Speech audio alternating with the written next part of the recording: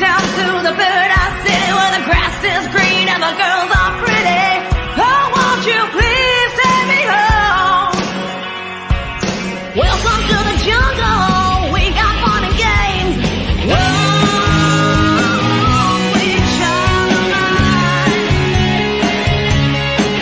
Yeah, they're loaded like a freight train, flying like an airplane, speeding like a space plane. One more time tonight. Knock, knock, knocking on heaven's door. Welcome to the jungle. Watch it bring you to your knees. Take me down to the paradise city where the grass is green and the girls are pretty. Oh, won't you please take me home? I wanna go. I wanna know. Oh, won't you please take me home?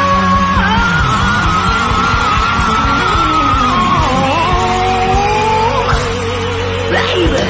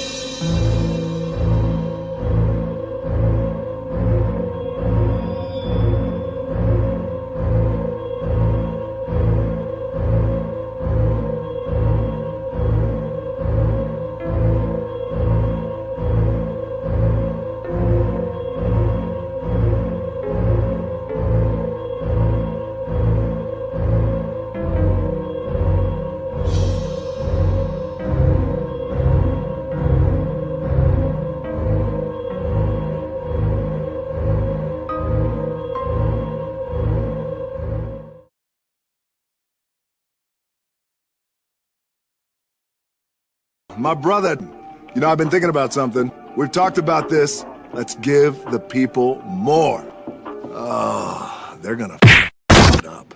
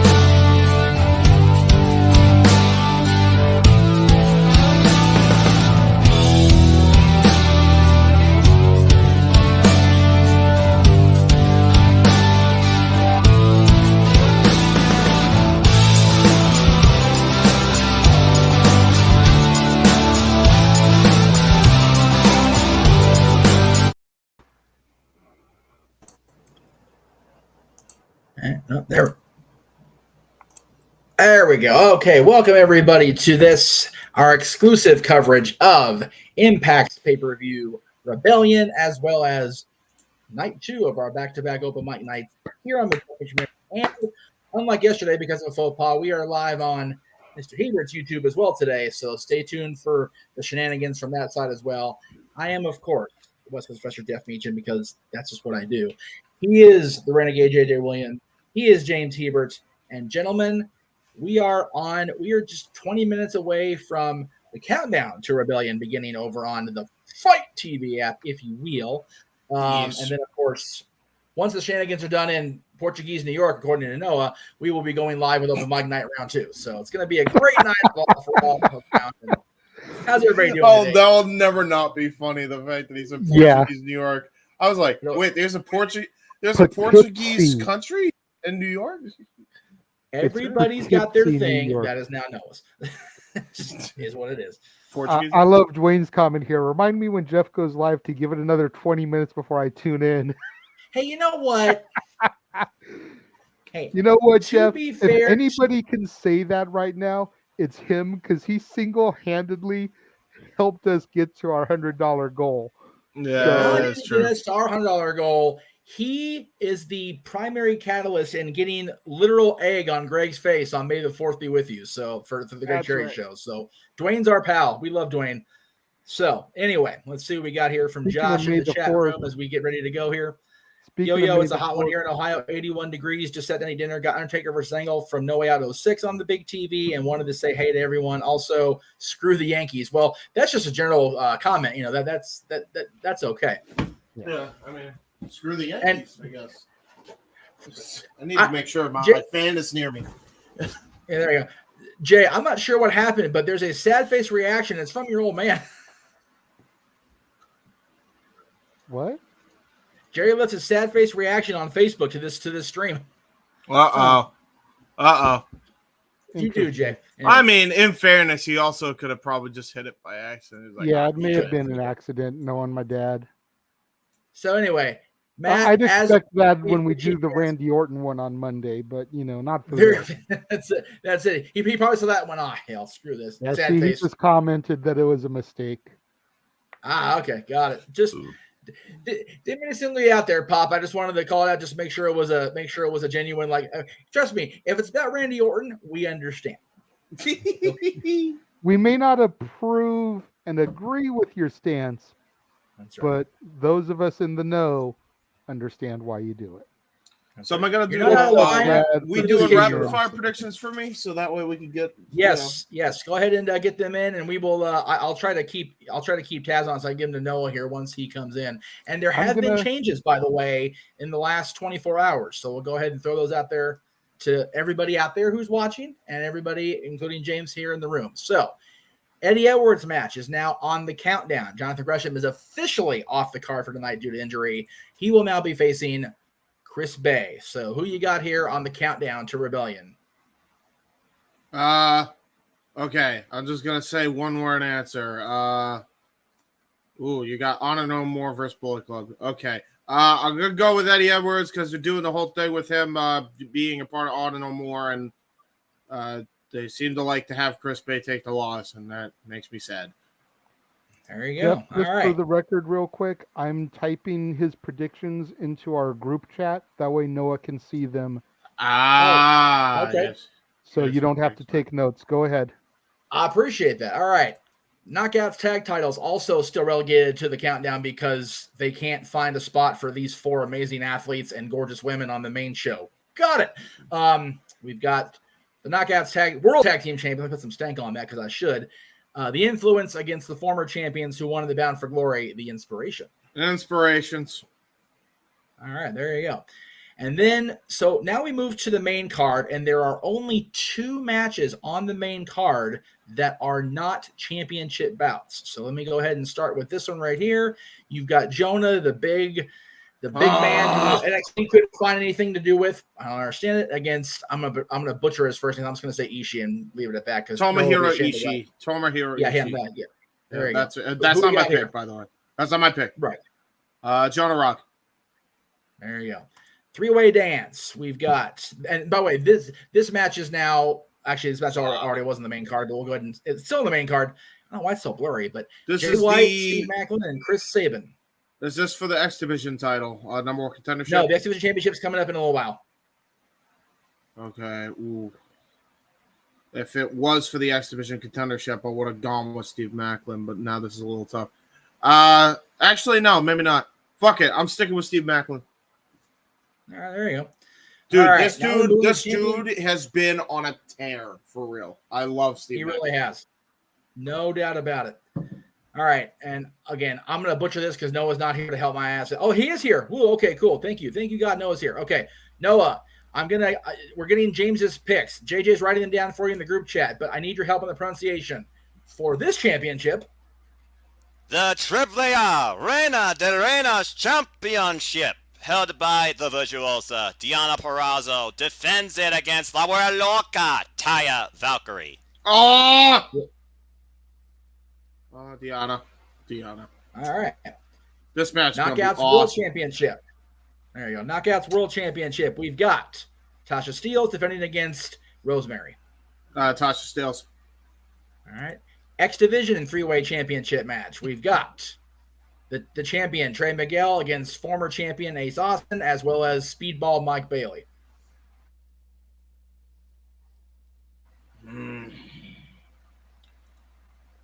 Could see an argument for Trey and Mike Bailey, but I'm going to go with the Ace in the hole, Ace Austin.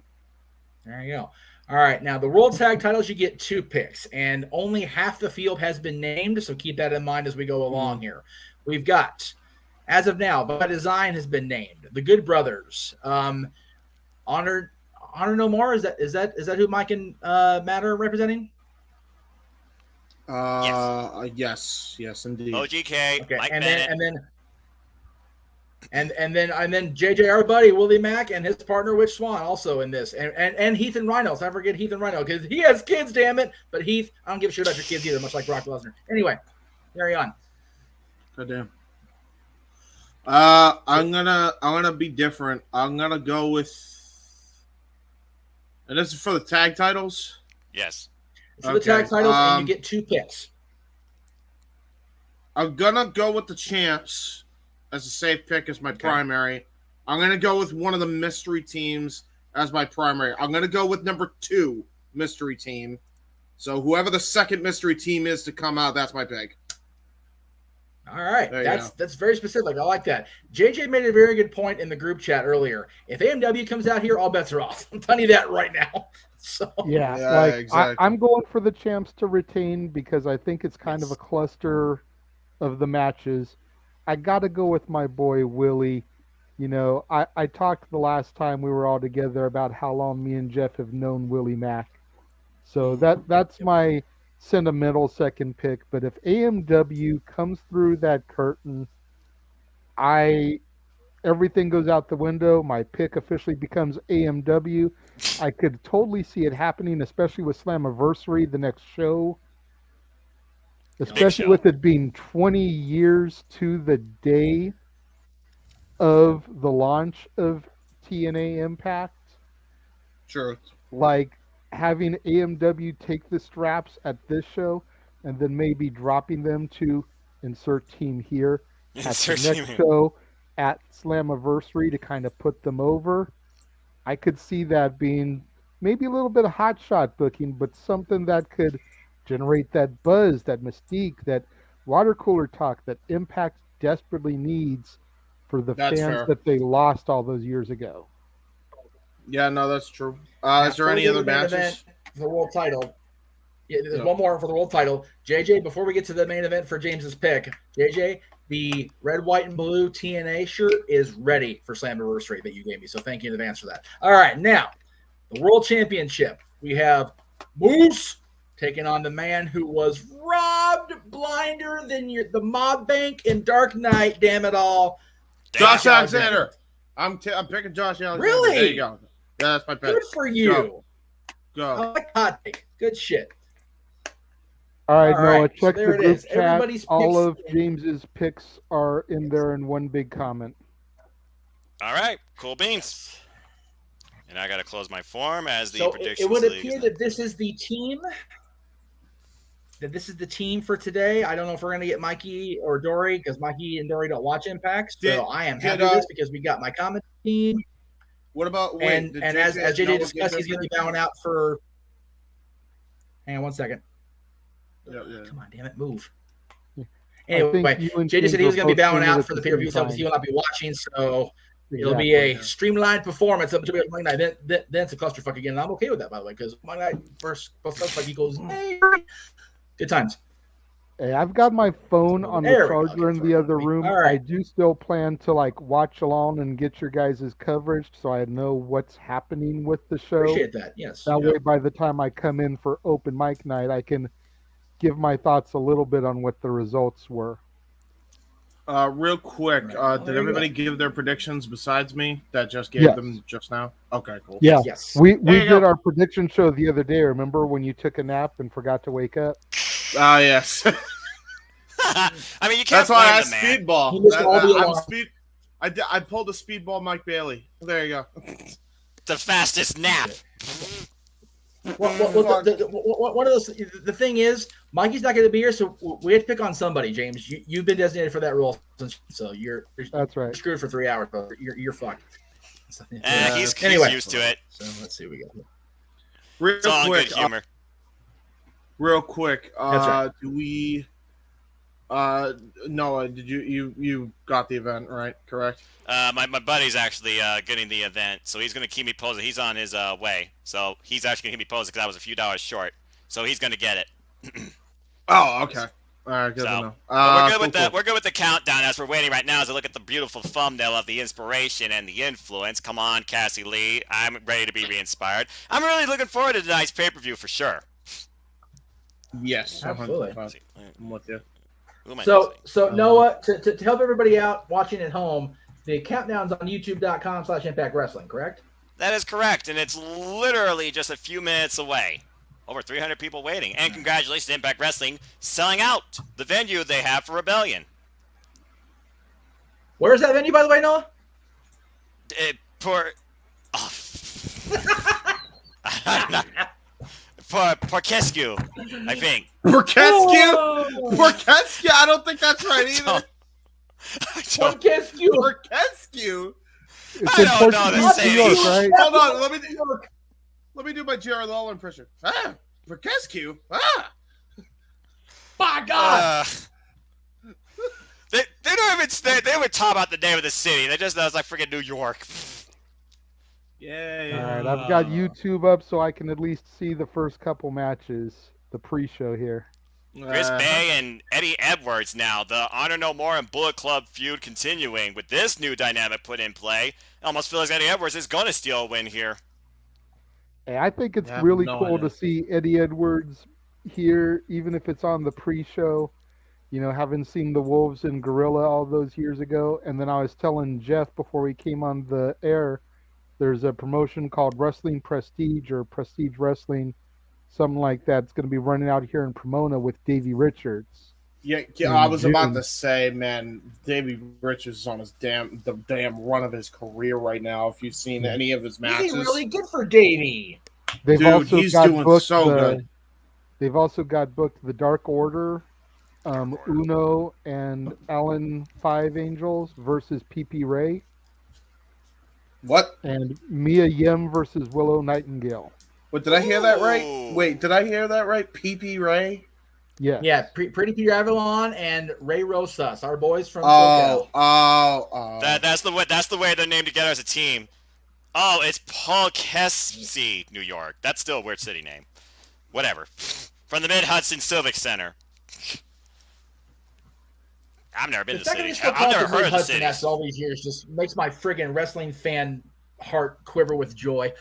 The Mid-Hudson Civic Center. God bless the freaking venue. What a shithole. Damn, Okay. Jeff. I want to address something in the comment room real quick. The post by Ken about being avoided by Casa. I just want to point out to you, Ken, like I stated last time, I'm not the one running the board. I have no control over what questions get put up here. I am not avoiding you. This man is the producer. This man is the one that puts the comments up there. This man is the one whose name is on the marquee. It's the Jeff Meacham Network. I'm not avoiding you, man. For the record, Carry on. Ken, you were terminated by DQ. Don't make me terminate you. Whoa. Anyway. Oh, haha. Meacham's got some bars over here. Nice. That's right. It's just lay down the law. Meanwhile, I am just maintaining a certain Facebook page just to monitor that little shit show. Well, it's more than a shit show. Oh, you ain't kidding. You know what, like I said. Oh, So good grief, speaking of almighty. shit shows, James, how much are you looking forward to WrestleMania Backlash? Oh fuck. That's a thing. That's a thing next week, right? Oh boy. Oh. That'll be in boy. 2 weeks. 2 weeks from tomorrow, right here on the Jeff Meacham Network. That's right. Lordy. And then after that, And there's been another match added. So we currently have Charlotte Flair versus Ronda Rousey I Quit match for the SmackDown Women's title. right, You've got Cody Rhodes versus Seth freaking Rollins Part 2. right. And I'm hearing rumor that Becky may get involved with Seth, which could bring Brandy out for Cody.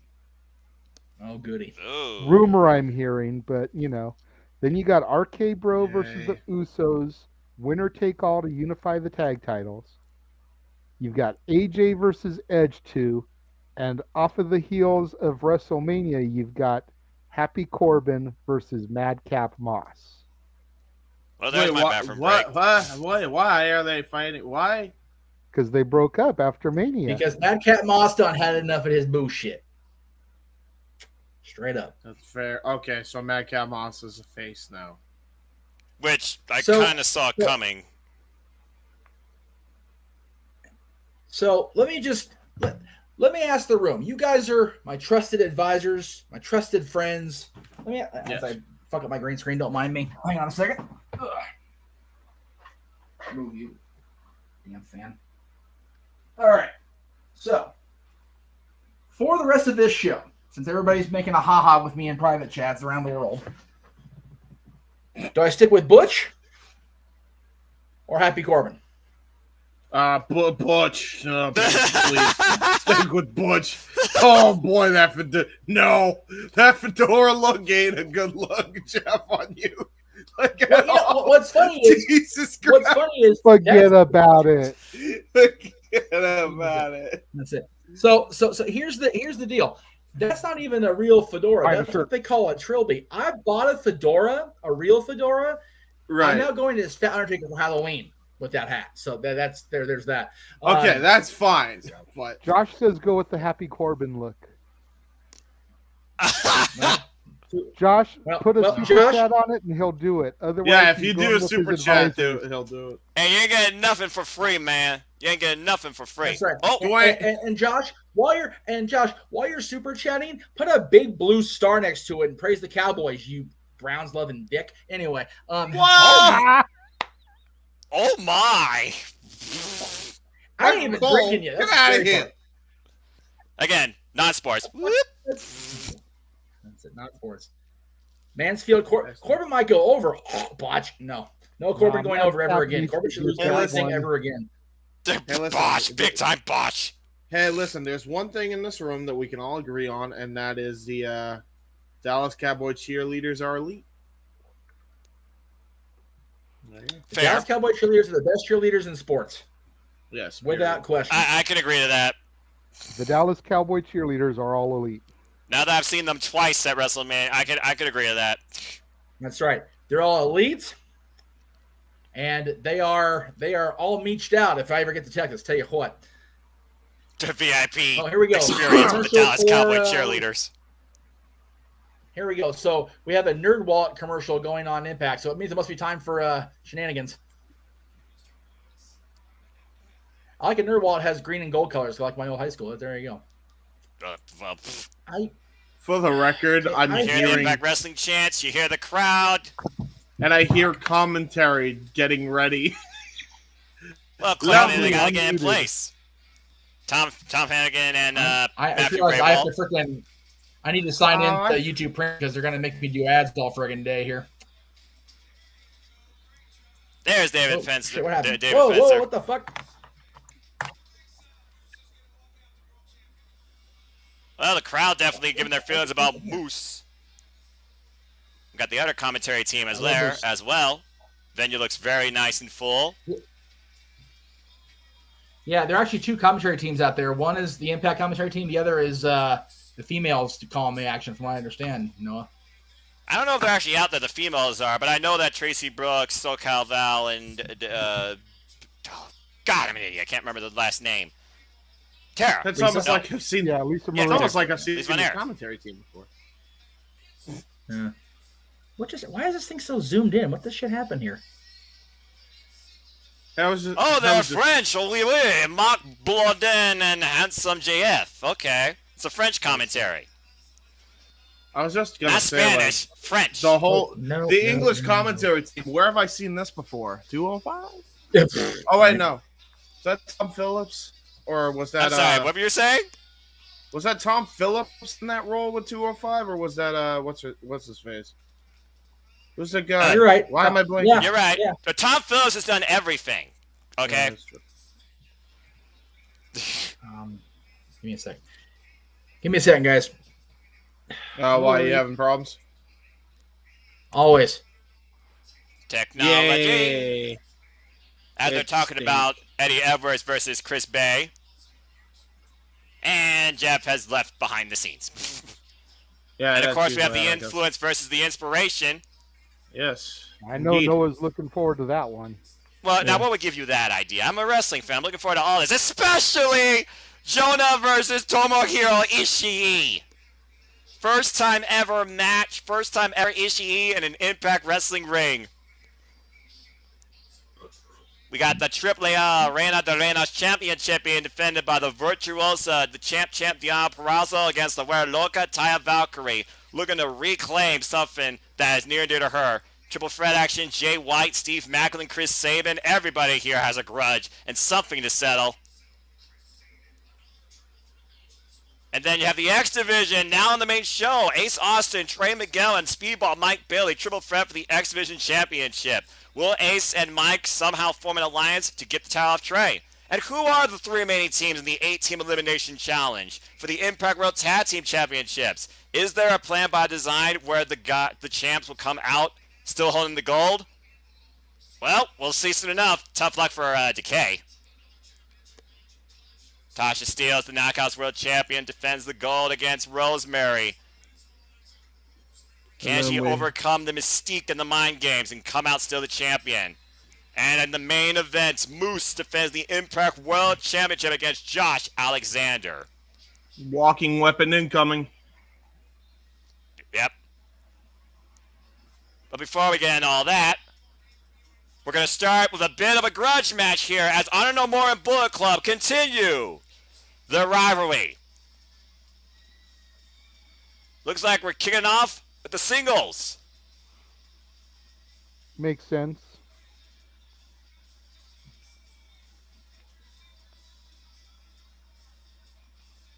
Who's this?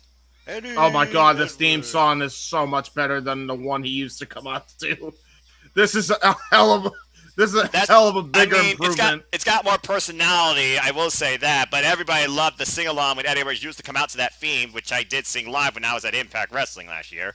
But nonetheless, yeah, ever since Eddie Edwards just adopted this new demeanor of dishonor, he definitely has become more of a serious competitor where he will do whatever he needs to win. But right now, he feels like that he and Honor Moore, they're kind of taking the back seat when it comes to being the faction Impact Wrestling since Bullet Club's arrived.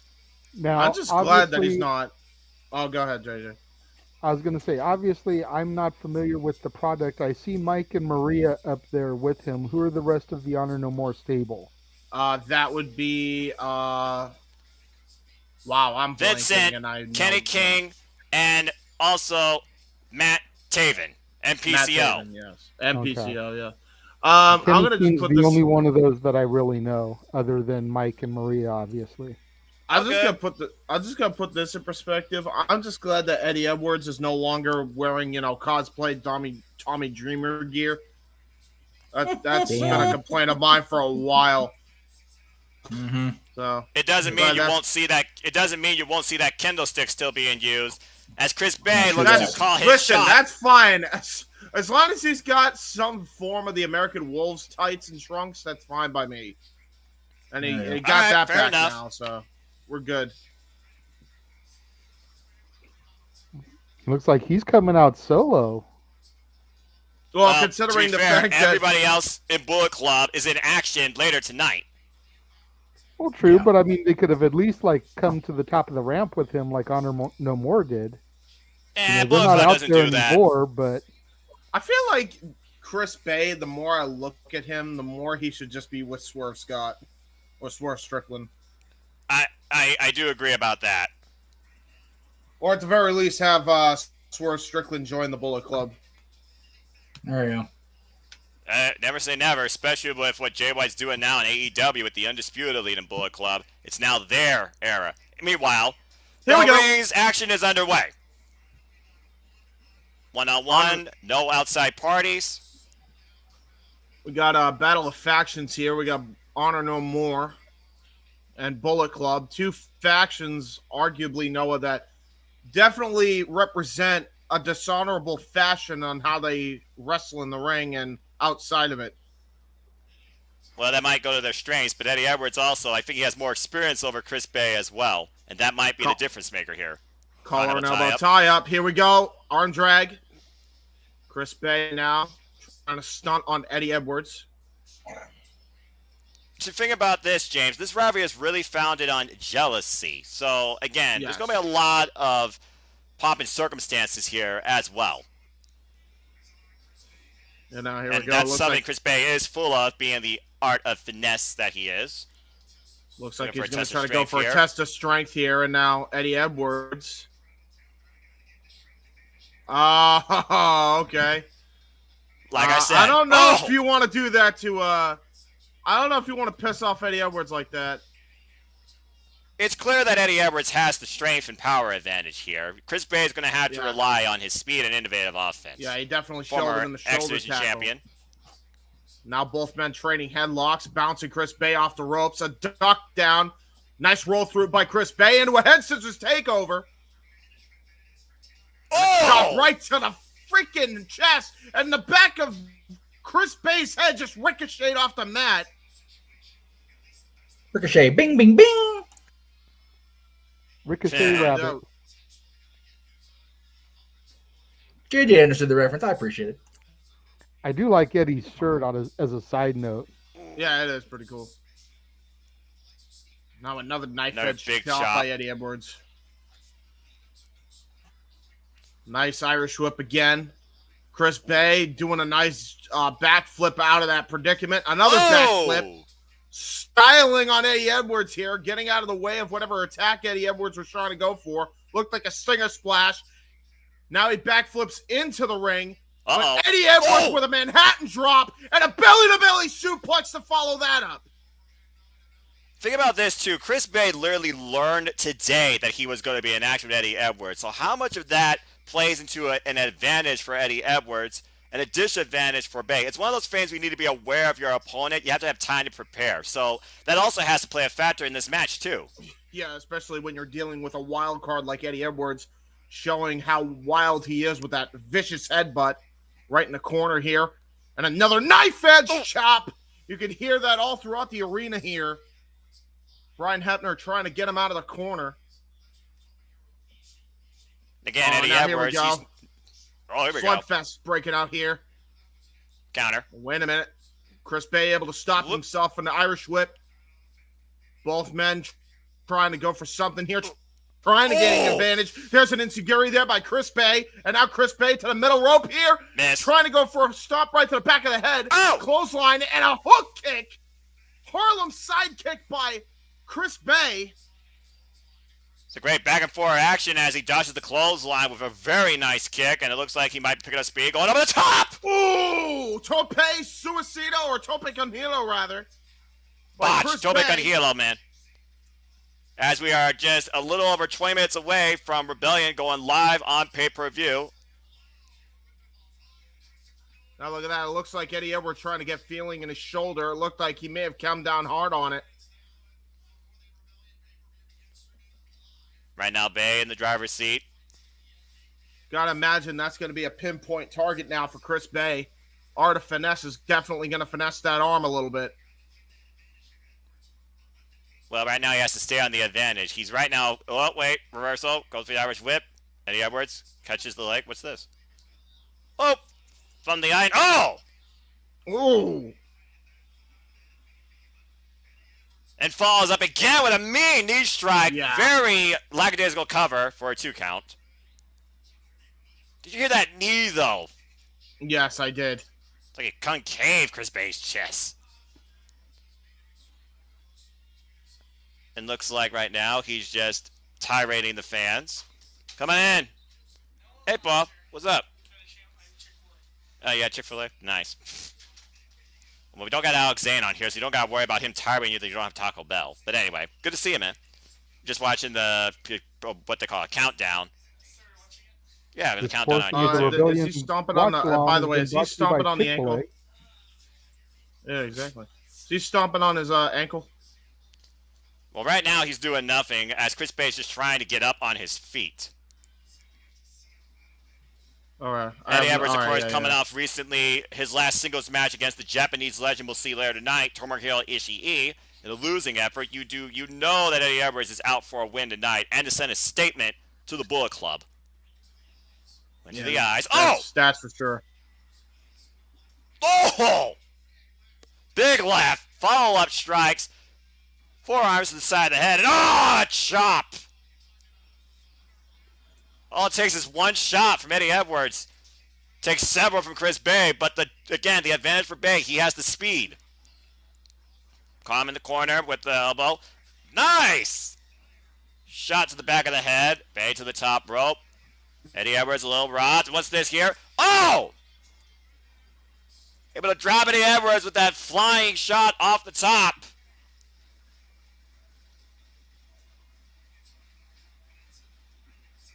And right now, Bay might be looking. Yeah, no, I'm like you're like way ahead of me all of a sudden because the fucking. Yeah, well, that's YouTube. Right now, he's pulling his hair. If that helps you. Oh. Yeah. Okay. Big right. We might be. Oh. Big right. Okay, The pause cover. for like 3 1, seconds 2. for me. No. I just paused 50%. All right, I saw the Enziguri. Let me know when you see the Enziguri. Well, right now I'm just waiting for both men to get up here. Oh wait, no, you're behind me. Fuck me. It's all right. YouTube, Again, play YouTube. back. Dude, Okay. Be careful. Oh, there's a shot. Shades of Bryan Danielson here with these kicks. I Eddie feel Edwards like is you've very. got to be Can you getting pause- ready to go can home you- on this one soon. Oh, missed the Can you- kick. can you Eddie Edwards pause? off the ropes. Can you Pop pause up. on that? Damn! All right, pause What? on that. Pause on that. Okay, and Eddie Edwards right now, double underhook. Tiger driver. Reversal! And it got both legs. Hooks out on a kick out at 2. All right. Can you pause, Noah? For the love of Yeah. God, man. Okay. Pause. All What's right. up? You good now? Now on pause. I think we're good. I think we're as good as we're We'll probably figure gonna it get. out. You know, the watch along, you try and keep in sync with everybody. Things happen. But anyway, right now, Eddie Edwards trying to get up. Bay in the corner. Uh-oh. Oh, nice kick. On the second row. Oh, the Enziguri.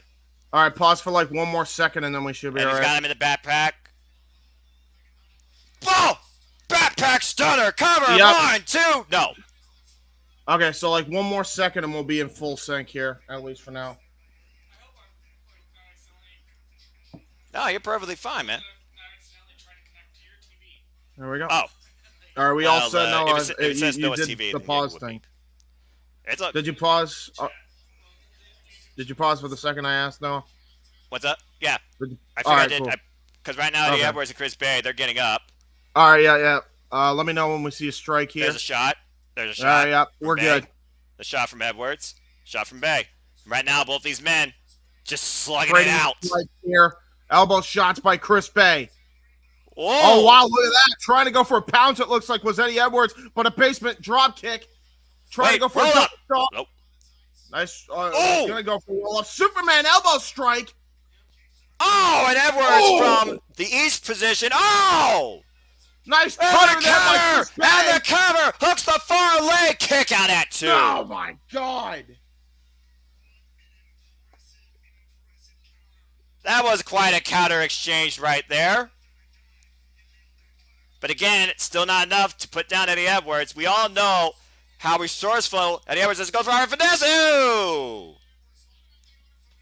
Eddie Edwards, though, scouted that. Double underhook. Got him up. Tiger driver. High stack. Kick out at 2. Kudos to Bay for kicking out of that. Uh-oh. Got him up. Looks like a fisherman buster. And the driver gives Edwards the win. Going back to his roots, Eddie Edwards claims a win for Honor No More. Will that be the only win for them tonight? But what a win and what an opening. That was great. What a great opener. That was Way to set the tone for Impact Wrestling tonight, too. Yeah, for sure. And you can't argue with the way Eddie Edwards got that victory. He got it fair and square. How's how we doing, Jeff? You good? Oh, he'd be right back. Okay. But right now we're looking at a video highlight, it looks like, for where it all started back at Bound for Glory, making Christian Cage tap out. And then Moose calling his shot, which began this whole saga in the first place. Who would have thought that would have happened by the end of Bound for Glory?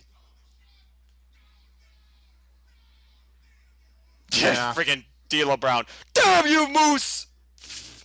I already miss D'Lo Brown and Matt Striker on commentary. I'm gonna be honest, Chief.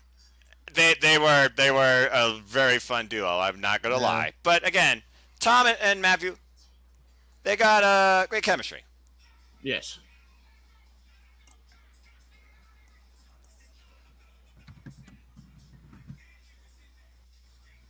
Stay focused. Is it safe to say right now that Josh Alexander is more focused than ever?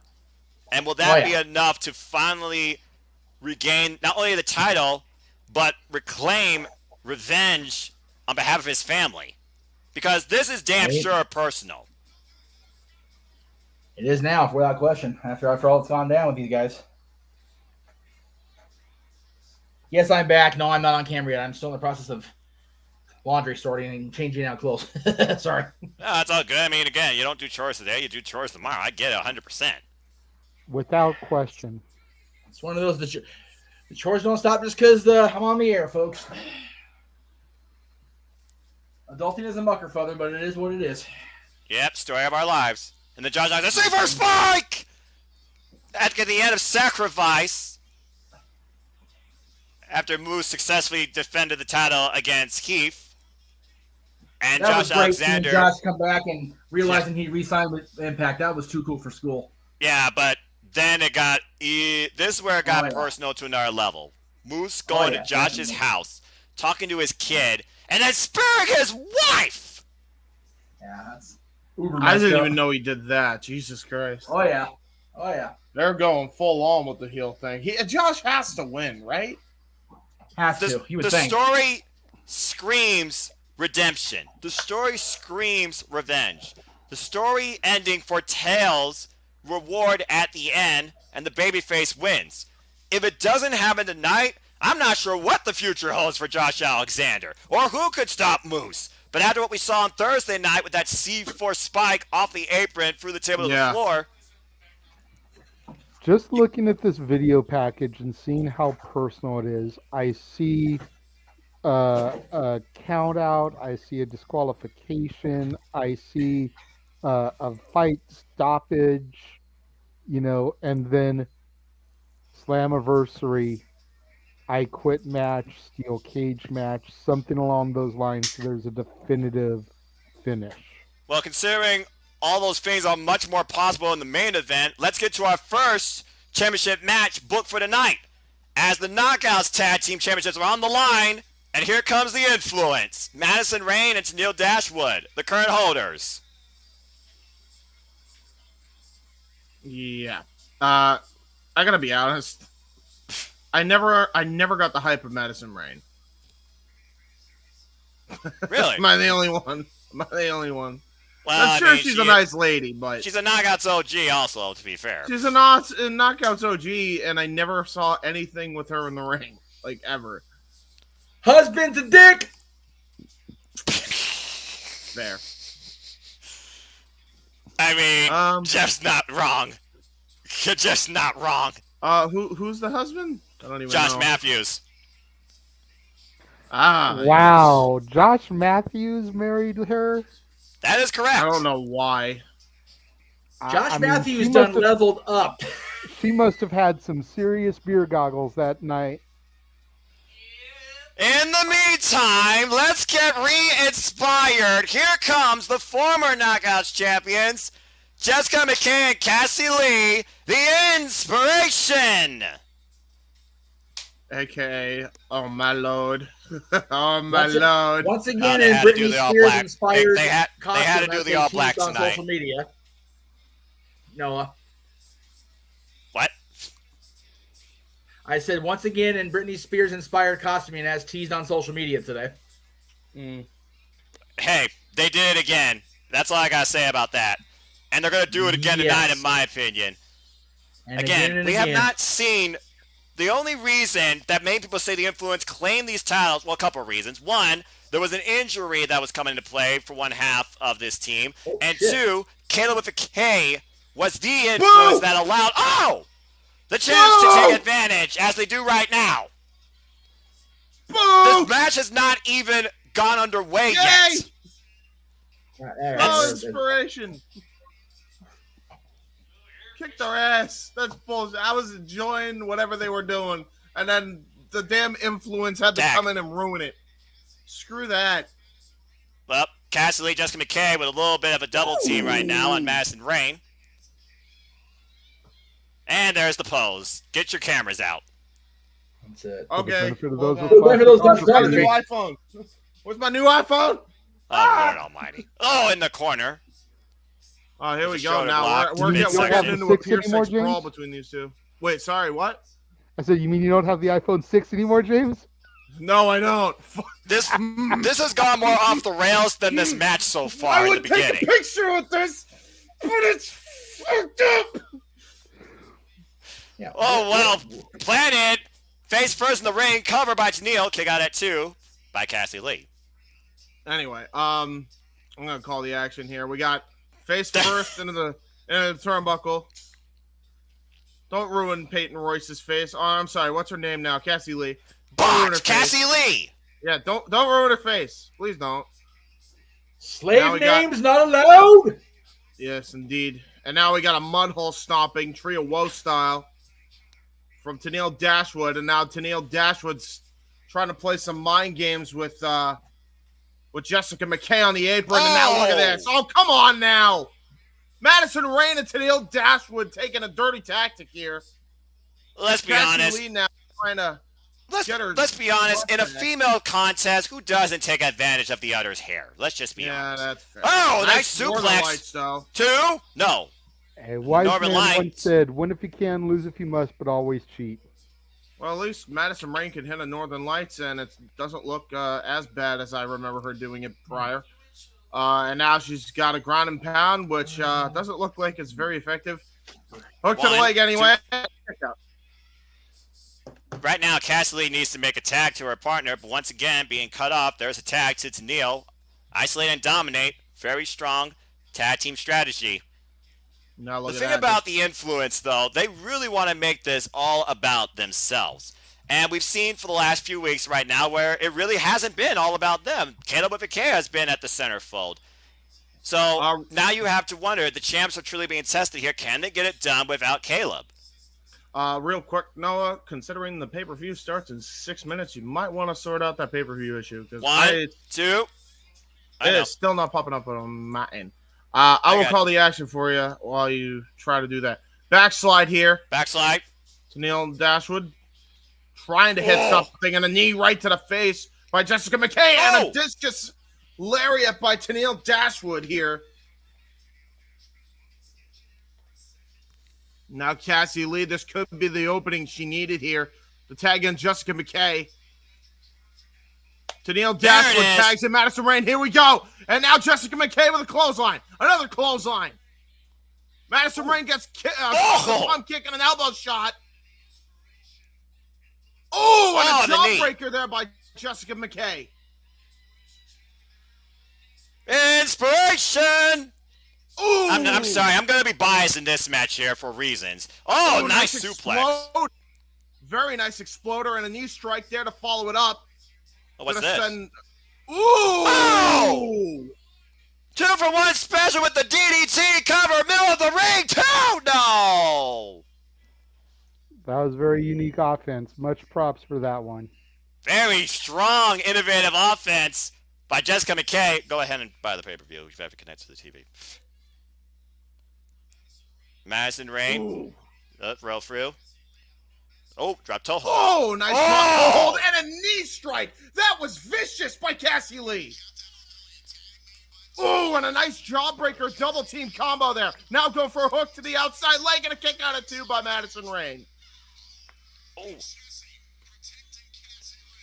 Now Cassie Lee trying to figure out what her next move is here. But Madison Rain able to get the knee shot to the gut now. Tags in Tennille Dashwood. There you go. Cassie Lee sends her to the outside.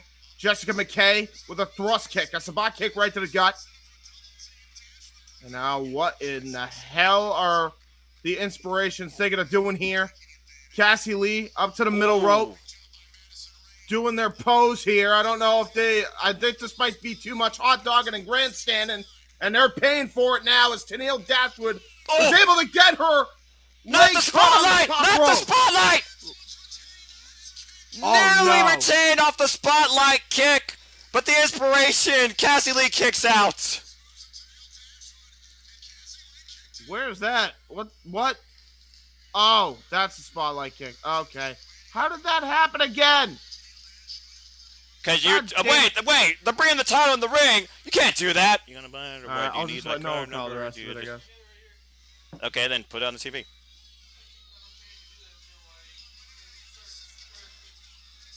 The second title in hand, Cassie Lee ducks.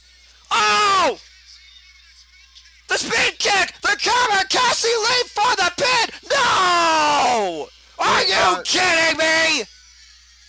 Noah, are you buying the pay-per-view on Yeah, I'm working on that. I'm working on that too. On his account or your account? There should be a screencast thing in the top corner. Let me see. No, you're fine. It's all about Bluetooth. Yeah, see, you go to...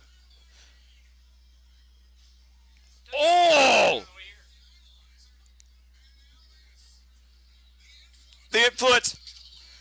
The collab! No! The cover! 1, 2! I have been unre-inspired! Wow. Influence retains. Fuck that. That's sad. Oh, look, come being on. professional here, so bad, I'm going to be unbiased. They did it on their own, to their credit. Yeah, now you cannot discount them as your Knockouts Tag Team Champions. The Influence retains over the Inspiration. Noah, you Tried got to it. You tell got you to. guys. Tried to tell you guys they weren't going to have the title change hands on YouTube. If they were going to do it, they would have put it on the pay-per-view. Yeah, probably you're right. You were right. You were right. I'm not gonna lie. You were right. But I wouldn't be surprised if there's a rematch come Slammiversary now. Okay. Hold on, Noah. What is the deal with the pay-per-view? Are you buying it on your account or his account? I need to know now. He got it. He got it. I'm just trying to screencast on his account, or you're not answering the question. On his account or yours? I need. It's on his account. Hold on. Okay, that's great to know now. After when we're a minute away from the damn pay-per-view, now I gotta. Well, relax. You got video package and run down the card. Relax. Down, you guys. All right. Okay. Right. Well, anyway, I'm a little annoyed now that my girls lost the titles. Boo. All right, gentlemen, I'm going to take this opportunity before we transition to the main pay-per-view. I am going to sign off for now, but I will be back just before the 8 o'clock hour. Join everybody for open mic night. I will see you guys then. All right, okay, I will see you. I will see you then, my friend. All right. Thank you, Jay. Why is it not letting you screencast it? Oh, it probably doesn't let you until it actually starts. Oh, okay. Well, now it's saying 0. Hold on here. Let me see here. God damn. Dadgummit. Let me see. Oh, here we go.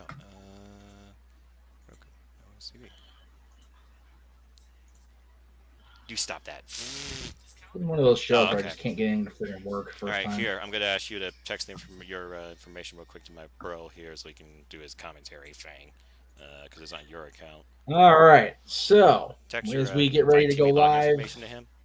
in Portuguese, New York with this latest pay-per-view, we're going to... James is going to text you the info so you can see it. So There you go. Yeah, for your fight thing. Do you not know your password? Okay, that's fine. That's all right. All right, so I'll log out of your account then. Yeah, I can. How do I log out a fight? How do I log out a fight? There's the top right-hand corner, I believe, the little bubble, and you hit sign out. I think. What the hell? Yeah, that's what I'm trying to do. Oh, okay. Do you see it now? That's a really terrible layout to do that, but okay. Yeah, I just found it. All right, let me know. All right, let me know when you send me the information. You're gonna have to call. He's working on 5 it now. minutes of the show. Yeah. Yes, Ken, I'm fine. I'm just trying to get the feed set up on my end too. So it's a process, folks. Stand by. Well, like anything's a process when it comes to technology and accounts. So yeah, just ask him, and then he should be able to log in. I'll probably look at those things there. The night sky. Okay. The dust settles. Is it through Gmail, Noah? Do you just manually type in your email? Or do you hit a button like sign up with Google, or what do you do? You just have it saved in your phone. Try the manual thing first, man. See what you get. But he sent you the info. Okay. We'll see if that works. All right. I guess we're gonna have to try it. It's the only thing you can I'm do. gonna try. Okay, so I think it's that.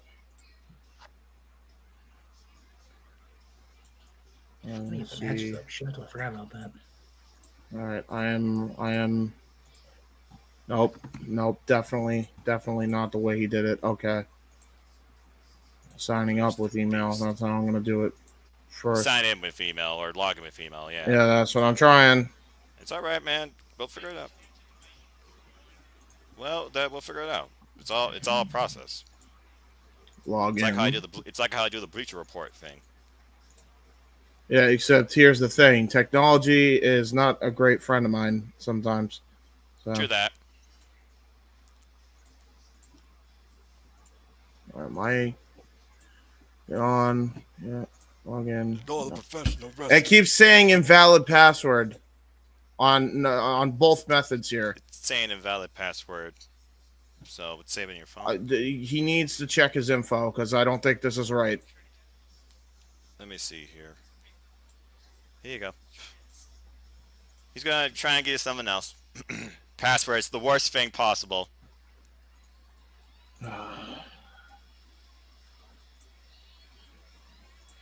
All right. This is we are going live swimmingly. on pay-per-view and Fight TV, sold out from Poughkeepsie, New York. I finally got the city name right, and we welcome you to Impact Wrestling's Rebellion. All right. Whoa! Triple. And we're kicking off hot with the triple threat match as the Switchblade Jay White enters the arena. This is interesting. The X Division is not our kickoff, but it is a triple threat match nonetheless, with a former X Division champion, might I add.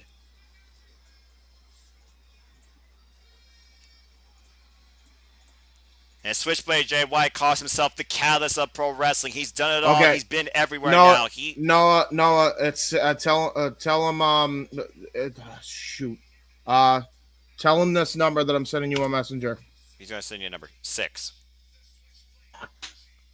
You're not supposed to say the number out loud because Yeah, but blah blah blah. I'll say 6, All right, 5, now 4, 10. He's gonna here. It was 45. Okay. As we all know, Jay White suffered his first loss. The hands of Chris Sabin was absolutely furious. And then Macklin, who had his crosshair set on everybody that betrayed him in his own way, calling him out as the traitor for Team Impact. And so we are here. James, I'm going to take you out until we get you logged in, okay? So we don't have to keep having to have the commentary on I'm already on. Okay. Okay. Whoa, Macklin with the war paint. Ready for battle. Oh, he's got the Punisher makeup on. That's yes, awesome. He does. That's so cool. Oh, this Steve Macklin guy. I love this dude. That's the mentality of you must die right there, basically. Yeah, no doubt.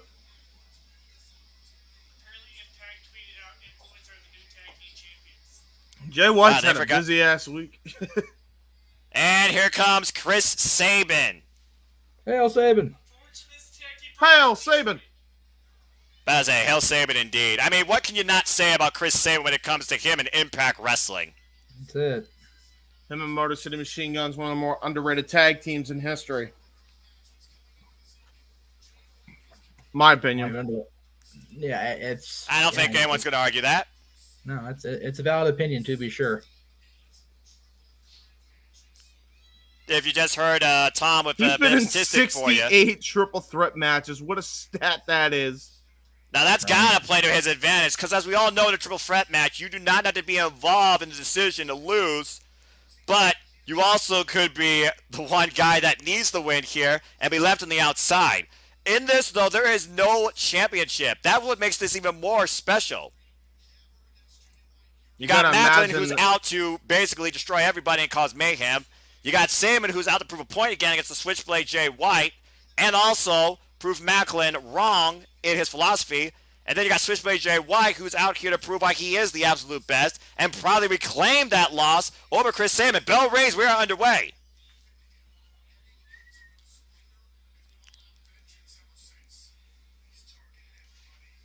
I did not even hear that bell ring. That's crazy. What the heck? Well, you hear the audience right now, and nobody's locked up. Jay White rolls to the outside of the ring. Oh, Jesus. As I expected. He already knew. Don't screw with Steve Macklin.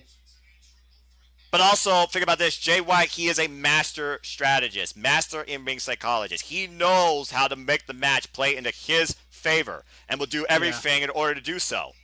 Although he chooses considering the veteran of these types of matches has known that method, I'm pretty sure Sabin knows exactly what he's doing.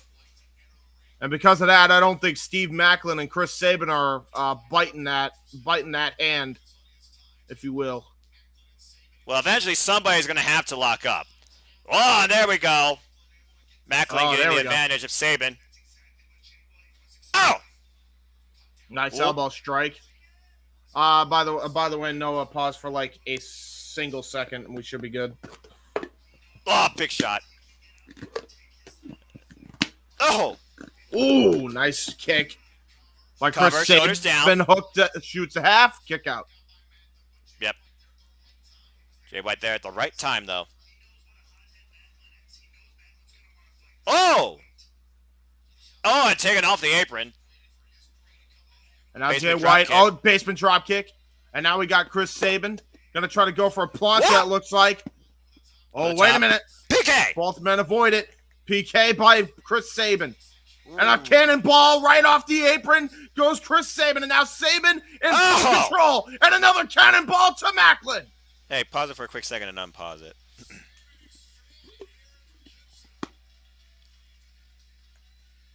I don't think you should be able to. You can't, let me know. This is Steve Macklin right now on the outside of the ring. Ooh. Knife edge chop there by Chris Sabin. Can you do that?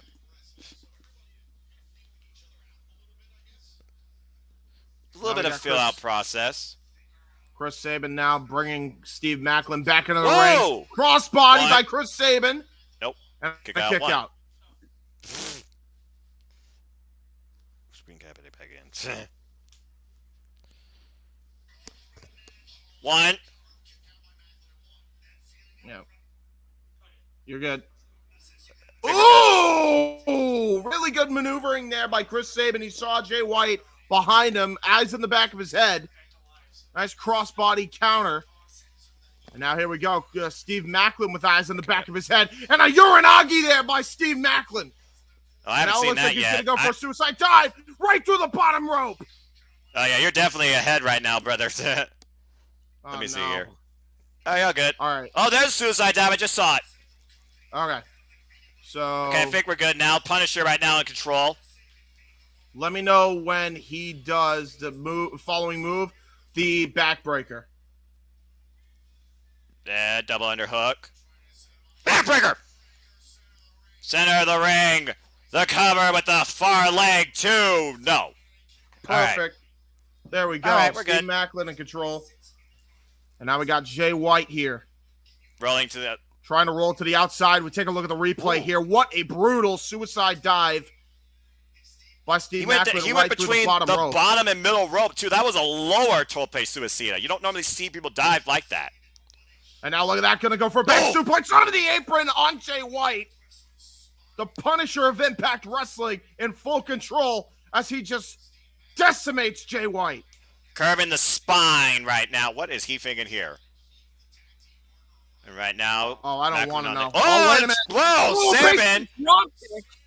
Brilliant maneuvering there by Chris Sabin. The speed and accuracy he had to get off that was picture perfect by Sabin. When you've been in this major of threat matches, you know when the opportunity presents itself. That is Chris Sabin. Ooh. Oh, and now look at this. Oh, shoot. Oh! Front suplex onto the apron. Face first goes Chris Sabin. And right now, Jay White is taking control of this match as he drives Steve Macklin into the ring post. And might be looking for a Saito suplex onto the floor, right on the back of Steve Macklin's neck.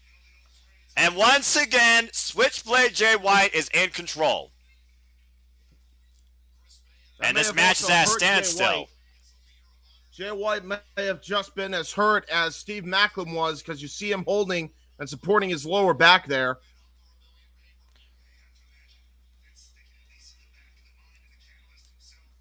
You also got to consider Jay White's out here to prove a point, not just to everybody Impact Wrestling, but to everybody on AEW. Oh, what an uppercut. Oh, and Sabin. Uppercut, and now a running clothesline. Oh. Steve just getting chopped down like a tree here. And a suplex by Jay White. Cover 1, 2, no. Cover Chris Sabin. Shoots the head on a kick out. These triple threat matches break down so fast, and yet they find a way to reestablish a sense of control when you're down to just 2 men. But you only have that for so long. It's what you do with that window, I feel like, that really dictates the end of the match. Knee strike. And now going to go for a backbreaker as Jay White cover. Connects with 1, going 2, to the outside leg again, and a kick out by Chris Sabin. And once again, working that lower back. Sabin, no strangers to back injuries. You want to talk about back injuries? Look at Jay White. He's holding his back after that suplex on the outside. But Steve Macklin, speaking of which, he just gets a double axe handle sledgehammer variation right to the head, sending him back to the outside. Oh! Knife edge chop. Follow up. Chop. Second Another one. Knife edge chop. Just collapsing Chris Sabin. Those heavy hands. Irish whip. Sends him into the corner, and now look at that. Oh! That was Jay White's mistake right there. And Steve Maclin tried to capitalize, but it looks like Chris Sabin's going to be the one to capitalize. Crossbody, here we go! Took him both, but he needs to capitalize. He needs to try and take advantage of one of the two men. Now it looks like all three men are about to get back up on their feet. The first two are Jay White and Steve Maclin, and now here we go. Chris Sabin with machine gun-like knife-edge chops to both men. Until he got caught with a boot to the midsection by Maclin. Oh, God! Jesus! Clothesline from hell! Stan Hansen would be proud of that one. Sends him into the ropes, and a forearm shot by Chris Sabin. And another forearm And now we're shot. down to Sabin and Maclin. Big overhead back body drop. Clothesline ducked by Chris Sabin, and another back body drop by Chris Sabin. And a second one delivered to Jay White. Sabin in the driver's seat. Oh, man, look at Sabin's chest. Well, keep in mind, that also might be his paint. Oh, wait, no, yeah, the Oh, wow, DDT! Cover. 1, 2. No. Jay White, excuse me, able to get out of that predicament. Jay White? Jay White. Yeah. Jay White. Who's Jay White? I don't know.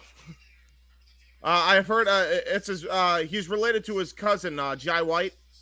Anyway, knife edge chop with just a chasing strikes, a Busaiku knee by Steve Maclin, and a short DDT by Jay White. And all three men are down. Oh.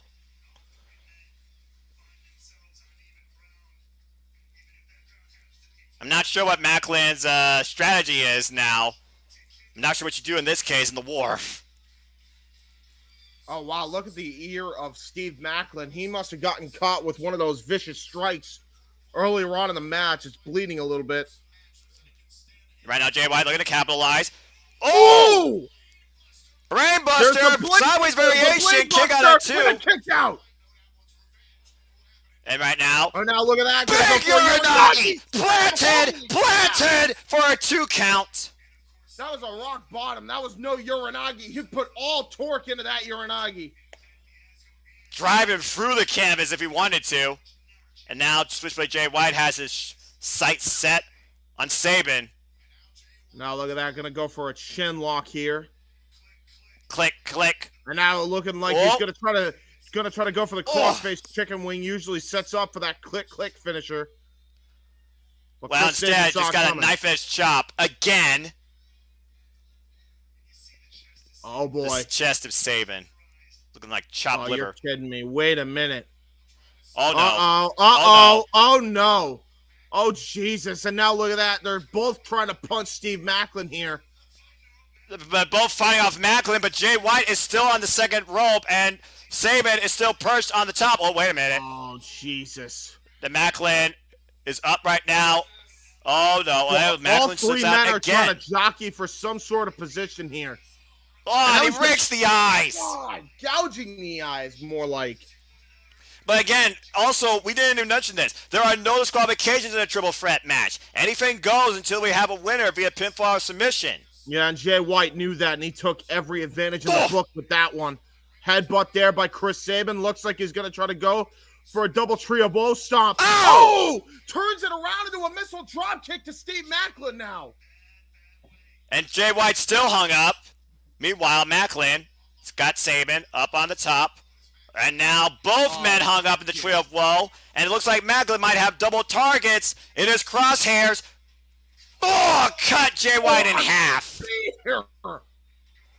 Oh, another one. And Chris Sabin was able to get out of the way. And Steve Maclin got sent right to the outside with his own momentum.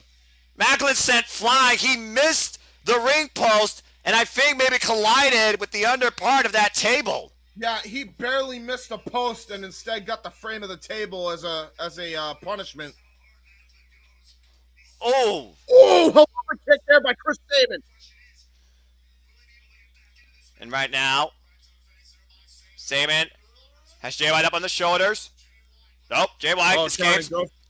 He was going to try to go for the cradle shock, but got counted into a dragon suplex by the Switchblade Jay White. And now it looks like he's going to go for the Blade Runner. Yep, and nobody kicks out of this. Oh, wait, Saban Counter! Roll What a up! counter! What a counter! What a counter! Oh, he almost had it! He almost had it! Chris Sabin did! That was so close. Back on the shoulders again. And now look at that, gonna try to go for the cradle shock again. Jay White counter. Countered yet again. Keep on moving. A counter again. Blade Runner counter. Cradle shock. Cradle shock. Cradle shock. Macklin in the back door. Macklin wins. Did it. Macklin steals the victory on Chris Sabin with a crucifix. Unbelievable. Brilliant timing by Steve Macklin, who we thought may have been out of this matchup. But Macklin was able to come around the other side of the ring and get the surprise victory on Chris Sabin after he hit a cradle shock on Jay White. Take a look at this. Yeah, look at the replay. He hit the cradle shock perfectly, was about to hit the legs, and Macklin sneaks in the back door, catches him with a crucifix. He literally stole it. The way he hooked that crucifix pin in as well, Noah, as much as Steve Macklin is dangerous, he is also incredibly intelligent, and he just showed why he is one of the best in Impact Wrestling right now. Yeah, and this probably was the last person you would have thought would have won this match. Not me. That was my pick, and he won.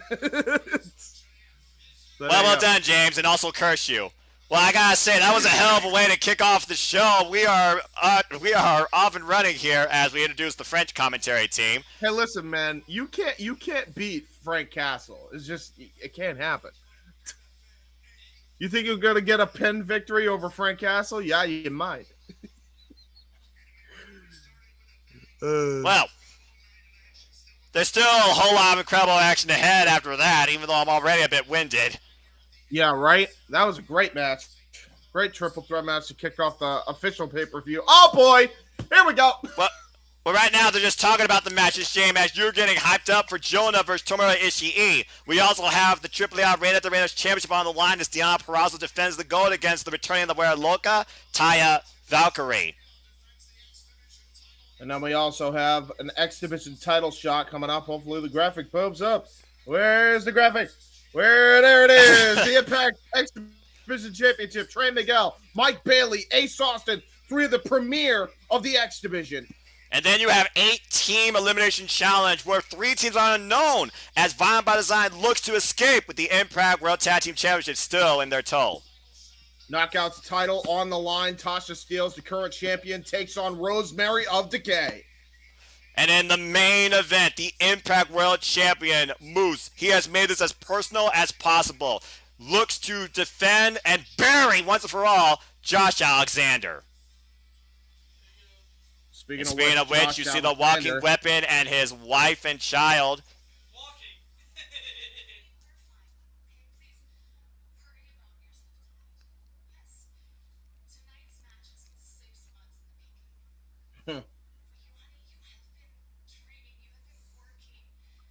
This is just a hype right now.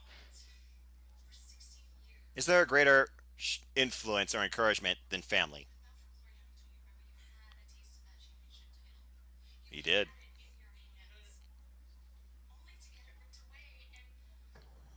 I think I've got tech fixed on my end. I just can't watch the show, but it is what it is. I'm not really, I'm not doing commentary, so I'm enjoying the reactions without seeing anything. It almost makes it funnier for me over here.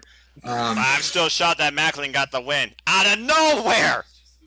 You know what? I don't remember what I called, so forgive me for Wednesday was kind of a cluster to begin with, but I think you said also Macklin won. I'm also not surprised that Macklin got the fall on Sabin because we all talked about Jay White being protected. So, well, I knew Jay White was not going to be the one involved in the decision. No, oh, Scott D'Amore.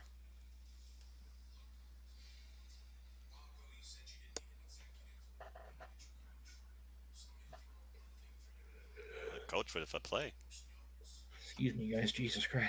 Caffeine fix again, apparently. Wait, what happened? You good, Jeff? I need caffeine, apparently. Yeah, I need a caffeine hit. So I have some Coca-Cola in the refrigerator. I actually need to get dinner going. What I need to do, but I'll wait till the next match starts so I don't be a dick. Yeah, exactly.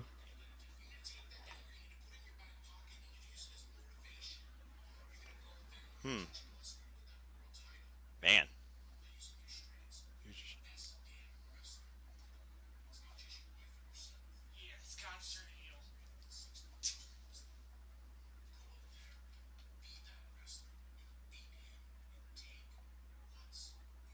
Take what's yours.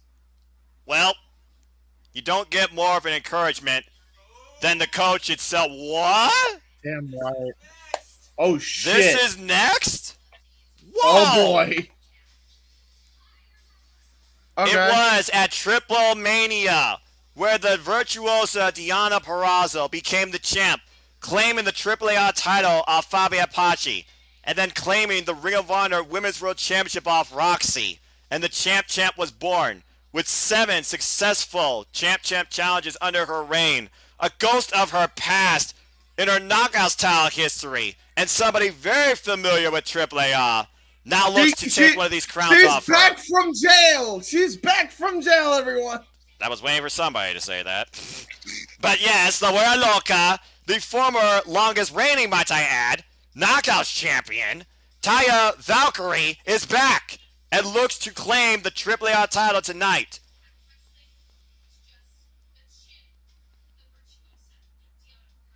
But again, as Deonna is alluding to, previously Taya faced simply the champ.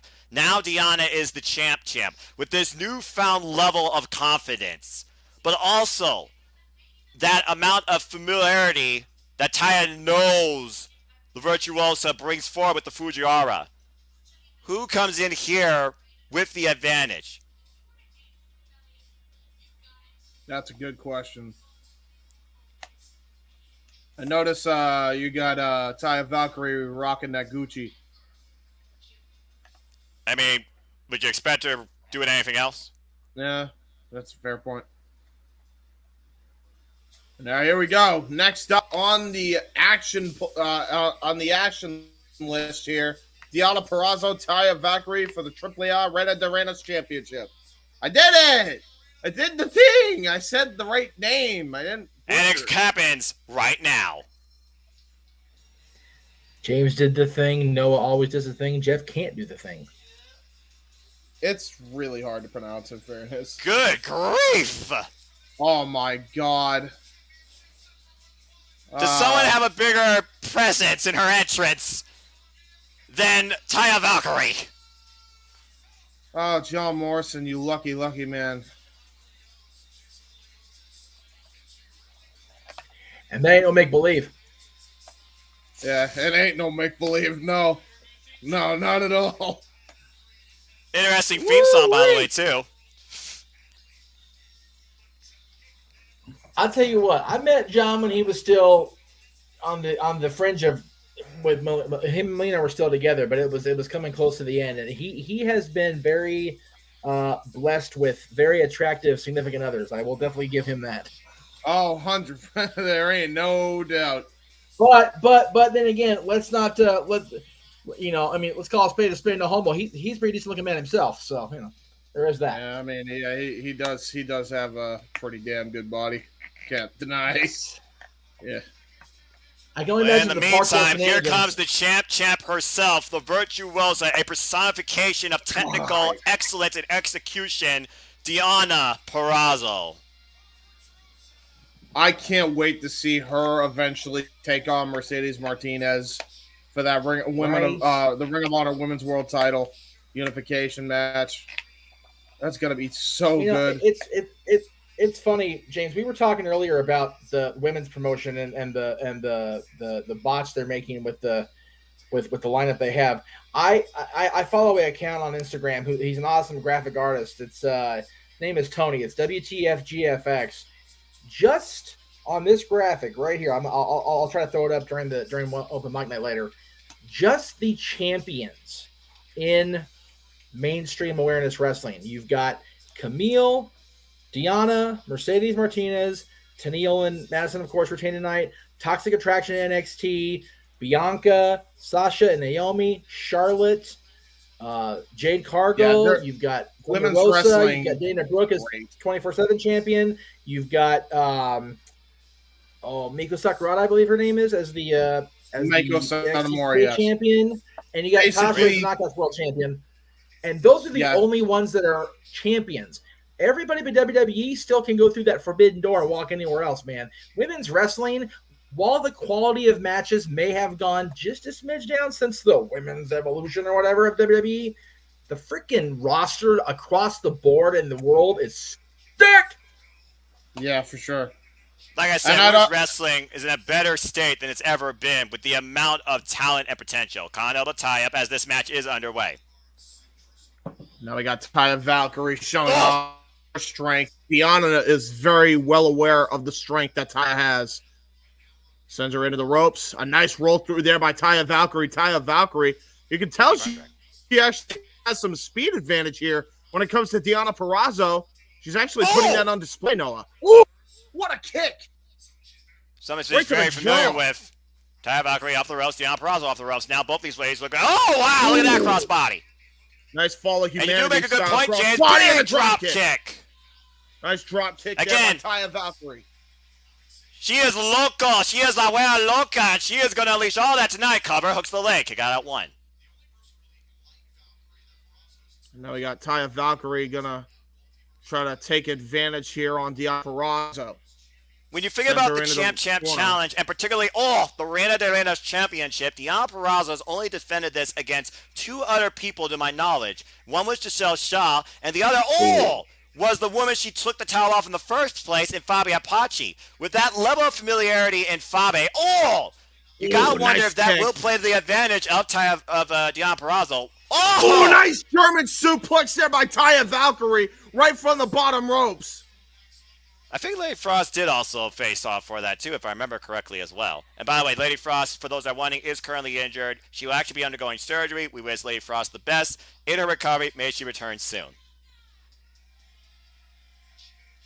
And right now, Taya Valkyrie in the driver's seat. She needs to keep an eye and watch her arm. Watch her arm around the ring post. This is where Deonna can take advantage. And look at that, Deonna Purrazzo right into the shoulder. Goes Taya Valkyrie. You called it, Noah. Again, if you give a submissions specialist the limb that they love to exaggerate, they're going to take advantage of that every possible moment. And already working the shoulder of the left arm for the Fujiwara armbar. You give the Virtuosa an inch, and Deonna Purrazzo will take a mile, and she's proven that right here. Nice knee right there to the small of the back here. Gonna exaggerate that shoulder injury. With these submissions and these strikes. We also know Deonna Purrazzo is very versatile. She not only can break you down, she also can fight with you to a degree. As we know, she's been training with MMA competitors. Cover 1, 2, no. From Invicta, trying to master other disciplines and further define herself. Now look at that. We're going to have a striking battle here between the two former Knockouts champions here. Whoa. Oh, flatliner there. And now into the Koji clutch. Koji clutch there by Deonna Purrazzo. But look at Taya. Reverse the pressure. Shoulders down. Ooh, that was close. Again, that awareness. That awareness. When you're in a submission, you have to watch the way your shoulders are on the mat. Taya Valkyrie slides underneath the bottom rope. Deonna Purrazzo follows suit. And Taya now on the apron. Well, what's going over here? Yeah, that was not a smart move. Pushes her away. That could have been bad for Taya if that didn't happen. Oh, wait a minute. Gonna try to send her into the guardrail. Using her leverage is Taya Valkyrie. And now just trading strikes here with Deonna Purrazzo. Purrazzo with the arm. Oh! Oh, my God. Russian leg sweep into the apron. The referee's at a count of 4, by the way, but even he had to stop his count after that and check on both these ladies. Whitetail Valkyrie definitely got the blunt of that. You have to imagine that also put Deonna Purrazzo's own body on the line. Both these ladies rocked.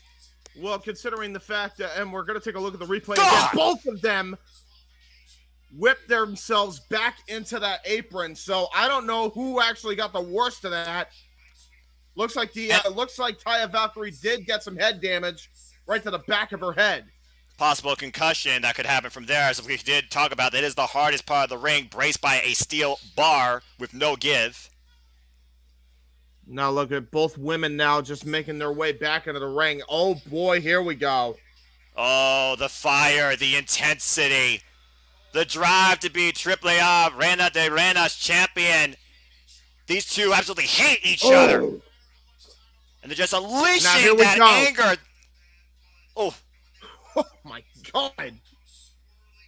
Both women haven't forgotten. Trying to go for a back fist was Taya Valkyrie. Turns it into a freaking punch right to the side of the jaw. Oh. Elbow right to the apron, or right to the ropes, excuse me. Botch, but I do understand what you're saying, James. And Deonna right now looking for a kick tonight. Another rising knee strike. And a full short arm clothesline. Cover. 1, 2. No. Again, when that bell rings, it brings out the best and the worst of you. Now Taya Valkyrie, look at that. I think that's her lipstick all over, just smeared all over her face. That's how hard she's fighting her. Looking for Valhalla? What? Was trying to go for Valhalla, but a pump kick. Brutal pump kick by Deonna Purrazzo. Floors the former Knockouts standing moonsault champion. 1, 2. No. But look, Deonna immediately going after that arm for the Fujiwara. The injured arm, Noah.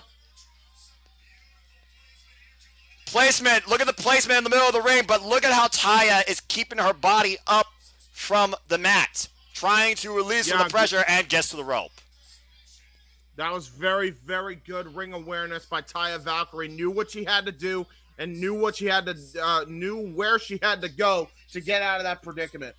But that just goes to show the imminent danger that could happen out of nowhere when you're facing somebody like the Virtuosa. Taya Valkyrie floors Deonna with a kick, but Deonna gets right back up as Taya was trying to scale the top rope with a freaking palm strike. And both these ladies now in a precarious situation up in the corner. Deonna might be looking for a superplex here or maybe a draping Fujiwara, but Taya looks to escape. Wait a minute. Out the back door. And now look at that. Deonna Purrazzo able to keep herself from getting powerbombed from the second rope there. It's kind of set out. Come on, 2. No. Oh my God, I thought she had it. Holy crap, I thought she had it. And now look at this. Gonna go for a regal stretch, it looks like. Can you imagine if Taya makes Deonna Purrazzo submit? Using regal stretch as well. Using a time-tested maneuver there. Made famous by the great William Regal, but Deonna was able to get to the bottom rope. Again, the awareness of these great in-ring technicians. And right now, I'm not sure what Deonna... Gonna try to go for it. It looks like she was going to try to go for the kick your head in, but was able to transition that. Deonna was into a knee bar, and now she's just getting kicked anyway by Taya Valkyrie. That was similar to what Marina Shafir did against Jade Cargill. SOS! SOS by Deonna Purrazzo! And the cover! She has it! No, she doesn't have it! She doesn't have it! And we are seeing stuff Deonna Purrazzo has not pulled out before. She is digging deep tonight to win this match. Looking for maybe the Queen's Gambit, the Gotch-style pile driver. Cradle tombstone. Gonna try to go for a Minoru Suzuki maneuver here. Gotch-style gets countered into a savate kick. A knee strike by Taya Valkyrie. Valhalla is coming! She got it! She got it! The cover! 2! Taya Valkyrie wins! She did it! Taya Valkyrie has pinned Deonna Purrazzo and is the new AAA Reina de Reinas champion! She won back the title she had to vacate when she went to World Wrestling Entertainment, and now, back in the Indies, she regains the title she never lost. And now becomes a 4-time, correct my facts, 4-time AAA Reina de Reinas champion. I'm sorry, Matthew Raywald. As much as I'm behind you and the greatness of Deonna Purrazzo, she lost fair and square, clean as a whistle, pinned, not submitted, pinned in the middle of the ring. Take a look at the replay. She hooked her and planted face first, full body cover. Those shoulders were down for the count. That was it. She was knocked out after that Valhalla. And with that, the era of the champ is over. For now. Congratulations, Taya Valkyrie, the new AAA Reina de Reinas champion. What a match. Tremendous matchup. Whew. Just remember, Noah, there's still one multiple champion in wrestling. He is Ultimo Broski. That is true. Fair enough, but I'm also going to go on the Broski. independent side and talk about my girl, Kylan King, who currently has 3 championships herself. Meanwhile, speaking of champions, we got Tasha Steelz and Savannah Evans. Savannah Evans. Oh, I saw this woman compete. DPW. She's fucking awesome. I love Savannah Evans. She's really good. Yes, she is. Right now, Tasha, do you ever have to ask how she feels? She has the utmost in confidence in herself that I have seen out of a woman in this industry. La Barica badass. I mean, you beat Mickey James, you got to kind of freaking get a little burr in your saddle, you know? Well, to be fair, she did it by hook and by crook, and the second time, of course, it didn't matter. But I agree with what you're saying. Why is she trying to be a cheetah? I don't know. What the hell is this makeup? It's throwing me completely off. Eater, I guess. True, I guess. Pardon my kindergarten self there.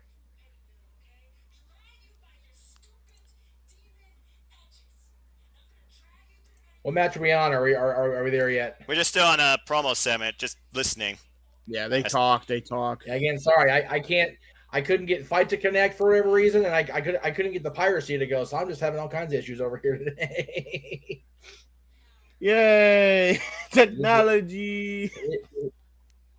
It is what it is. Well, you definitely can tell she's confident. Oh, God, that was so cringe. And it looks like we're going to go to the triple threat X Division Championship match next. Ever since Speedball Mike Bailey came in at Hard to Kill and pinned Ace Austin in his debut, he has had nothing but tremendous upside since being part of Impact Wrestling. But now it seems that Ace Austin has been trying to form some sort of alliance with him. Obviously for his own agenda, as Trey Miguel has been trying to warn him. But I think it's safe to say, after what we saw on Thursday night, that Speedball Mike Bailey is in this for one thing and one thing only, and that is what's around Trey's waist. Trey Miguel, the X Division champion, Toledo represent, he has defended this title recently in an Ultimate X match, multiverse matches, and in his last singles encounter against Jake Something. And as we saw this past Thursday, he pinned Ace Austin in a bit of a tag preview, as Speedball Mike Bailey kicked Ace's head off. In this triple threat, it will be every man for themselves. Will we have a new first time? Will we have a recurring? Or will Trey Miguel successfully defend and be the standard bearer of the X Division? There's no more questions besides that, and there's no more time. We're about to get things started. Triple threat X Division Championship match is next. Well, I will put this in perspective. There's going to be one thing for sure. By the end of the night, Impact's X Division is going to be the talking point again. You won't be wrong. And here comes... Considering the 3 men involved, I don't think anybody can be wrong about that. While you're calling the inevitable when it comes to social media activity, is it inevitable that Ace Austin will once again be the X Division champion? I think so. I think Ace Austin's in here with a chip on his shoulder. He's got a point to prove. Two-time X Division champion, might I add. I think it's inevitable that Ace Austin is a future world champion. Let's not talk about what do you call it? X Division only. He's a world champion. Yeah, he's got a lot of upside, Ace Austin. All right. James, I'm sorry. I didn't mean to comment back under your account, too. I forgot to single out mine, so sorry if I messed up your shit there on the comment. Wait, what happened? Yeah. So somebody asked a question about who won the last match. I forgot to select just my output, so it sent out the same comment from both your YouTube and my YouTube because I forgot to check it off. So I'm confused what you mean. What happened? That's okay. If it basically when you're in StreamYard and you hit comment and you don't go down here at the bottom and pick just the one account okay. So you use my you use my account. That's fine. That's fine. Right. Yeah, that's fine. Okay, yeah, I just momentary botch. You're fine. Well, it happens. This is gonna be insane. These three men are gonna go absolutely balls to the wall, I'm pretty sure. Well, we all know who the fastest is going to be in this match after that kick. I think it's going to be Speedball Mike Bailey, who gave a buzzsaw kick that would make Taiji and Tajiri proud. Yo, Jerry Flynn's pissed. I'm just saying. I'm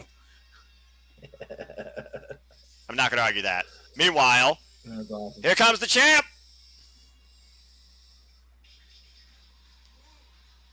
I love that entrance. That was pretty good.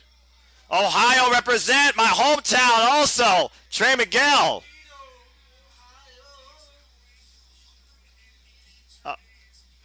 182 days so far as the X Division champion. Again, he successfully defended his title against the likes of Jake Something, against Laredo Kid, against Rocky Romero, against Steve Macklin, giving Steve Macklin his first pinfall loss in Impact Wrestling.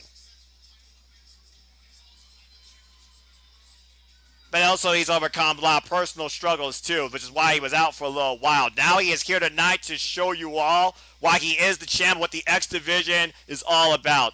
No limits, balls to the wall, innovative offense, and definitely your show stealer for the night. Oh, without a doubt. Referee Brian Hepner now showing what's on the line here to all three participants. The X Division title on the line. I can actually attest that title is pretty heavy. I have held it over my head. The current X Division Championship? The X Division Championship, yeah. Back at last year's Summiversary. I'll tell you what, man. The original that I held when it came out to PWG, that thing was no lightweight either. All right, well, here we go. Bell Reigns and Ace Austin already jaw-jacking. Say that again, James? Oh. I was just saying, I feel like any belt is that case, really. Here we go. I mean, what's the average weight of a belt? It's 10 pounds? 10 pounds, baby. I think 10 pounds is the established baseline at this point. Oh my God! What a kick right to the upper back by Mike Bailey on Ace Austin. If that didn't shoot up his entire spine. Oh God! So who got the stronger kick here? I think Mike Bailey, but only by a little bit. Oh, and now to the lower back. I mean, it is bone on bone. Oh, a total elimination style high-low. Oh, wait, Mike Bailey. Mike Bailey. Woo! Almost stole the title right there. Backslide. 1, 2. No. And right now, Trey and Speedball. Oh! Ace with a kick. The lightning fast speed of Speedball. Oh, Ace with the wherewithal. Cuts Trey at the midsection. Over Trey. Looks for roundhouse. And turned it around and got a drop kick for his trouble. Mike Bailey. And now Trey and Speedball trading off again. Yeah, exactly. I was just about to say, I think Speedball is definitely going to be the wild card of this matchup. And if people want to get some trading cards, we got Lady Frost and Mickey James for a series, I guess. And Jonah. Whoa, nice. Oh, geez. Here we go. Mike Bailey and Trey Miguel here. Ooh. Fake out here. Front kick. Oh, my God. This is incredible. Look at this. Oh, wait, look at Speedball. Look at that. Caught the leg by Speedball. Innovative way to catch the leg. Handspring. Oh. Tope Celestina. Jesus. I can't keep up. Well, let me try and get you in order here. We had a handspring attempt by Speedball, denied by Ace, and then with Speedball laying down, Trey did the tope to a to Ace, and right now Trey is in control. Oh! Oh, that's a palm strike. I can call that. Oh, look at Ace! What the hell is going on here? Well, right now, wait. No. Oh my gosh! Took advantage of the setup with a moonsault over the top, off the corner, on the suspended body of Ace Austin, taking down both Trey and Ace. Yeah, Trey Miguel, just to put in perspective, I hope we see a replay of this, was trying to go for an Alabama slam on Ace Austin. Ace Austin was holding onto the bottom rope, and watch this here. This is after the suicide dive. Speedball Mike Bailey with a triangle moonsault clearing the top rope onto both competitors. Well, right now, things might slow down enough for you to keep up with James. We got just Speedball and Trey in the ring right now, and Speedball in control with some mean chops and a kick to the midsection. Yeah, there's one thing you don't want to get into. Oh, inverted atomic drop. Brings me on again. Locomotion suplex and a key lock. Nice key lock there, but you again talk about martial arts background of Mike Bailey. Oh wow, look at that! Gonna try to go for something there. Oh! Protoplex by Ace Austin onto Mike Bailey's back using Trey Miguel as a weapon. And he caught Trey out of mid-air in order to do that. Tremendous maneuvering there by Ace Austin, and now a kick right to the gut. Nothing fancy about that. Oh! That replay, though, again, sudden impact. And right now Ace with Trey. Go for a gut wrench suplex, a gut wrench powerbomb.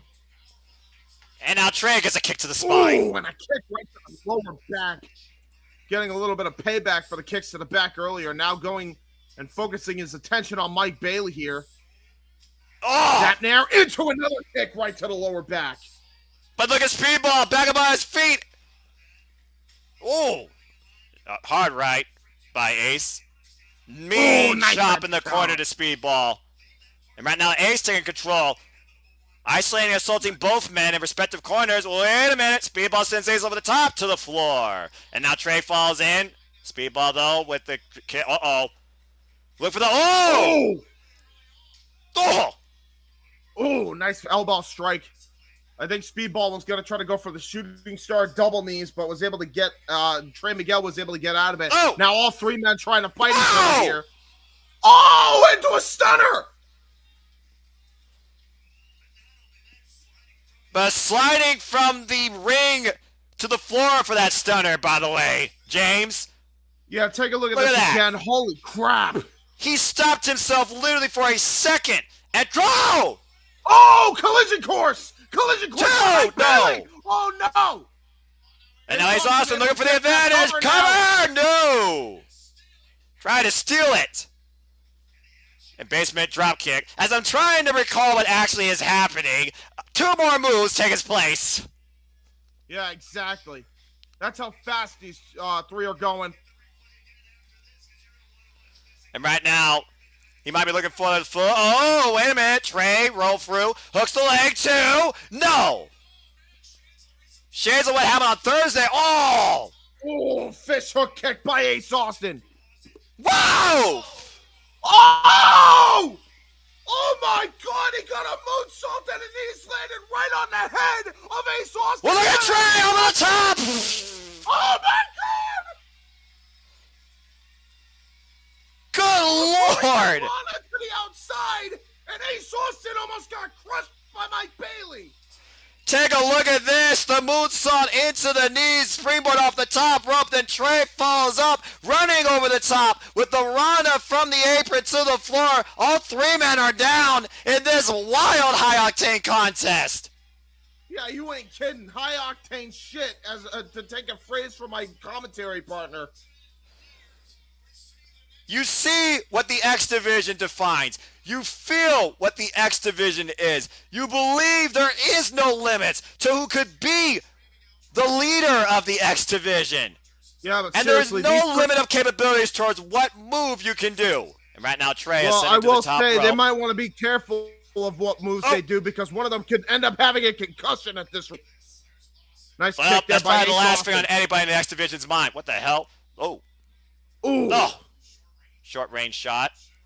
Forearm shiver right now. And Trey and Ace up in the corner. Ace might be looking for something here. Maybe superplex right now. Ace in the better position. Trey, though. Uh-oh. What's this? Oh! The hook kick. Look for sunset flip. And Ace holds on. Wait, speedball! Up on Trey! Oh my God! Are you kidding me?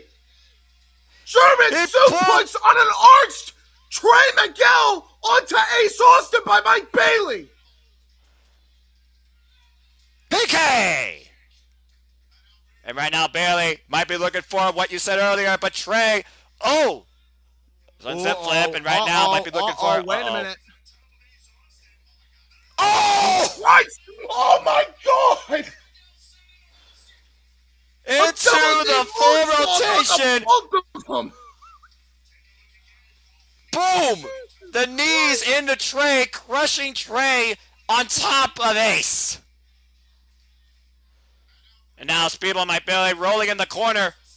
Oh my God, going for a low-key style kick there was Mike Bailey. And now could be looking for what made him win. Got it! He got it! This is how he beat a hard to kill. The cover! New champion! Oh, and Trey at the last possible second saves the match. Oh my Ultimate God, Weapon hits. Incredible. And Trey literally 2 9/10 saves his title. Oh my word. Hard to kill nearly repeated itself. But Bailey's got to be frustrated after that. Oh, just drives Trey to the outside. The stiff kicking style of Speedball Mike Bailey. Yeah, that can't be on full demonstration here. And right now, Ace. Oh, the fake out. Oh, God.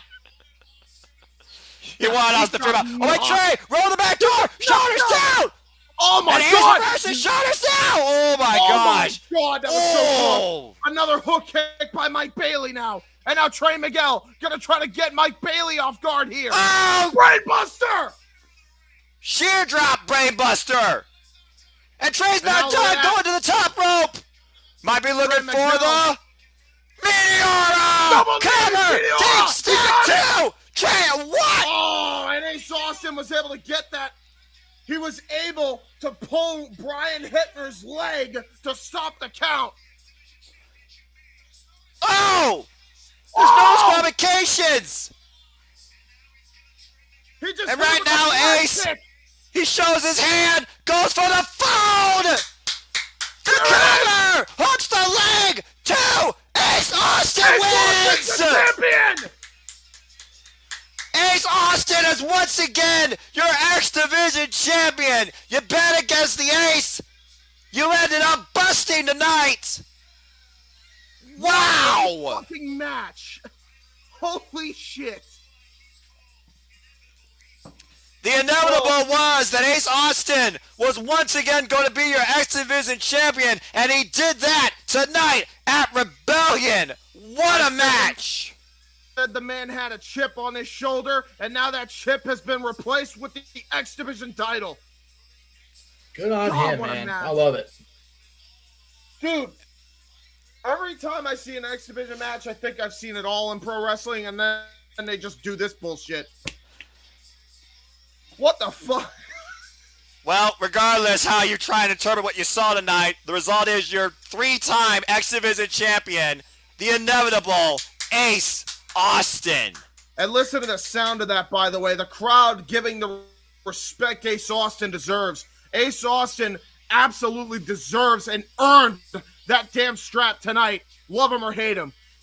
And all 3 men proved how badly they wanted to be the X Division champion. Oh my word. Meanwhile, we go backstage. Whew.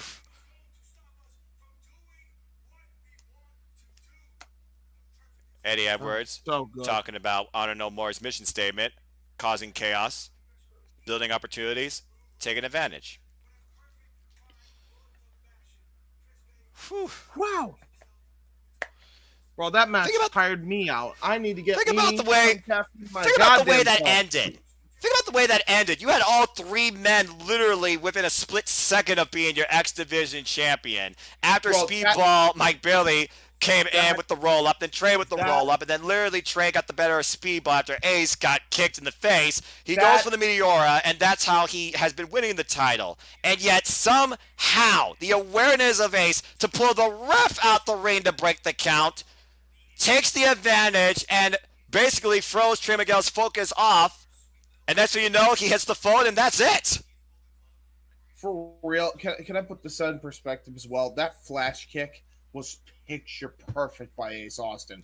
That was ridiculous how fast he hit that. Oh my God, man. What's this? Coming soon. Coming soon? What is this? A Jeff Meacham production? What the hell's going on here? The following is rated MA for mature audiences. Jeff, are you behind this? What are you doing, Jeff? What's this? It's anniversary. Wait. This might be. No, wait. EGV. EGV. What's it? Zero. Wait. The numbers. I'm trying to read binary. Oh shit! It's Sami Callihan. EGV. Wait a minute. You look at. Huh? Is that Sami Callihan, right? Because he has the fucking. He has the 011011 on his jacket. That screams that screams maybe Sammy, but as we try and figure out what the heck that means, here's what's definitive. Coming up next, Jonah, the top dog, looks to assert his dominance and humble a Stone Pit Bull as Tomohiro Ishii makes his Impact Wrestling debut. So my voice is not going to get a break then. Apparently, I'm going to go from a great freaking cruiserweight style match to a big hoss fight. Oh, great. All right, I'm getting a drink. I am so damn excited for this.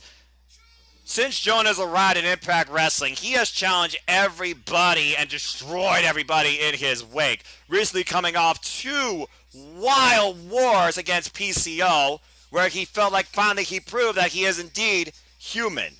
And now you have Tomohiro Ishii, the Stone Pit Bull, who's coming off a recent bout against Minoru Suzuki in victory, and Adam Cole at Rampage, the losing effort, unfortunately. But when it comes to Tomohiro Ishii, he's a guy that thrives, eats, sleeps, breathes, and lives off pain. If you hit him, he's going to hit you harder. Then he expects you to hit him even harder after that. Tonight, we're going to see truly what Jonah is made of. It's not about who isn't human here. It's about whose jawline is the strongest. So, that could be the Hitmakers. The Hitmakers, I guess that could be. True that. Meanwhile, this is the presence that the Stone Pit Bull, member of Chaos, and one of the toughest men in the game, Tomohiro Ishii, sets. The nice thing about Ishii entrance, you could talk about this man, what you expect from him, and also if you think that this guy is literally going to break the other man's jaw in half. Oh, the answer to all those questions, yes. Well, James, go ahead and talk to us a little bit what you think is special about Tomohiro Ishii as we wait for him to come to the ring. Tomohiro Ishii, very there simple. He is. Ready to fight at all times. Simple he is as the that. Stone Pit Bull for a reason, and Jonah Rock's gonna find that out the damn hard way. This guy is something special, endorsed by the likes of Shinsuke Nakamura. This is a guy that no matter where he is or who he's up against, excluding Evil, you are in for an instant classic and a hell of a hard-hitting affair. Yeah, he comes out with an energy, an aura, a presence, an attitude unlike anybody else in the world of professional wrestling. He literally. Go ahead. No, go ahead, man. Go ahead. I was just gonna say, as much as we're praising Tomohiro Ishii right now, don't sleep on Jonah. This is gonna be a belter. For those that don't know, Tomohiro Ishii, he specializes in delivering a vertical drop brain buster. That is his go-to finisher, along with a sliding lariat. Stalling sheer drop. And now here we go. For Jonah, it's the splash off the top rope, the tsunami. And we're already kicking off with Ishii testing Jonah's. Oh! Oh, wow. It is really not often that Tomohiro Ishii actually gets outstriked. But considering the weight disadvantage here between the two opponents, I'm not surprised. Knife edge chops now by Tomohiro Ishii. And one chop just rocked Tomohiro Ishii. But it didn't take him off his feet, James. And right now Ishii looking for shoulder block. Shoulder block. He will shoulder block you all night. Ask Moose. Here's the issue, though. That's the issue. It's Jonah. It's not every other opponent. And I think Tomohiro is realizing that. And there's a shoulder tackle. And that time, Jonah was able to knock down Ishii. And right now, Jonah is asserting his dominance. This is where you feel like you're in control. But the thing about Ishii is you constantly have to be on his case. And Ishii will take you to deep waters, testing your mentality. Ooh. And your durability. Oh my God! An avalanche splash by Jonah Rock just levels Ishii. He just wipes off his chest. The thing about Jonah too, he's coming off another house fight like you alluded to, James. He's coming off PCO, so there's got to be that bit of comforting confidence for him too. I don't want to say he's taking Ishii lightly, but right now it feels like he is. As he's just taking his time right now with the Stone Pit Bull. Well, here's the thing. I think Jonah Rock is in his element here. Jonah Rock knows he's in his element here. He's on his home turf in Impact Wrestling, and it's been his home ever since he arrived here. He's taken his home by force. Long Irish whip with great ferocity by Jonah Rock. Just sending him for the ride into that turnbuckle. Tomohiro Ishii, a former six-man, never openweight champion, multiple-time never openweight champion. And Tomohiro Ishii is definitely no slouch when it comes to championship lineage, but compared to Jonah Rock, a former NXT North American champion as well. So both of them with gold around their respective careers.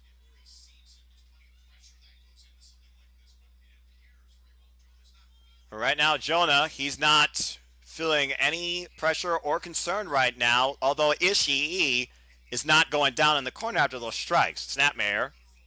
Here's another thing. When the Stone Pitbull goes, he goes. When he turns it up a notch, that's when you have to watch out.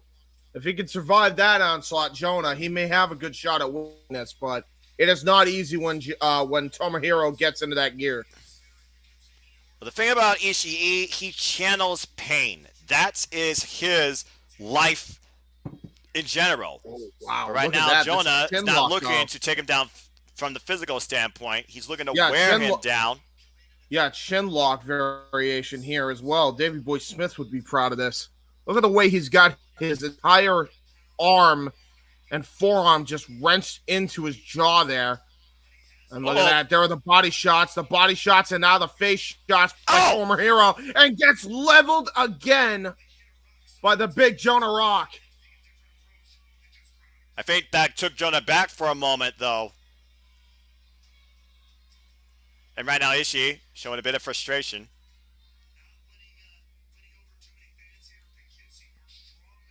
Clearly, the fans are in favor of the Stone Pit Bull, and here we go. This is what I was warning you about. And this is where it changes here. Grit your teeth. Tomohiro Ishii hulking up, if you will. Oh, well, Ishii wants more, and he refuses to go down. Is not going down this time. Again, he may get rocked, but he will not go down that easily. And here we Oh, go. boy, he will stand an now, onslaught. And here we go.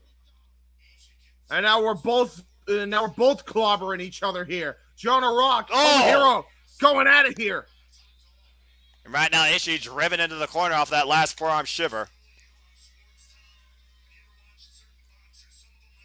But still, Jonah Rock has got the advantage on Tomohiro. He survived a possible onslaught from Tomohiro.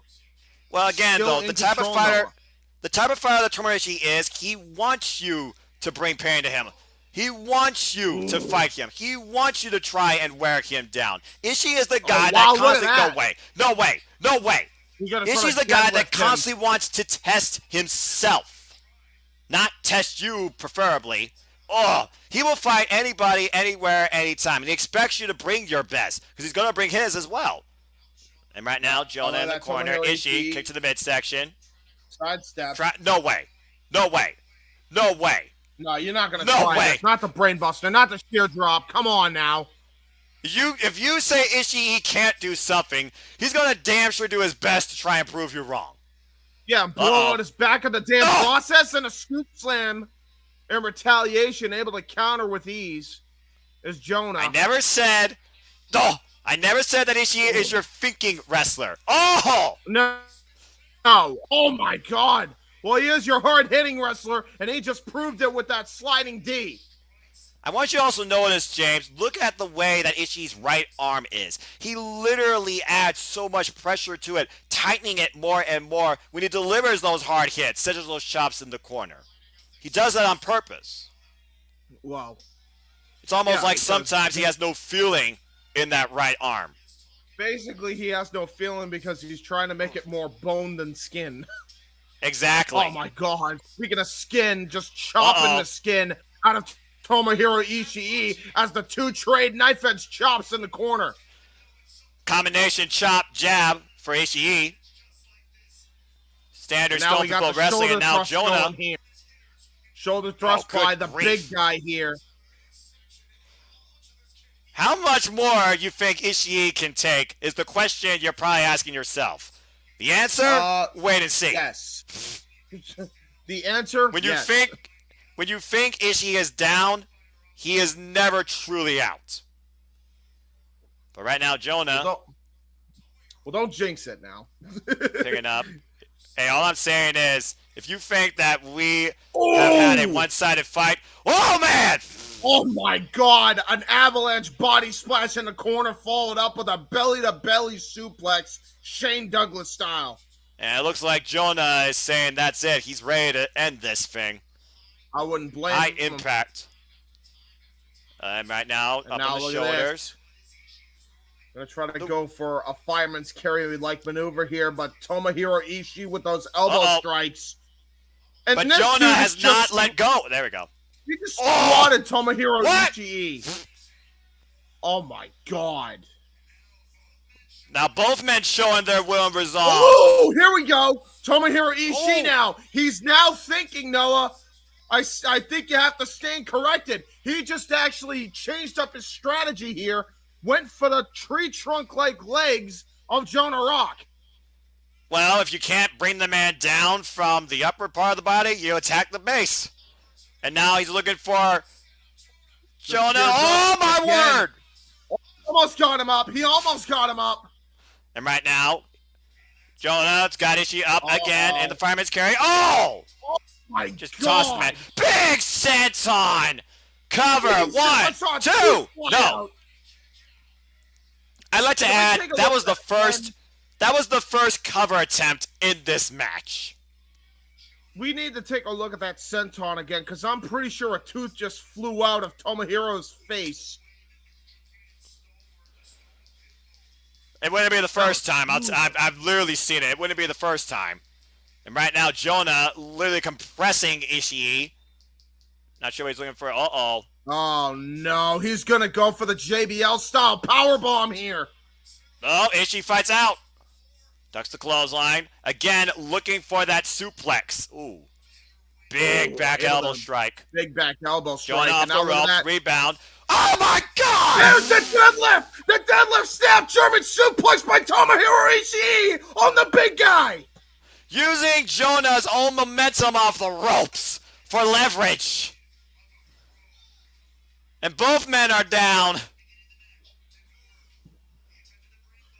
Wow. That was just Right now, Rest Count pure free. Look at the raw replay power. here. Oh, God. Pure raw power by Tomohiro Ishii on that deadlift German suplex. And right now, this match goes on. The thing about this match right now, this is testing Jonah's endurance, if nothing else. Because Ishii has gone up to 30-plus minutes in absolute wars against the likes of Okada, Ibushi, Suzuki, Shingo Takagi, insert name here, Jon Moxley. That being said, right now, both men collide. There's another clubbing forearm by Jonah Rock. Oh, wait a minute. Look at that. Jesus Christ. And Ishii is back up on his feet.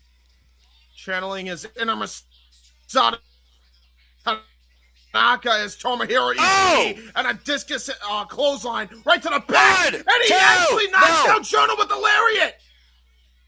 And gets a 2 count. That was brutal, that lariat. Think about the energy. Jonah exhausted in that kick out too. He is wearing down the top dog. Again, when you fight Ishii, it is a match of endurance. He channeled his inner Stan Hansen with that lariat to bring Jonah Rock down. Nope.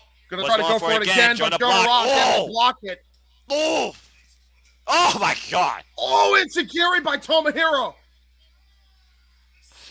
The sickening thud of flesh on flesh. My God! This is just Jonah a is strong rocked. style matchup. And right now, Ishii off the rails looking for the sliding lariat. Oh my God! Jonah blocked it. Caught him while sitting down. Are you kidding me? And right now, Jonah pushes the ropes. Ishii looking for a lariat. Jonah breaks through it. Jonah, shoulder block. Ishii rolls through, back up on his feet. And both men stand and exchange in the middle of the ring. This is strong style. This is, oh God. Jesus, yeah, you ain't kidding. It's strong style. Jonah Rock just made Tomohiro Ishii find that out the hard way with that vicious with a ridiculous headbutt. Uh-oh. Oh, man. Oh, there's the Jonah bomb. No. Whoa, wow. And right now, he's looking for a short arm clothesline. Oh, my God. 1, here's the cover. 2, no. And Tomohiro Ishii is not saying I give up. I said it once, I'll say it again. If you're going to beat Ishii, you're going to have to try and kill him. Again, Ishii will not stay down. And Jonah right now is realizing what many others have learned the hard way. What does it take to beat the Stone Pit Bull? What do you have to do? Oh, hold on here. Oh, no. He was going for his Virgo Drop Brainbuster, it seemed. Oh, and Ishii with a headbutt. God, my God, he almost tore Ishii in half. And I think this might be all she wrote, Noah. Oh, no, this just in on the weather report. Tsunami! Oh, my God, it's nothing but dry land. And the sliding lariat. Ishii hooks the leg. 2, no! Oh, that was close. Tomohiro Ishii was a split second away from winning this one. And right now, Jonah, big shot. No way, go for a thrust kick. Trying to go for a savate kick with Jonah Rock, and now the headbutt train on display by Tomohiro Ishii. No way. Oh my God! Vertical drop! Brainbuster! There's a brainbuster! Ishii wins! He got it! Ishii toppled the giant! He freaking got him! Falls! After an absolute war, Tomohiro Ishii literally lifts and humbles the top dog and wins his Impact Wrestling debut. God! Look at that! Ozilla has fallen. Ozilla has fallen to the kaiju. And that kaiju is Tomohiro Ishii. Oh, yeah, that's true. I forgot he did wrestle multiverse matches, but this match surpassed that. I'm sorry, Paul. You're right, Bosh. But anyway, you saw what happened when two Titans clashed. You saw what they were willing to give and willing to take. And in the end, the Stone Pit Bull wins. Yeah, what an absolute war. What a match. Amazing. I know, look at that. Tomohiro Ishii actually giving a sign of respect to Jonah Rock. Oh my gosh. Well, this video package right now, it shows Tag Team Turmoil that's ahead. We got the 8 Tag Team Limited Challenge coming up. But, James, again, that match, give your thoughts real quick. Good God. That was great. But I'm glad that the OG Big Men team are back in Bullet Club. But I am sad GOD are gone. I'm sad. Yeah, but they're back. But they're now in Huntai, which is really something special, seeing the literal good guy. We'll talk more about NJPW, folks, when we get to the Forbidden Door, if not beforehand. So stay tuned for more of that, especially on my channel. That being said, we now look ahead towards the tag team division and the titles within, as 8 teams look to show who deserves to hold the gold. The champs, literally, against the world. Will there be a plan, and will it be by design? Will Violent by Design somehow find a way out of this and win? We know 4 of the other teams, and 3 are absolute unknowns. But again, you got the major players. They might show up. So it is a who's who of what can happen here. But get ready for your longest part of the night. Yeah, 100%. I'm ready. Let's go. Oh, my God. I'm still reeling over what I saw. That boy got dropped. Dude, my head hurt. How do you think Jonah's head feels? I'd imagine All not right. too good. Well, it's the biggest challenge for Violent by Design yet. 8-team elimination challenge for the Impact World Tag Team Championships. I swear for the last 5 years, Willie Mack and Rich Swann have been a team. Like, I swear. They're just like the resident tag team of Impact at this point. Yeah, it might as well be. As we get the rules from David Spencer, 2 teams will start. Once a team has been eliminated by pinfall, submission, disqualification, or countout, they are eliminated and a new team enters. The final winning team will be declared the Impact World Tag Team Champions. In other words, folks, it's a gauntlet. That too, Tag Team Turmoil. And keep this in mind, Noah. We still have 3 teams that actually could be in this matchup. There's multiple people that could be those 3 teams. Well, you just found out one of them. Just found out one of them. So the major players, Matt Cardona and Brian Myers. With the hot mess in tow. Wow. The major players.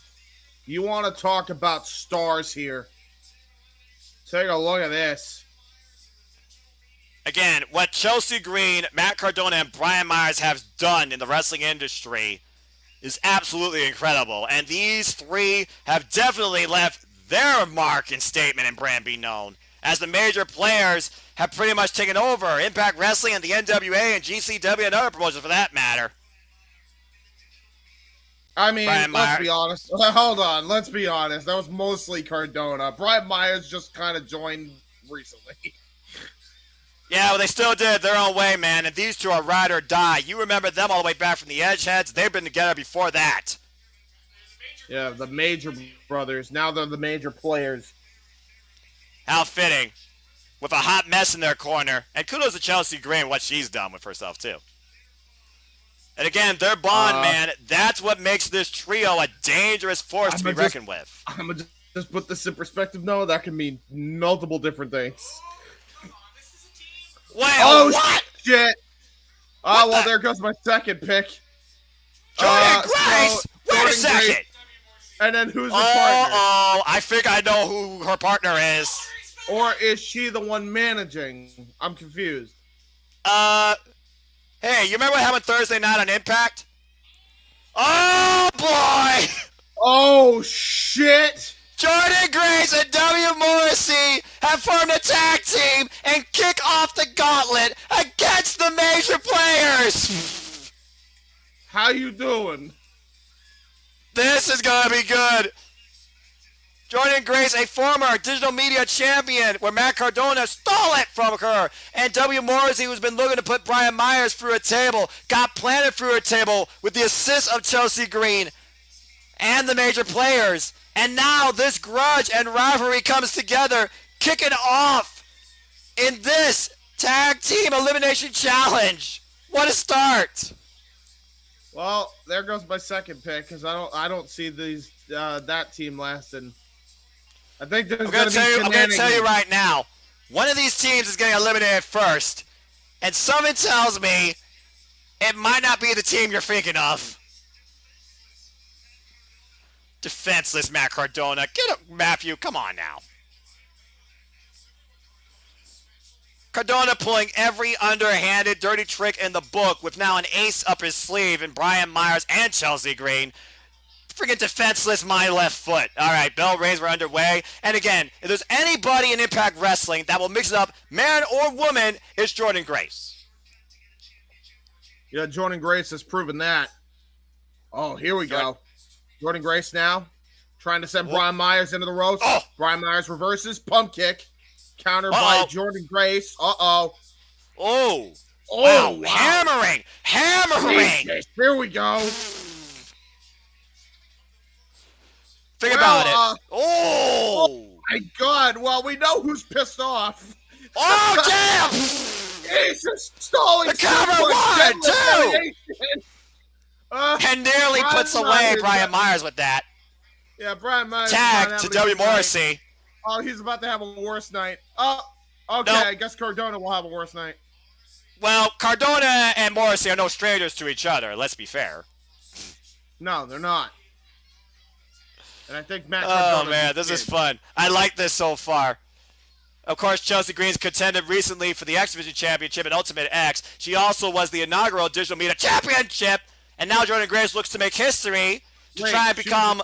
Wait, I didn't know Jordan Grace was the title. What? Jordan Grace was the inaugural Digital Media Champion, dude. Yeah, you said championship.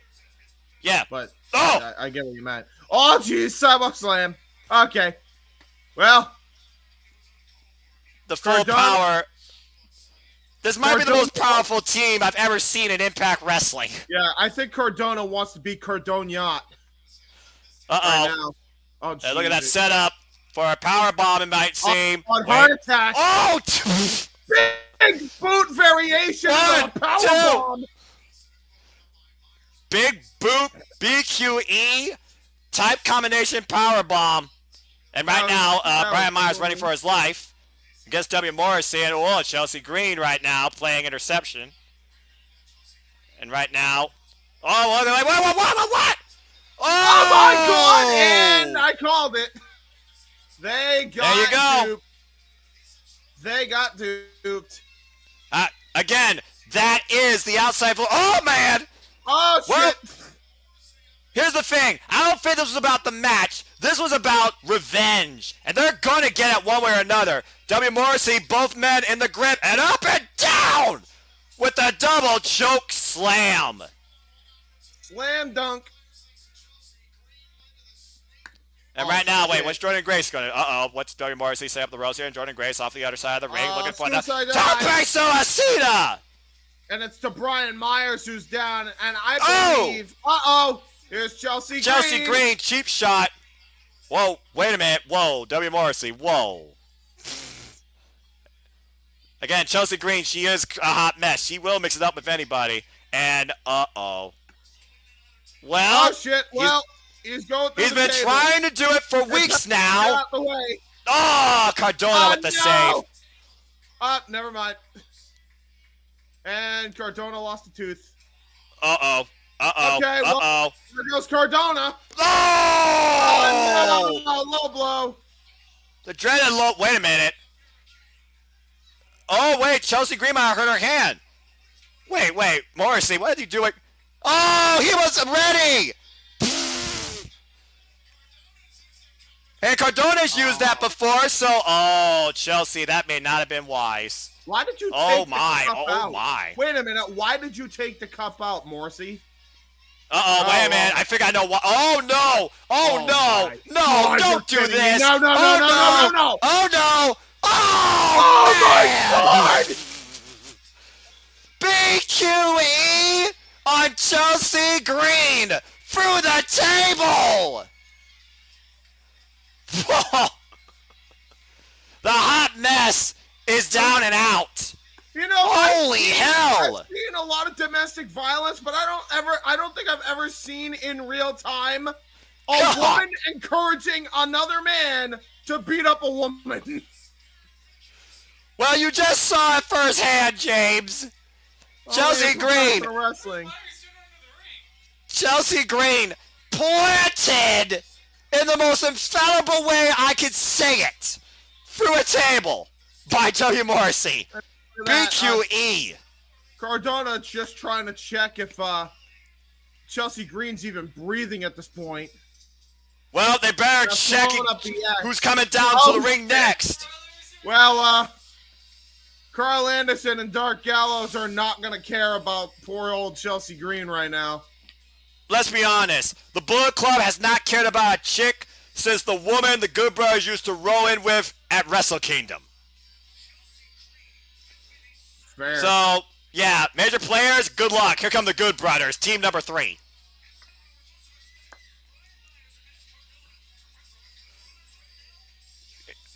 Gals and Anderson are ready, man. You better get in the ring or you might get counted out. I mean, you gotta admit, the major players brought this on themselves, okay? They did, although here's the thing. I mean, they're like, dude, we have an injured woman. Like, where the hell is medical here? I mean, let's be honest. Participant in the match. So, I mean, I'm just gonna be honest here. here. Is she really injured, or is she just, incapacitated for the moment? I'm just saying. Still, she went to a freaking table by a 7-foot-tall giant. What do you mean? Okay, maybe I'm being a bit sadistic, but I'm kind of just laughing saying, at that man. moment. I mean, listen, I don't like Chelsea Green and the way they go about things in the major players as much as the next guy, but... Now hold that thought, James, as we're getting that recipe! The Magic Killer and the 1, 2, 3. Too sweet. Major players eliminated. Well, at least we know that Doc Gallows has a #1 contender for the digital media title. Right? That's a good point. Right? That's a good point. He just pinned the digital media champion. But now who's next is the question. And the champions, by the way, have not come out yet. Poor Chelsea. I'm sure she's fine. She'll be fine. She's a hot mess. She's been hit harder than that. What a trooper. Chelsea, take care. But again, karma is a B word. Oh, God. Oh, God damn it. This is the fucking mystery team. Johnny Swinger and Ziggy Dice. This is the definition of outlandish in every sense of the word. Please kill these boys. Please. Destroy them. Hey, this is not a chump challenge, but it might as well be. If you think that Johnny Swinger and Ziggy Dice have a chance in hell of getting through the Good Brothers even in this gauntlet, you're on something that has 100% proof alcohol that likely will kill you in your sleep. Oh, God. Oh. Please destroy them. Poor Ziggy. Again, Please kudos to the man. them. Kudos to who? Why is he teamed up with Swinger? Oh, well, he just shot Swinger in the face. Rule number 1, don't punch your partner in the face in a tag team match. Uh-oh, Carl Anderson got him set up. Spinebuster! Yay! Yay! And, hey, you know what? That recipe was so nice. Let's do it twice. Yeah, got him please. up. Magic Killer! And there is the 1, a 2, a 3, a 2 sweet again. That's what you get for teaming up with that damn charisma vacuum Johnny Swinger, all right? Well, we now know the rest of the teams in the field. Let's see who is next. Oh, my word. I'm just like, that was a thing. All right. So all three teams were shit, except for the all right. No, the first two were cool, but but they did not do much in the match. They both got eliminated quickly, and then this was the third team. The fuck. Well, the Good Brothers right now controlling the ring as we wait for the next team. Well, here comes the party. Can you handle this? It's Rich Swann and Willie Mack. It's Rich Swann and Willie Mack up next. Yes, yes, it is. All right, well, let's carry in the full throttle, and let's see if these two can finally make their way towards being tag team champions. They've had a lot of bad blood with the Good Brothers in the past, for sure. And right now, we got Rich Swann and Willie Mack. Whoa! Whoa! Over the top, taking the Good Brothers out. Yeah, double tope con hilo by All Night Train here. And look at Rich Swann, man. Rich Swann about damn near flipped out. Whee! Look at that, over the top, like you said. Replay. Stereo tope con hilo is beautifully executed. And right now, Swan song as Rich Swann's in the ring with Carl Anderson. The opening 10 minutes of this match, I think, made me delirious. I just said "we" to a tope con hilo. James, you've been through a lot tonight, it sounds like, in both a good and a weird way. So, okay, I will allow that. An Irish whip right now, and Carl goes down. Ooh. Rich Swann, nice agility. Nice leapfrog by Carl Anderson. Never forget that Carl Anderson is athletic. Look at that head scissor takeover. Speaking of athletic, by Rich Swann. And a PK right to the lower back. This is a former G1 finalist, might I add, too, so you know what he's capable of. Absolutely. Tag to Willie Mack. In to the big Willie Mack. Big man in the ring now. I really shouldn't call him Big Willie Mack. Because... Big Willie Mack. Yeah, that's not a good idea. I'll refrain from doing that going forward. Instead, I'll call him Huge. Anyway... Willie Mack with big bone is probably the term you're looking for here. Yeah, big boned Willie Mack. The tag to Rich Swann. Sound good. His name, the fucker's name's Willie. James has officially been broken, ladies and gentlemen. And right now we got sterile offense in the corner as Rich Swann falls up. Big jumping shot by Willie Mack. By Willie Mack. The cover by Swann. 1, 2. No, the shoulder was up almost probably for at least the 2 count, in my opinion. But I digress. I'm still trying to get myself together from James's retort. So apologies. Yeah, sorry. I tried to make it not sound like it could be taken out of context, and everything literally got taken out of context because of his first fucking name. So, yeah, it is what it is, I guess. But speaking of that, Doc Gallows trying to go for a charge in and gets a thrust kick for his troubles by Rich Swann. Oh, this is interesting. Rich Swann with the shots in the corner on the big LG. Wow. Swann right now. And God. Oh, my God. What a big boot. It just send Rich Swann ass over tea kettle. I mean, hey, that's always a difference maker, right? Boot to the face. Yeah. Now Big LG. Now Big LG is going to show you how it's done with these body shots.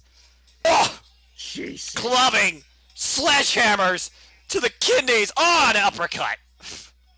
Yeah, bullpen hammer is more like it. Don't forget what his first group was in this company. Point taken. Although I kind of wish I could forget. Yeah. And anyway, that was a different era. And right this is a better era. Got him up. Oh, wow. Look at that stalling suplex attempt here by the big LG. Okay, how long is he going to hold him up for? I don't think it's going to be 60 seconds. I'm just going to say that for the record. I don't know. I mean, but he probably could. Those tights pretty snug. I'm just saying. Oh! And there we go. Drops him Stalling down and Rich suplex. Swann Full body. Two. on No. Dream Street, but a kick out. Willie Mack ready to break up the pin attempt there. I don't know how he had enough wherewithal to kick out of that. Yeah, right? And right now, Swann fighting from underneath. Oh, an uppercut. Oh, my God, what an uppercut. He just about knocked whatever the heck brain cells Rich Swann had is left to tag into Carl Anderson machine gun now. I mean, this is the firm control. This is the same guy that rolled at one point with Sami Callihan, so brain cells might be already a defect. And now a chin lock applied by Carl Anderson. Wrestling Bios is grinning ear to ear somewhere. Give them a follow, folks. Great YouTube channel. That being said, Carl Anderson controlling Rich Swann. Clubbing shot to the back. Off. Oh, Big kick to the midsection. Irish whip. One of the most proficient strikers is Carl Anderson. Never forget that, but not that time because his gonads just hit the middle turnbuckle. Yambag. Yambags. Yambag Yahtzee right there. That was proficient for that nether region. Tag to Big LG. As Taz would say, no, is Yambag Jones. Yeah, that too. He's got a bunch of Yambags. Oh, my God, an elbow shot. A falling elbow right to the side of the back while he was in the sitting up position. That's like a building falling down on you. Yeah, you ain't kidding. Raining down elbow strikes right now. Crushing the chest cavity of Rich Swann and into the chin lock again. Just a chin lock here. Chin lock applied here. Wearing down Rich Swann. Look at that. He's just squeezing the life out of Rich Swann, or at least he's trying to. Oh, there's a jawbreaker. Nice counter there by Rich Swann. Literally suspended LG for a moment, it seemed. Tag to Carl. It's very smart by the Bullet Club here. Try to isolate. Oh, enziguri though by Rich Swann. And now finally tags in the big man. Jeez, a clothesline. Oh, I don't think he even hit him with that. No, he didn't. Oh, wait a minute. Oh! Well, he hit him with that. Oh! Jesus Christ. Willie Mack. Big LG taking off the apron as Willie Mack is... Okay, Willie Mack rocked a bit there. Well, was going to go for it. Yeah, he got rocked by Carl Anderson. Oh, Samoan drop by Willie Mack. And usually I know what follows after this. Wait for it. There's a kip up. Yes, I kid you not. 1, 2, 3. Oh! Moonsault. Beautiful standing moonsault in the cover. Kick out at 2. I love that combination by Willie Mack. But it did get the win here. Can't forget how agile Willie Mack is for a guy his size. And right now, Willie Mack's looking for something. Willie Mack is scary agile, but the dude... you guys have seen it on Impact, and you still haven't seen all of this guy can do. He is a made balls. I first discovered Willie Mack at Lucha Underground. Spinebuster by Carl Anderson. Oh! And a kick out. And a kick out at 2.5 after that spine buster. We've watched Willie come up from literally sleeping on our couch. So, dude's got massive respect from us, and the guy can go at any style, any pace with anybody. Respect. Yeah, you ain't kidding. Oh, look for the Magic Killer. Denied. And right now, oh! By the way, this is the longest. God! Oh my God! What a high kick by Willie Mack. Sends LG over the top. This is the longest, by the way, a team has actually survived again. Oh! Good brothers. Good night. Pop-up elbow by Willie Good Mack. night. Oh! Oh! Not over. The Good Brothers still in this one. How the hell he kick out of that? Man. Pop-up KO shot. And Willie Mack now going to the top rope. Noah. That's a good question, Noah. Ask me that again in about 20 to 30. Anyway. Fair enough. And right now, Carl is just laying in on Willie Mack and up on the top rope. Oh, jeez. Looks like he's going to try to go for a Frankensteiner attempt here. But Willie Mack saw it coming. And a big headbutt sends machine gun down onto the canvas. Oh, well, LG trying to play interference. Oh. Oh, my God. And again, the ref It's not distracted. Ronaldo. LG. Oh, no! Oh, that's nasty. Right on the hamstring of Willie Mack. Oh, and an apron out of the choke apron. slam. Unfortunate series of events, and now the Good Brothers are looking to hit a trifecta of that recipe. Magic Killer! The cover, a 1, a 2, a 3, and it's still too sweet. Good Damn Brothers it. have eliminated 3 teams now, straight up. And the Good Brothers continue to roll on the gauntlet. What a effort, though, by Rich Swann and Willie Mack. Yeah, an But again- absolutely tremendous effort. Man.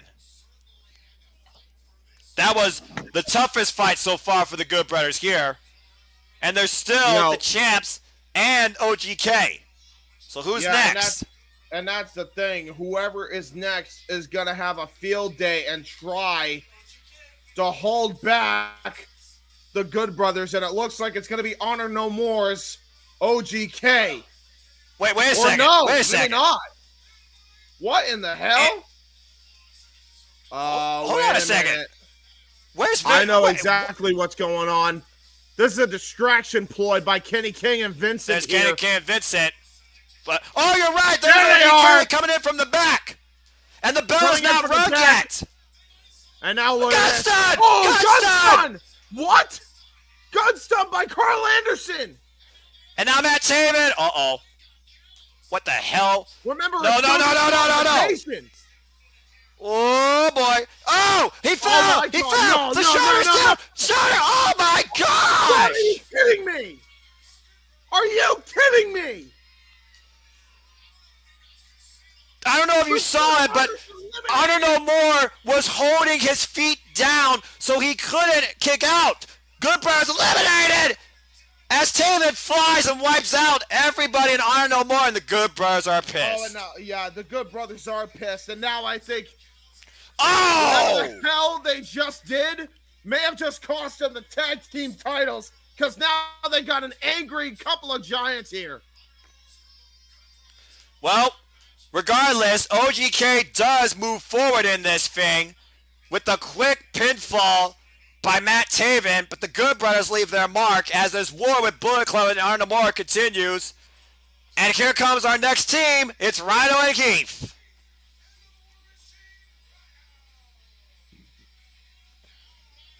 And Rhino it's and Keith now. About. Rhino and Keith now the freshest coming into this gauntlet. But Mike Bennett coming in from the back trying to help his partner that just got magic killed on the floor. And again, I don't think the bell has rung. Yeah, Heath and Rhino are definitely whole going to take thing. advantage here. This whole thing has broken down in every sense of the Yeah, word. absolutely. This has been chaos from the word off. Well, I mean, you figure about how we started. We had Matt Cardona, Brian Myers, and Chelsea Green, the major players. They went up against the team of W. Morrissey and Jordan Grace, which more so was not about the match, it was about revenge. And what happened in the end? Chelsea Green gets BQD through a table. Fast forward, you get the major players, they get pinned by the Good Brothers. Then the Good Brothers basically go 3-0 against not only the major players, but Rich Swann and Willie Mack, and Ziggy Dice, and freaking Johnny Swinger. And then the Good Brothers get duped and basically get eliminated by OGK. And here we stand now with OGK and Heath and Rhino, which I believe means there's only one team left, and that's the champions. And here we go. Heath Slater now going and teeing off here. This has been gangbusters insane. On Mike Irish whip Bennett in the here. Oh, Maria with the... And there's Back. that difference maker. Oh, and a discus elbow by Mike Bennett here, and now he's gonna try to anger Rhino. What the hell are you doing? Look at Maria. Why do you ask her what she's doing? One of the smartest getting women in all involved. professional wrestling. God damn it. One of the smartest women in all professional wrestling, might I add. Anyway. Yeah, you can see, look at that. Oh! Matt Taven's still favoring that neck, and it looks like 1, 2, Mike, no. Mike Bennett's gonna try to pin Heath Slater here, trying to get an advantage here. Tag. Oh, and now here we go. Here's the tag. To throwback, an old gimmick. Do you believe in miracles? Beautiful team where Matt Taven hooks the leg, kick out at 2. I don't know if I believe in miracles, but I know these guys don't believe in honor because they're honor no more. Haha, get it? Clearly. You believe in magic in a young girl's heart. Ask Heath and Rhino. I don't know if they would go to Disneyland if they want. Well, I mean, they do have Maria, but I don't know if any of them are really young or old or because I don't want to cover 1, 2. No, there's a lot of turmoil. Fran Parker's young. Yeah, I mean you're all wrong. All right. Maria was actually at my college one day. Maria's actually really awesome when it comes right down to it. She is a sweet peach. I love her to pieces. She's cool. Yeah, she's really cool. I actually know Mike Bennett. I actually know Mike Bennett's sister. She was a teacher at my Massasoit and Double Collision, by the way. Sorry. Yeah, Mike's great. I haven't met Taven yet, but Mike and Maria are awesome people. They're cool. Yeah. Well, tag to the war. Here comes Rhino. Thanks for coming, Matt Taven and Mike Bennett.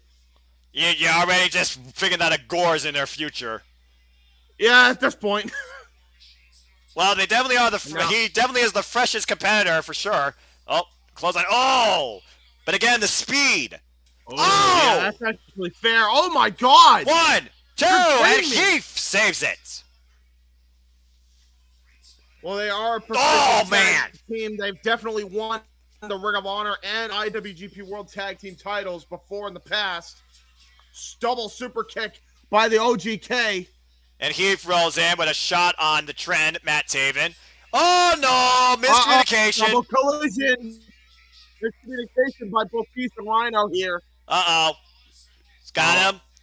Gore! Gore! Oh, there's the Gore! Good Lord! 1, 2, Rhino, Heath advance! That means Heath and Rhino are going to fight Violent by Design. Can Rhino get his revenge here? What a story this would be if Rhino wins the Tag Team Championships with Heath. Because there is only one team left. You're right. All that's standing between them is the champs. And here they come. Who won the luck of the draw? Violent by Design. Now the question is what heel turn right now. Now the question is, which of these two maniacs is going to defend the gold? With the freeboard rule, as Diener maniacally waves the flag of Violent by Design, and we've seen how many times that flag has come into play to give Violent by Design the victory. This is a big if for Heath and Rhino. As Eric Young. Yeah, it's Joe Doring and Eric Young. Oh, boy. Yeah, I think it's safe to say it's gotta be these two. Joe Doring, the still, I feel like, unknown anomaly of Impact Wrestling to a degree. And immediately we're kicking things off with old history as Eric Young and Rhino start off in the ring. Yeah, no kidding. Again, it was Rhino who was brainwashed at one time by Eric Young and was a member of Violent by Design until he was cast out. Basically after being on the losing end, it seemed. And then Heath basically coming back for his friend. Oh! And ever since then, cover 1, 2, no. Ever since then, Rhino's been wanting to rip Eric Young's head off. Yeah, no kidding. And now look at that. Eric Young now going to try to choke Rhino on the bottom rope here. And now look at that. Ooh. Setting up for a double boot there with Joe Doring. Well, again, freeboard rule applies for VBD. The cover by Joe Doring, kick out at 2. And right now, it's Doring and Young representing Violent by Design in this contest, defending the titles. I don't know how the champs got this lucky after the chaos we've seen in this elimination affair. Good grief. Yeah, no kidding. And right now, Doring controlling Rhino in the corner, but gotta be aware of the ref's count. Tag. Gotta be careful not to risk disqualification. Oh! I swear Although to I God, guess disqualification I think, still favors the champs. 1, 2, no. I swear to God, Coney Deaner is just a few fries short of a Happy Meal. Look at those eyes, man. Scary. He's been off his rocker since he kept calling himself not a nobody and joined Eric Young in this brotherhood of insanity. James, I think Cody's only a few fries into a Happy Meal. Let's not kid ourselves. That's even worse. That's true. That probably explains how crazy he is. Although I still think Crazy Steve is crazy, right? He was probably eating a Happy Meal, and he's like, where the hell did the rest of my fries go? Meanwhile, they're staring at him in his face. Personally, I'm a Wendy's guy. They're literally on his plate, right there on the tray, going, dude, I'm right here, you idiot. Yeah. He's like, where did my fries go? Where did they go? And he's like, why? Oh, and all of a sudden he's like, why are the potatoes talking to me? I'm hearing voices, and they're not in my head. They're in my spuds. What the heck? I hear voices in my spuds. They talk to me and they understand. I need a Happy Meal. My segments clearly are just duds. All right, we've clearly lost all control here. Oh Lord. Oh, now here we go. We got a fight going on here. Rhino trying to fight back. There's wrestling going on. I forgot about that. Oh, that's right. Oh, double down. Eric Young and Rhino both down here. Heath Slater now trying to get Rhino to tag him. Or Heath Miller, I should say. I'm thrown off. I'm thrown off with the food talk. Heath tagged in now as Heath goes after Eric Young. I need those fries to feed my kids. Open mic night. Which restaurant has the best fries? Stay tuned, folks. Meanwhile, duck in the clothesline. Oh! What a leg lariat. The cover. 1, 2, no. You know why? Because they're actual fucking fries. Burger King has the best chicken nuggets. Wendy's. Well, okay. Pile driver. Denied. Ducks the short on clothesline. Oh! Oh, a zigzag. A wake-up call! Miller. 1, 2. Wait a second. The foot on the rope by Diener. I see now. This isn't wise. This isn't wise. Oh, man. Oh, well, there goes Heath. I saw that coming from a mile away. Eric Young with the cover. 1, 2. It's not over. Heath Slater was actually able to kick out of that clothesline from hell. Because that's what that was. There was no other way about that. That was a clothesline from hell. Lariato in the strongest form. Shout out to Satoshi Kojima. Lariato from the depths. Eric Young, awkward way to escape out of the corner. And yeah, right does now, the Ric Flair turnaround. Oh! But, power slam by Heath Miller. Cover, oh, my God. 2, no. Broken up by Doring. Was able to break it up. Oh, boy. The two bulls are in the ring. Oh, boy. And here we go. What happens when a Rhino meets a Doring? I don't know. The wide-eyed stare. That sounds like a bar joke. Uh-oh. They're calling for it. Wait, look at Doring. Watch Doring. Oh, denies the gore. Pulls Rhino to the outside of the ring. Drives him head first into the ring post. And I think this is where it all ends. The Heath and Eric Young. Oh, kick to the midsection. Got hooked. He got hooked. Wait, no, he did. Oh, backdrop by Heath Miller. Heath might be looking for another wake-up call. Oh, Eric Young denies it. And now he's got him up in position. Pile driver. It was a plan violent by design, and it worked. The champs retain. Wow. The champs survived the Elimination Challenge, coming out last and putting Rhino and Heath Slater out. I don't know how they got the luck of the draw, but at the end of the day, they still retain. Yeah, you ain't kidding. Well, bottom line, the champs stay the champs. The following announcement has been paid for by the Jeff Meacham Network.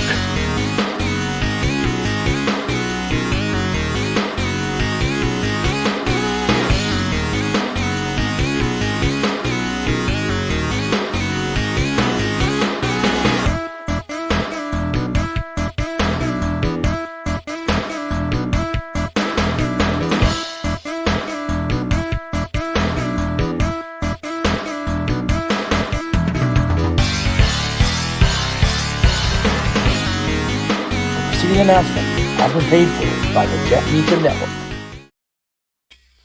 And there you have it, folks. Again, if we get to those goals, you will continue to get these fun play-by-play reactions and live commentary coverage for more events to come, including Impact Wrestling's next monthly special ahead of the next previous anniversary, Under Siege. Who's got the button, I ask you? Who's got the button? Who's got the button? Well, I don't know who's got the button, but I can tell you who has the title as we now head towards the Knockouts Championship match. World title, baby! Knockouts World Championship. The Boricua badass Tasha Steelz defends the gold against former Knockouts champion Rosemary. And really, this all comes down to the fact that Rosemary won an over-the-top Battle Royal to be considered the next contender for the title, outlasting several other knockouts, including Michelle Shaw and Lady Frost, with this beautiful tarantula-type hold on the ropes. Rosemary, no stranger to the Knockouts gold, being a former two-time, I believe, Knockouts champion. And also consider this: Havoc and Rosemary actually are the ones that dethroned Fire and Flava, so there's already history between both of these individuals. But right now, Tasha Steelz, she is the champion. She's not coming in. I am right as on that, challenger. right? Yeah, I'm right. You on are. That. Right? Yeah, you are, dude. Because I saw it live at Slammiversary last year. Yes. All right. So if we were doing drinking games tonight, as many times Noah said that he was at Slammiversary last year, I'd already be having alcohol poisoning back in the hospital. I'm still waiting for the Slammiversary announcement. One of my bucket list goals. So Tasha Steelz, Rosemary, here we go, baby. Yeah, buddy. While the things are about to get dark, see what the hell we have for dinner coming up. As Decay makes their way to the Impact Zone.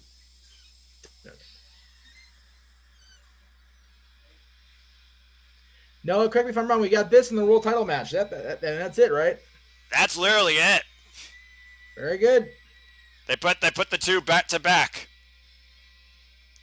As it should be. Ken has returned back to chat. Hello, Ken.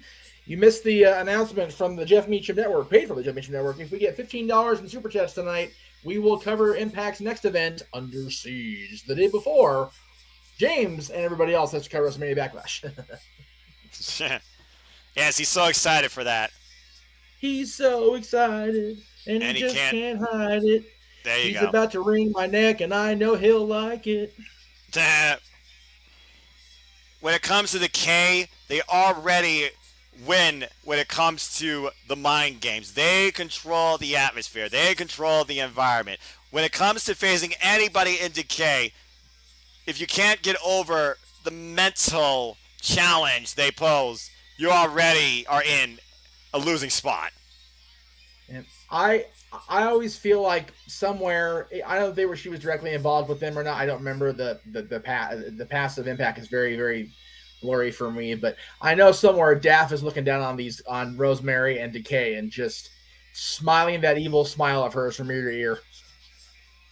You know, in a what if, I would just love to have seen Daphne and Decay together in one of those crazy matches with the thumbtack boards, tens of thousands. Seriously, let's just put these girls in there with Monsters Ball and Daff and just call it a what the hell. Respect. Oh. Well, speaking of respect, here comes somebody that poses no respect to anybody but herself. Tasha Steelz. And you know what, Noah? She's earned the right to be that cocky. Like the Kid Rock song says, it ain't cocky if you back it up, and she has backed it up from Jump Street. Look, women like her and Jade Cargill, they define their confidence and back it up in the ring. That's what makes them champions. Tasha Steelz, she's always been that person that you think couldn't be in that spot. But at the end of the day, she proved all the doubters wrong.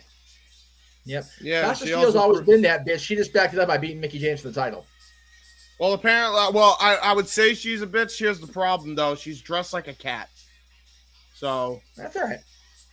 And there's that. Well, there's another word associated with Well, there's another word associated with Cass that starts with a P, but I would not call Tasha Steelz that, especially in this scenario. Neither one of these ladies are anywhere remotely near that. These two broads are crazy and tough as nails. Well, here's the thing. One is crazier than the other.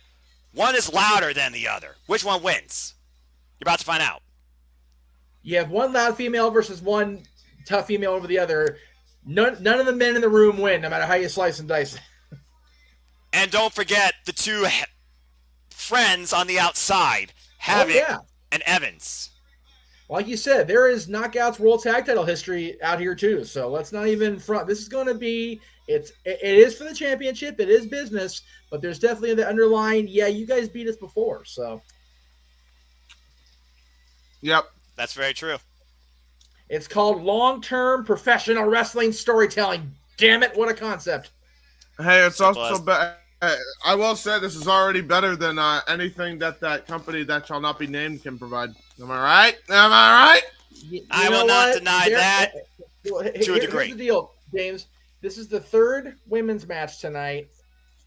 I know all the people involved in the matches tonight, so there is that. That's true. Context. Who are you? We actually know who you are. What a terminology. If you're booking just on the female side of things, this is the female main event. These two ladies are known throughout the wrestling world of how awesome they are currently in the moment. So there is that. There is that. Man. Oh! Well, clearly Rosemary did not forget about what happened this past Thursday with the cheap shot from Tasha and Evans in the parking lot. No, clearly not. Decay never forgets, put it that way. Women are a lot of things. Forgetful is usually not one of them, Noah. Look, Decay, they are their own entity. They play by their own rules. And if you cross them in any way, you basically are cursed by them for life. Yeah. If you're crossing Decay and you're crossing a female, you might as well just bury yourself in the sand and call it a day because you're done. That's it. Forget it. Well, I mean, if you're a virgin, all you have to do is give your blood. Oh my God! Can we get you know what? Not even. This is for shoot. Can we? Whoa, the tarantula! Can we Upside get down? Tarantula by Rosemary. Can we get Decay as a trio in the men's side with Crazy Steve, Black Taurus, and Danhausen leading the charge, please? Oh Lord! Do we really want to unleash that kind of sheer torture and hell upon the wrestling world that is Impact Wrestling? Yes. No. Yes. No. Yes. Yes. No. That shouldn't even happen in Wrestle House. Oh, look at that.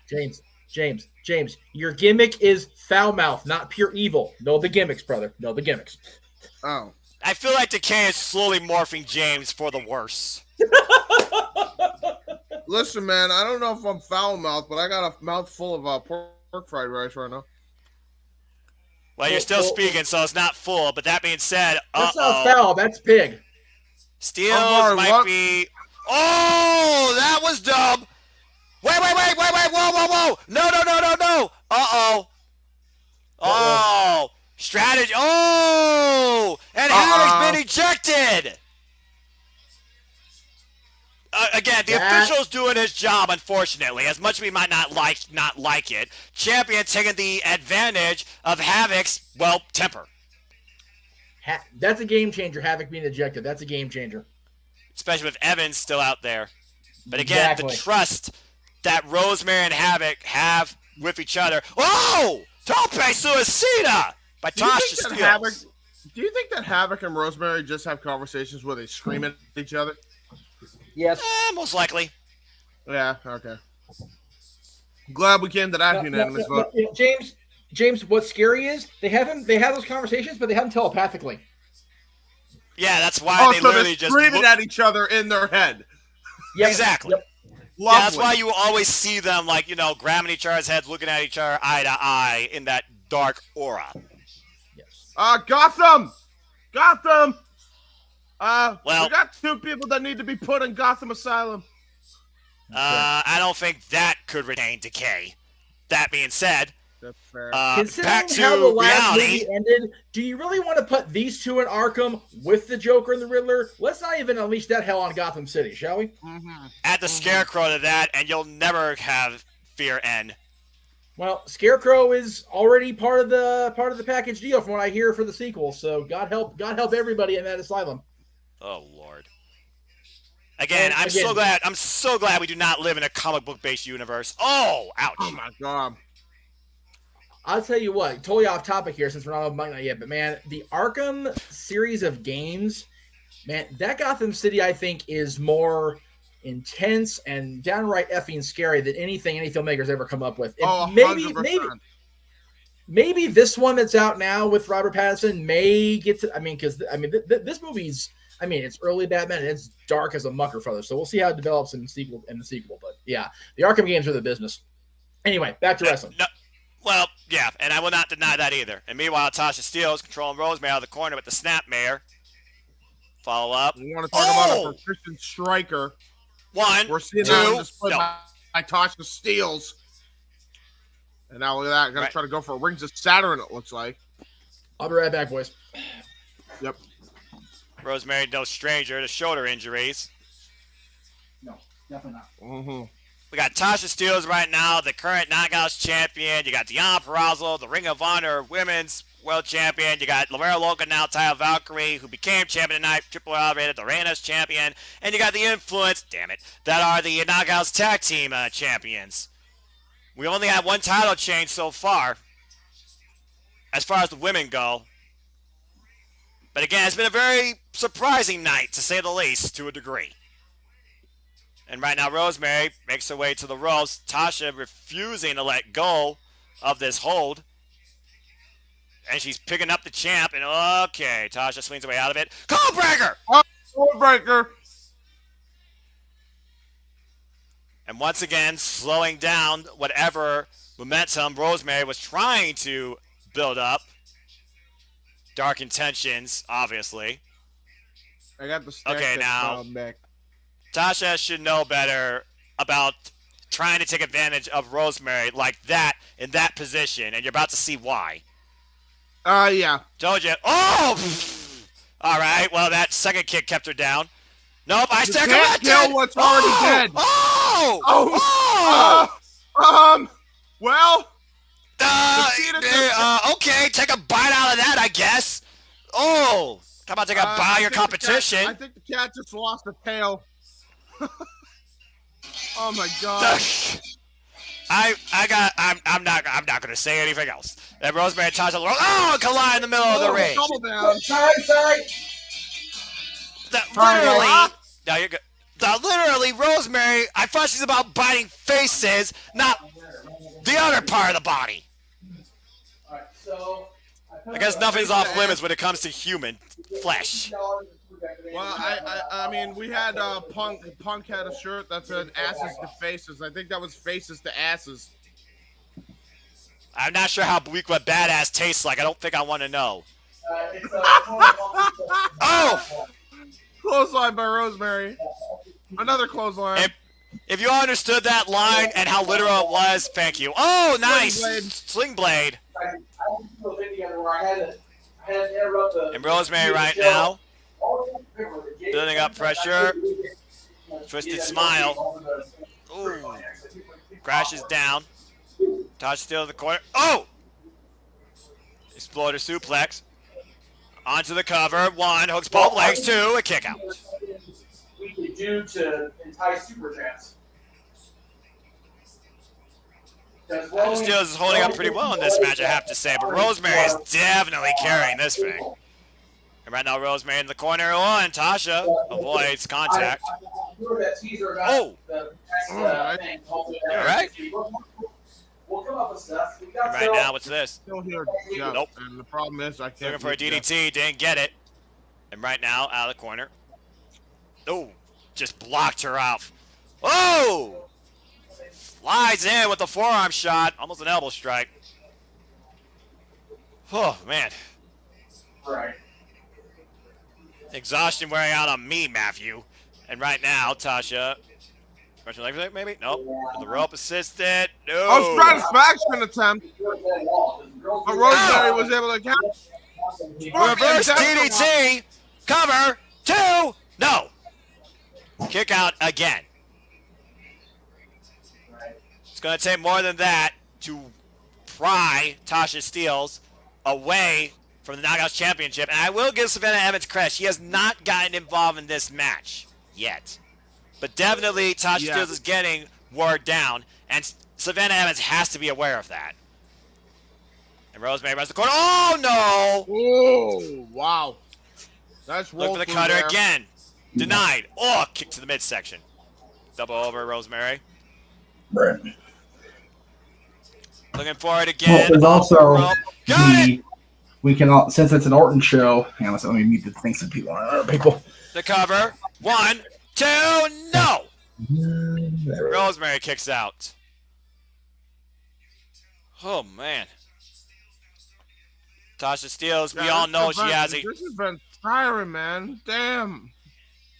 This is professional wrestling. What you expect? Oh, now look at Evans getting up on the apron. What is she trying to do here? Oh, look here. Caught right now. Oh, wait a minute. David, watch your back. Watch your back. Oh! Evans with the hit and run and a big boot. Boo! And nobody, and the ref didn't see it. And Tasha now looks for the crucifix bomb. Oh, Rosemary denies it. And right now, going for it again. Can she hit it? Oh, got her! Followed it up. 2. No! Oh, kick out! Tasha Steelz with the crucifix bomb that won her the title did not allow her to successfully defend it here. And right now, Tasha Steelz is apoplectic. Looking to go to the top rope. Might be feeling a little froggy. Rosemary in the drop zone. No! Crashed and burned. Hit the knees first. And right now, Evans trying to get involved again. Wait a minute. Oh, the mist! The mist! The green mist in the face! And a spear! The cover! 1, 2, champion! Oh! My God! The wild-eyed,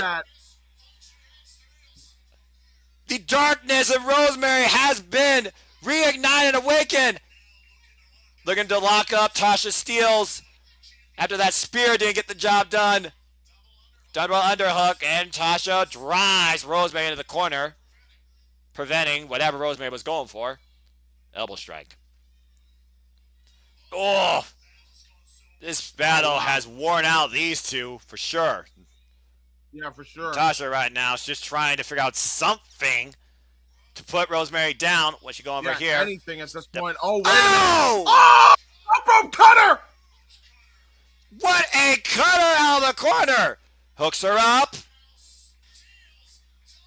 Jumping Rosemary down and retains the title! I'm not sure about that, considering where her shoulder was. But nonetheless, referee called it. Tasha Steelz retains the title. Well, controversy abound considering what she used to her advantage. But regardless, Tasha Steelz is still your Knockouts champion. The Week One Badass still holds the gold, but Rosemary came to fight. Meanwhile, here comes Havoc. And right now, Havoc driving off Savannah Evans and Tasha Steelz now that business is done. No doubt they were going to do something cruel. Thank goodness Havoc came out for the save. What a match. Tasha Steelz, though, still your Knockouts champion. And she will tell you okay in her own way. I'm going to go here for a second, but I'm going to just call it how I see it. Havoc is the reason that Rosemary lost. Well, because yeah, if she didn't get involved and let her temper get in the way, Rosemary had a shot at winning this thing. That's true. Meanwhile, as we look ahead towards what's next in Impact Wrestling, we got May 7th, where we will be going Under Siege. But now, let's talk about the next time Impact Wrestling goes to pay-per-view. As, if Jeff has a drink, I went and saw live last year in Nashville, Tennessee, celebrating their 20th anniversary. Once again, from Music City. Slammiversary! Like today. If I could go back to Nashville, Tennessee, just to see this again, I would in a heartbeat. Where I will say right now that Impact Wrestling Slammiversary and the tapings that followed afterwards is probably my favorite live experience as a professional wrestling fan to date. And now, June 19th, the world is remembered. Slammiversary goes home to Nashville, Tennessee. I really hope it's in Skyway Studios. That would just be so awesome. But then again, they could probably do even a bigger venue. I mean, so I'm very curious.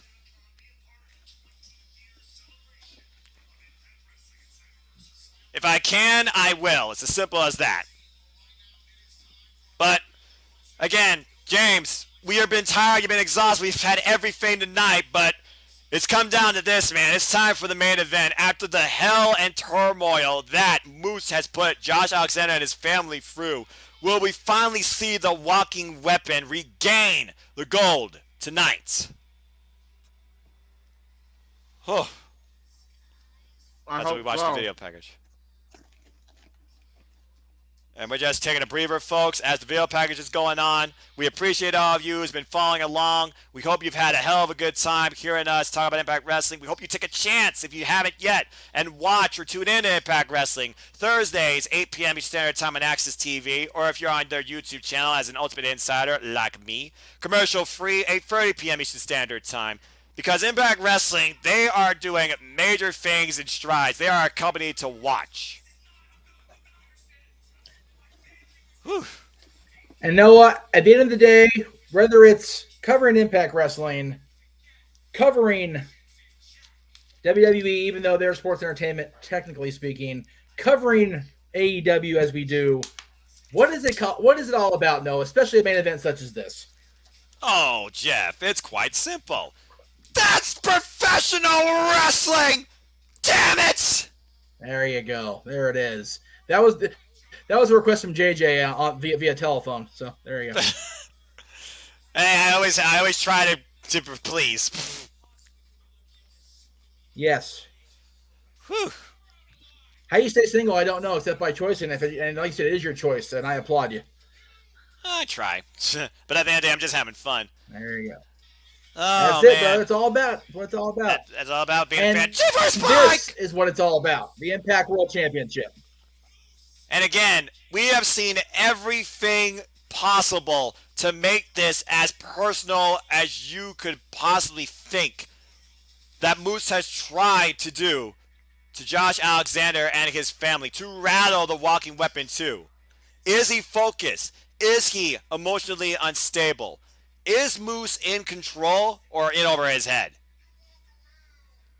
Exactly. I don't know why this isn't working. I'm trying to get my person app over there to connect to the hockey game. I still can't believe he did that. He speared his damn wife.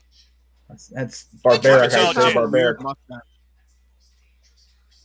I might want to explain to me the mustache that Moose is rocking.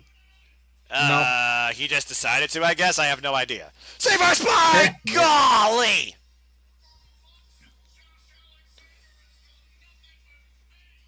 Oh, man. The amount of turmoil, disappointment, and falling short in this pursuit has just been insane. And now, after all this time, finally, it comes ahead tonight. Moose, Josh Alexander, the Impact World Championship. Talking is over. There's no more promos. There's no more mind games. There's no more waiting. There's no more obstacles. This is it. Computer. Play Sirius XM. And here he comes. By the way, Jeff, we can still hear Computer, you. decrease volume. Oh, wow. Oh, Computer, lower volume again. Okay. Okay. That is cool. I can't say anything else. That is freaking cool. Look at that. Mini walking weapon.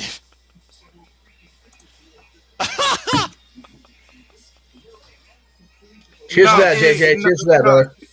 So here it is. It's he's not the mini walking weapon. He's the accessory to the walking weapon.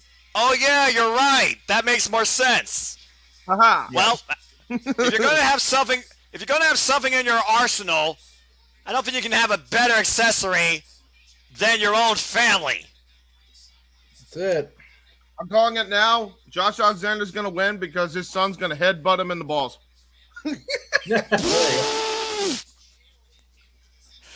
right. The little gore. Gore. Well, if he does it, I'm sure Jade will have no problem slapping Moose, as his wife is at ringside too. That's it. Oh, by the way, I pardon me for not being on air for the Slammiversary plug.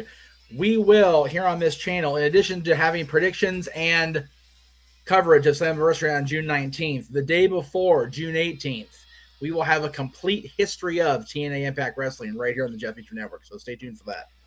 Nice. Meanwhile, we now wait for the champ. The self-proclaimed wrestling god. The self-proclaimed greatest Impact World Champion of all time.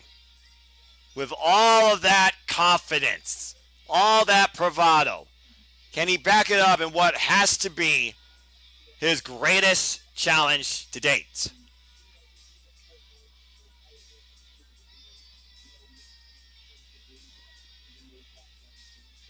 Oh, he's ready. Moose is ready, and Moose has arrived. Regardless of how big a heel, big a son of a bitch he can turn out to be, Moose is not anything if not always ready. Yeah. Again, When he's got Josh Alexander his became money. known as the standard of Impact Wrestling. Many people have called Moose a five-tool athlete. He calls himself Mr. Professional Wrestling. Coming off from the NFL and training that away to be a professional wrestler immediately when the opportunity presented itself. You see what he's done with it now as he locks eyes with Josh Alexander's family. Yeah. Moose has sacrificed everything. Friends, family, accolades, and appreciation of the audience to be the Impact World Champion. We've seen what he's done up to this point. What will he do here to retain it? Well, remember what Scott D'Amore told Josh Alexander in the back, actually acting like his coach. He needs to not go in here rushing Moose. He's got to use it as motivation to make sure he keeps Moose grounded. Will he take that advice? If there's one thing Scott D'Amore knows even better than running a company, it's coaching Canadians in wrestling. So there is that. That's true. Main event of the evening, as David Pence with the introductions. Whew. It's crazy to think that I was there almost 20 years ago when Team Canada regained the NWA tag titles from 3 Live Crew in the old Impact Zone at Universal Studios. With Scott D'Amore at ringside. And it was EY and Bobby Roode at the time. Mm.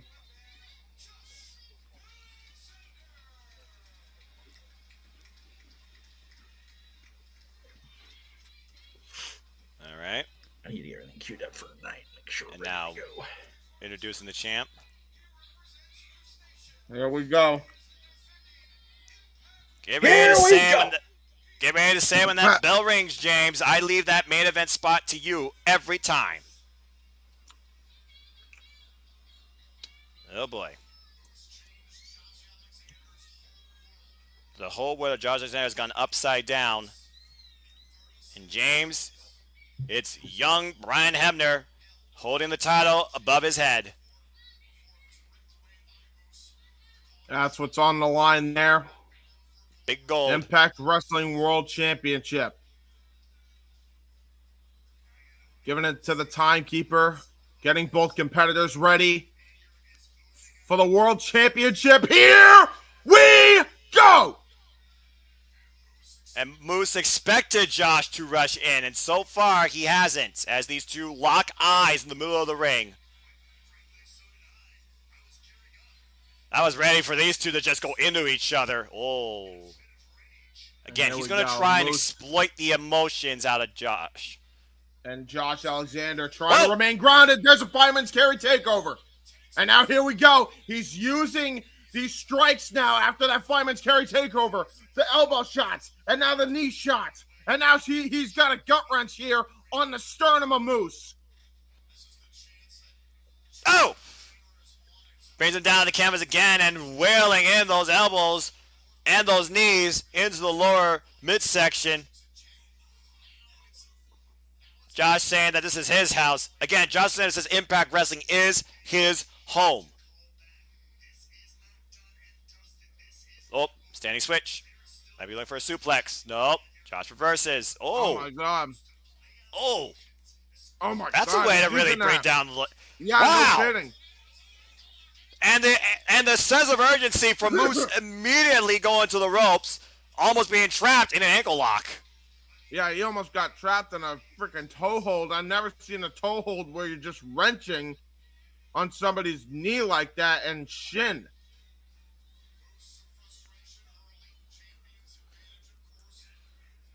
All right. Moose trying to regather himself here. Now he's climbing back into the ring. You got to imagine that Moose has to be aware of what he has been building in Josh Alexander these last few months. Oh, big back elbow strike. Yeah, no kidding. Oh, knee strike again by Josh Alexander.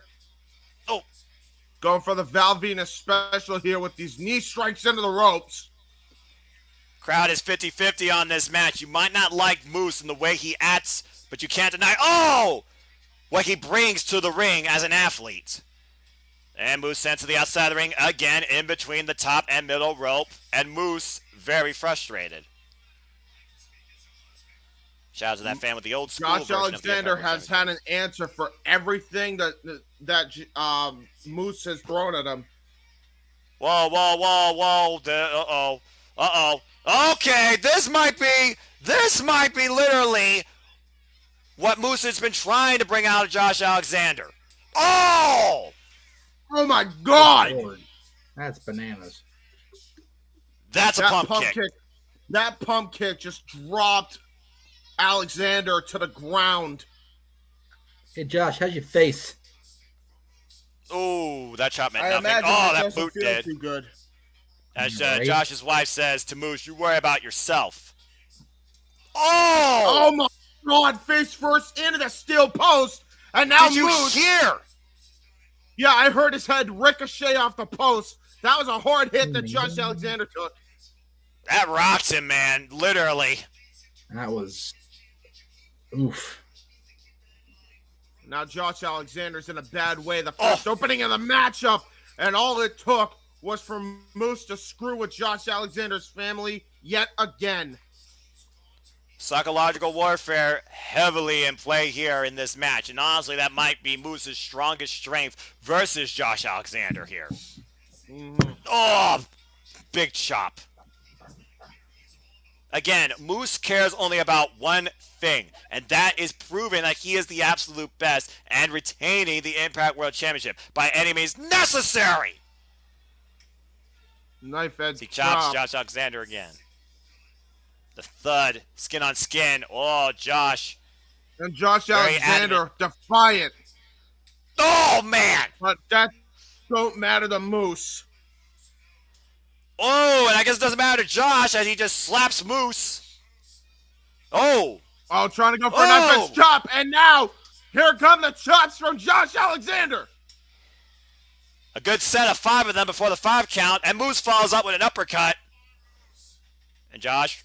Oh! Oh, an elbow strike right to the head of Moose. Drop and kick! A picture-perfect drop kick by the former NFL linebacker. Eat your heart out, Okada. Wow. These two knocking each other around the ring right now. This is just a straight-up brawl.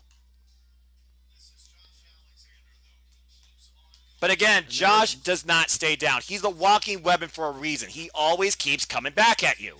Oh, man! That Moose back body drop by Moose. Although that will slow him down.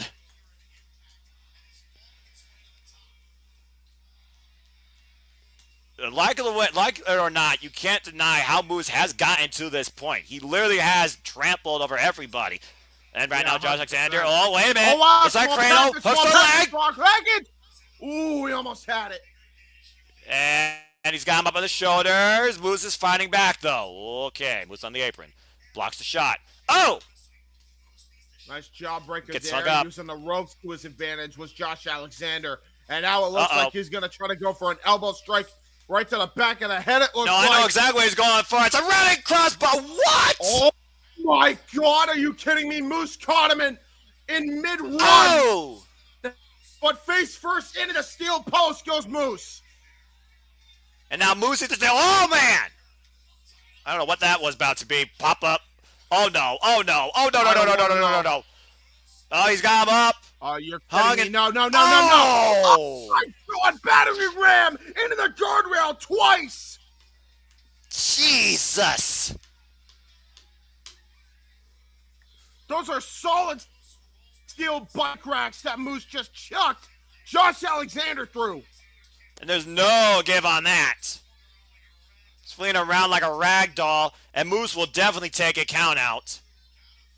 Count of 3. Josh Alexander, he's trying to gather his wits about him here. Can't even find the top part of the guardrail to pull himself back up. And there we go. And Alexander makes his way back into the ring. And now Moose again, this crowd is definitely split. They respect what both these athletes represent in Impact Wrestling. The world champion might be called a moose, but right now he's acting like a snake in the ring right now. A predator. Meanwhile, applying a octopus abdominal stretch. Look at this. Just methodical in his assault on Josh Alexander. He's targeting those injured ribs that he just set into the barricade not too long ago. Oh, wait a minute. Oh, wow. Look at that, though. Josh Alexander. Oh! Oh, my God. An open ham slap by Moose. Whoa! Oh, belly to belly by Josh Alexander. And all of a sudden, Josh Alexander has life. And as you were just talking about Moose having the advantage, Josh turns the tables just like that. We've seen these obstacles, by the way, that both these men have gone through to get to this point. Moose against Matt Cardona, against W. Morrissey, against Eddie Edwards, against Rich Swann. Josh Alexander against Jonah, against Minoru Suzuki, against Charlie Haas.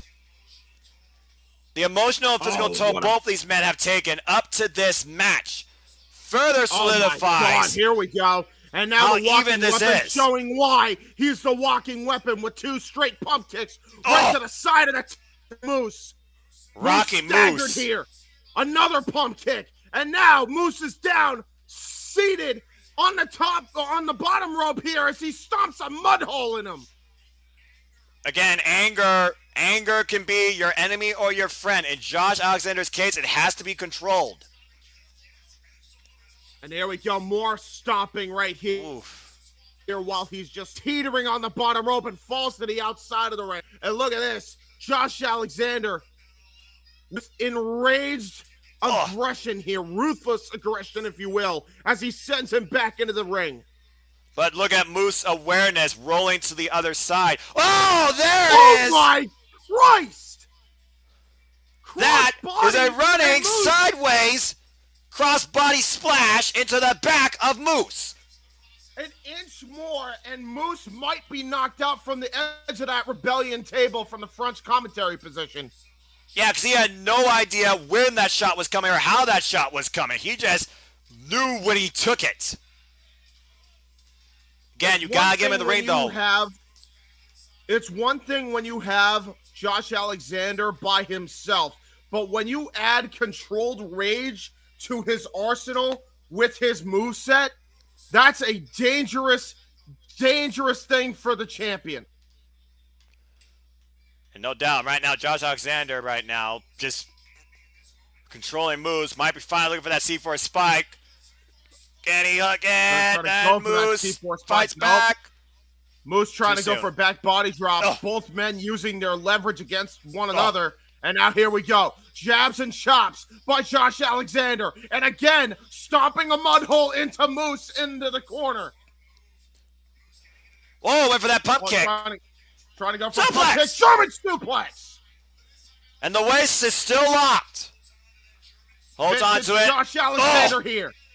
Another There's a second German one. suplex. Might be looking for a Keeping that trifecta grip. here. Think about how much energy this exhausts. Oh, there it is. Oh, my God. He's not even done. He's still got the hands clamped. Oh, A fourth German suplex. He's going to go for 5 now. he you still has kidding the me? waist locked. Trying to muscle this man up. Oh! What was that I said about having Josh Alexander with controlled aggression? Oh, yeah. He's a dangerous son of a bitch. Looking for 6. Golly! Oh, my God. And he's not even done. He's just dumping Moose over and over again on the top of his head and shoulder blades here. Exhausting more and more energy with every suplex. God! That's 7? Are you kidding me? He's going for 10. I mean, 7's a lucky number. I would stop right there. Why push your luck? Or your waist? God! Are you kidding me? And look at this. Moose is fading here. He's actually fading from these Germans here. He might legitimately be knocked out from these, James. God! Another German suplex. And now here comes the 10.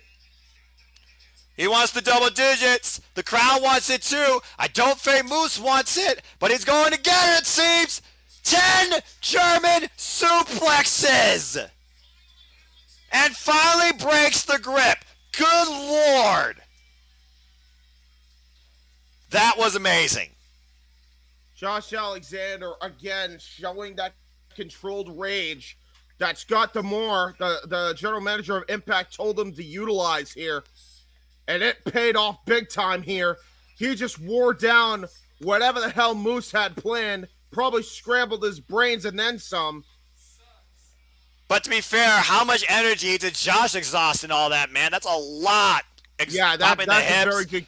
That's a very good point. Dead Noah. weight probably at some point you were constantly lifting. I don't think Moose knows where he is right now. And now look at that, gonna try to go for that C4 spike here. Gonna try to Looking go for the for that spike. Gonna end the night. spike pedigree. Oh, here comes the back body drop. He got it. Surprisingly enough, Moose has enough strength to hit that. Champion awareness. And right now, Josh is thinking about, oh my Holy gosh! drop kick. And now Moose, go to hell, Josh Alexander, cover 2! No! Oh my God, I thought he had it. I thought he retained the title there. Top rope Baldo bomb. Top rope Baldo bomb from the top rope, a go to hell. And it still was not enough to put Josh Alexander away. At this point, I wonder either man's trying to send a stairway to heaven. I think we're about to see a stairway to hell in a minute. Well, I feel like we're already on the highway to there with how much anger, animosity, and physical brute strength both these men unleashed. Trying to Oh, go went for a spear. Gets countered into the turnbuckle. He goes. No! And a deadlift German suplex. But Gets Moose back on 11 his German feet. Suplexes, but a pump kick by Moose.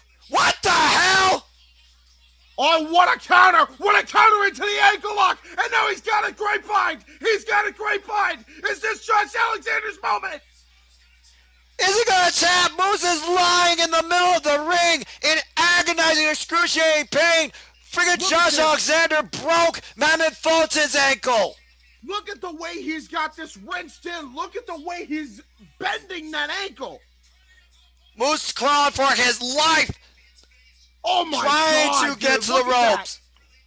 Will he ankle tap? is not meant to bend that way. He's thinking about it. Oh, he makes it. That And there he long goes. reach.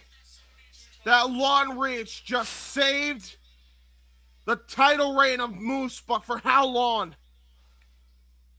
I don't know, man. And again, how much energy is Josh Alexander? Oh, wow. Look at using? Josh Alexander's eye. One of those pump kicks caught flush on the eye.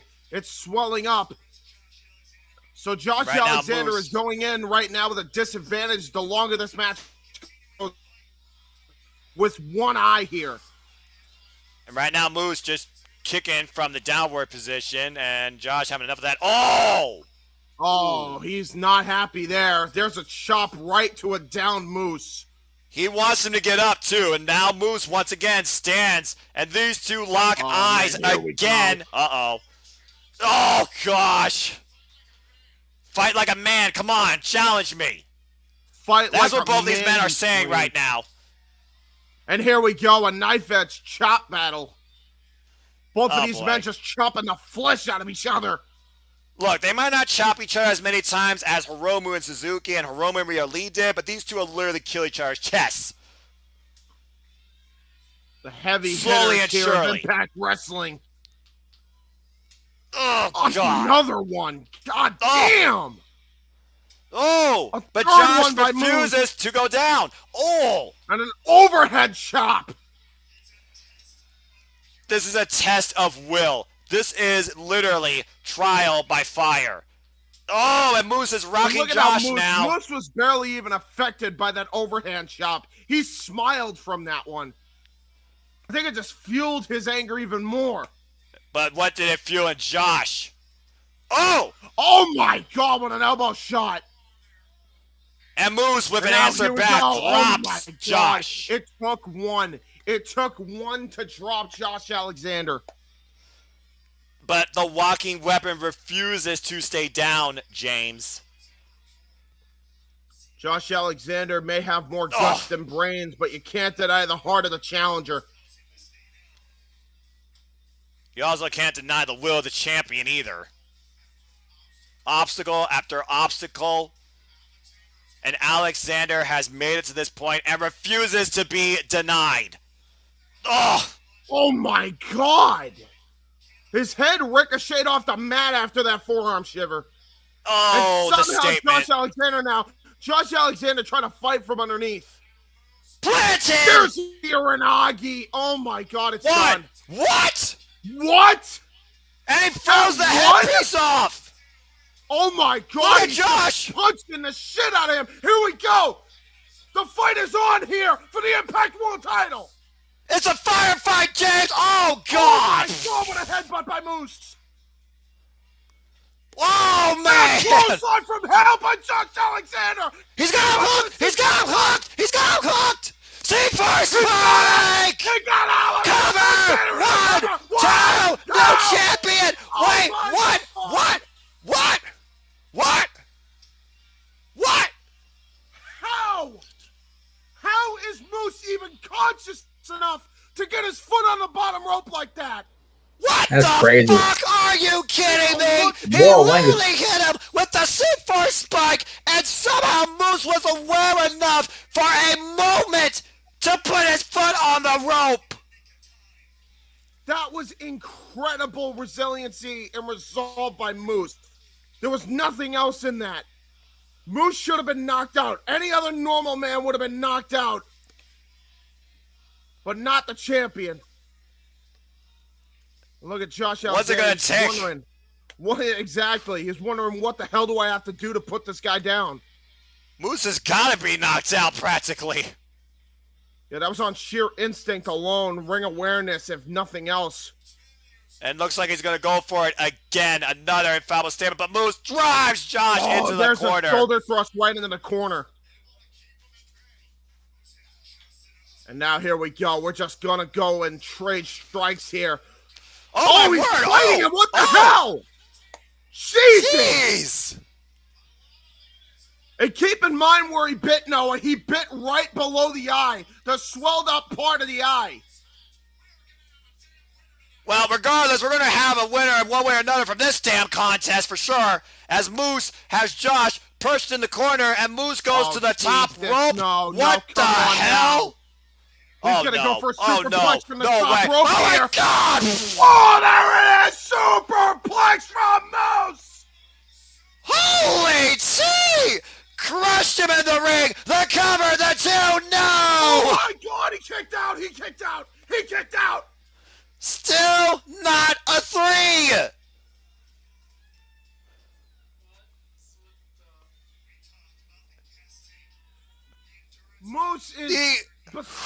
himself.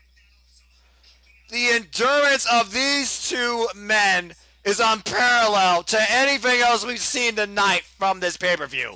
Keep in mind what he has not been able to hit this entire match. Gonna go with the spear! What? Oh, wait a minute! He caught him! He caught him! Look at him! He's got Styles Clash! Styles Clash! Josh Alexander into the ankle lock! Again! And Moose again in a horrible state of affairs! Will he tap? Will he tap? Is this it? Is this it? He has got him in the middle of the ring! Will Moose tap out? Biting himself! He's practically biting himself to stay in this damn thing! He's gonna lose his ankle! He's trying to scramble to the ropes, but Josh will not let him! He just kicked him in the back of the head! And Moose desperately crawling in the corner! Middle turnbuckle! Oh no! Grasping the turnbuckle, pulls it off! Oh! Oh my God! Kick, What a kick low right to blow. the knee, right to the knee of Josh Alexander, and that could spell disaster for Josh. Yeah, almost looked like it could a low blow, but as you alluded to, James, you're right. He kicked him right in the knee, took him out the base. Desperation, definitely setting in for Moose. Oh no! Oh no! Right into the side of the jaw of Josh Alexander into the exposed steel. And the mouthpiece goes flying. Josh, spear by No, Moose! not like this, damn it! Not like this. Come on now. This gotta be it. The cover. 1, 2. What? No, it's not. It's not over. It's not over. What in the holy hell? No one has ever kicked out of that spear. Josh just did that. Josh Alexander will be dead before he loses this match to Moose. This is what it means to be the Impact World Champion to both these men. This is what it means to watch Impact Wrestling. And you're seeing it firsthand here. Josh literally on instinct alone or divine intervention surviving the spear. And look at that. It looked like he was trying to go for a Bryan Danielson, Noah. You saw he was going to try to go for multiple stomps to that same head. But well, now he's Alexander exposing. Was able to get that ankle lock in there for a long time. He was not able to follow through on that predicament. But once again, he exposes another turnbuckle. Oh, now no, he's going to go for a buckle bomb. No, you got to be kidding me. Come on now. Oh, no. Oh, no. Oh, my God. Exposed turnbuckle, buckle bomb in position. Oh! Oh, you're kidding me! A knee strike right to the hair, Moose!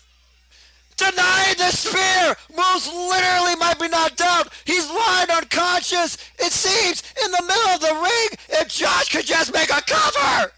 He's not going for a cover, Noah. He's going to go for the C4 spike.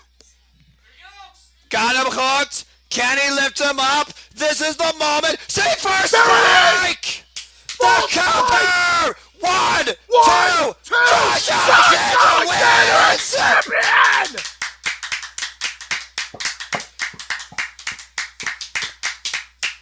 Josh Alexander finally, after months of frustration, anger, disappointment, and absolute family turmoil, has put away Moose and claims the Impact World Heavyweight Champion.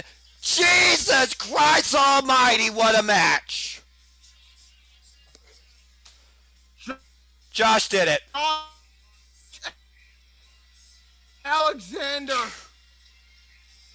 for his people, finally overcomes the odds and is Impact World Champion. As his wife and son are now in the ring, Josh Alexander once again Impact World Champion, and this time fully enjoys the moment. Congratulations to the Walking Weapon. You absolutely deserve it. Daddy did it. Daddy is champion. What a moment. What a scene. What a moment an absolute for Josh Alexander. battle. Wow. And there goes my voice. Mission accomplished as his wife locks the title around her husband's waist. Josh Alexander, the walking weapon, is not only home in Impact Wrestling, he is Impact Wrestling, and now stands as your new, undisputed Impact World Heavyweight Champion. The wife trying not to cry. It's great. What a moment. What a night. Thank you all so much for tuning in with us on this wild ride. We say goodnight from Rebellion. No. This is Impact Wrestling. Hey, hold it. We're not saying But goodnight. that's only part one of this shindig. Golly. Desist. No saying goodnight. Goodness gracious. Okay, hang on. All right.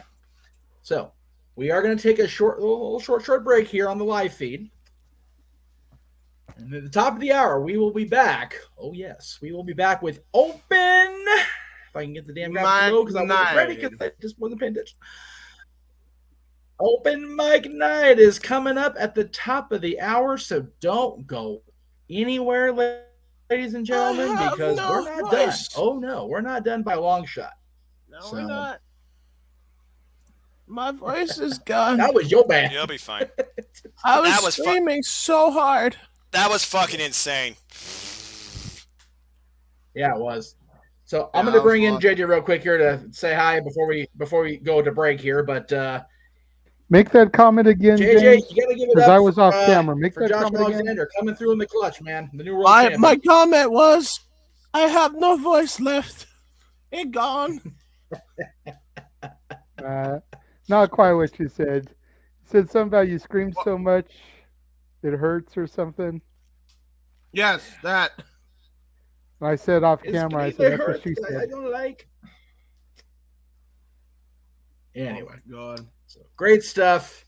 Thank you all that tuned in for the Impact portion of your show. But coming up at the top of the hour, just 5 minutes, we've got Open Mic Night round 2 for the weekend. So don't nobody go nowhere, as they said in that movie that I can't think of the top of my head right now. So, back to feature. Duh. Piper moment, Jay.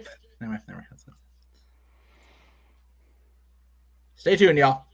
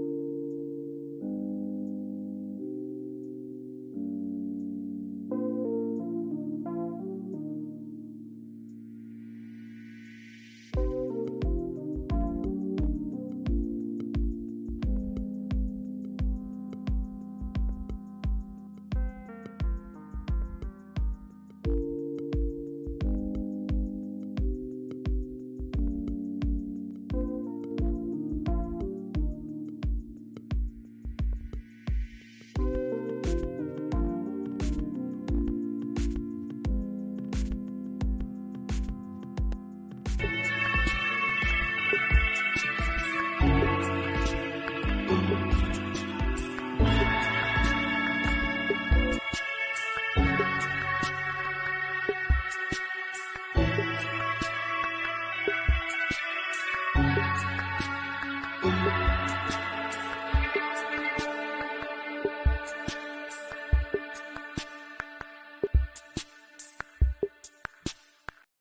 following announcement has been paid for by the Jeff Meacham Network.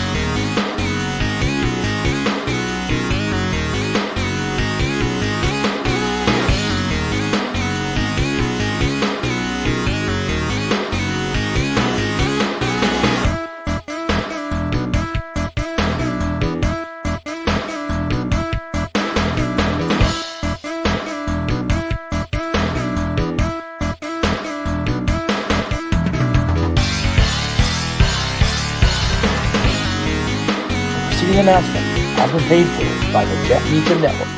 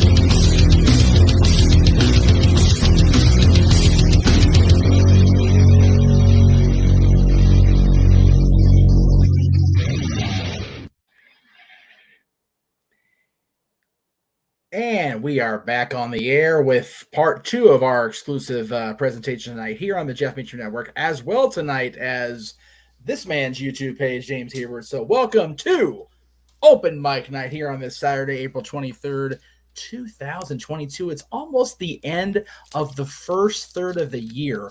Jeebus Crease. I swear this year is flying. All right, cool. Much like it seems like the rest of my life is flying. Hang on 1 second. Of course, I can't be on the air and not interrupted from home because, you know, that's how it works around here. Yes, I have Cheerios here, but not milk here. So definitely milk and definitely Coke Zero to keep here, period. Thank you, period. I'm still on the air, by the way, period.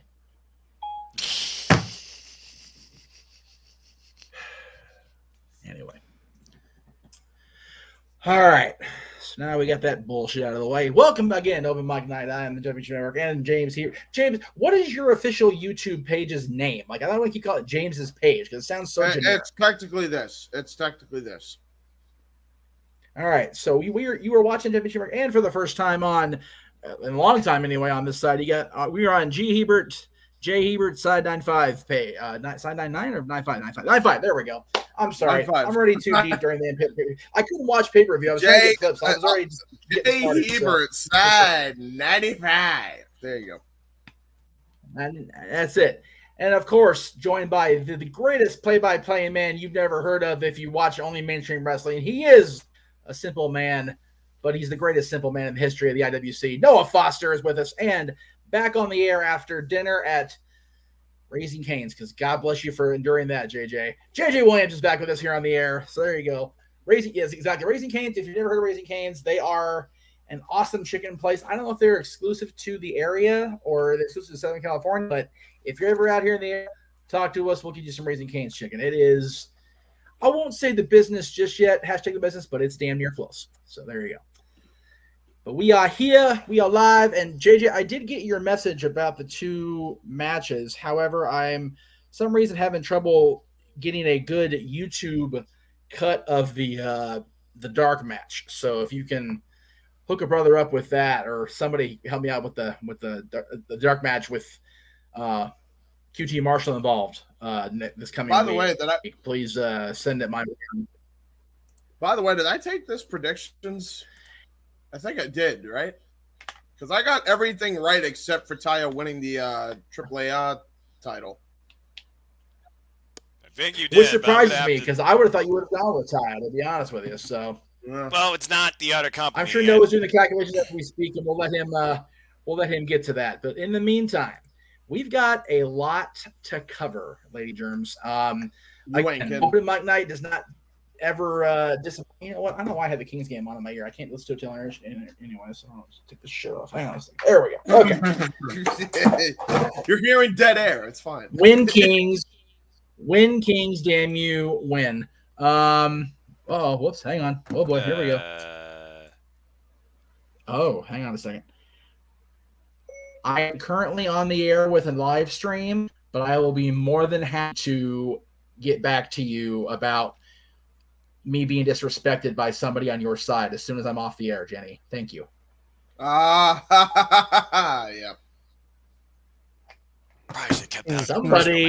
Somebody done ratted on somebody, and I'm all right with it.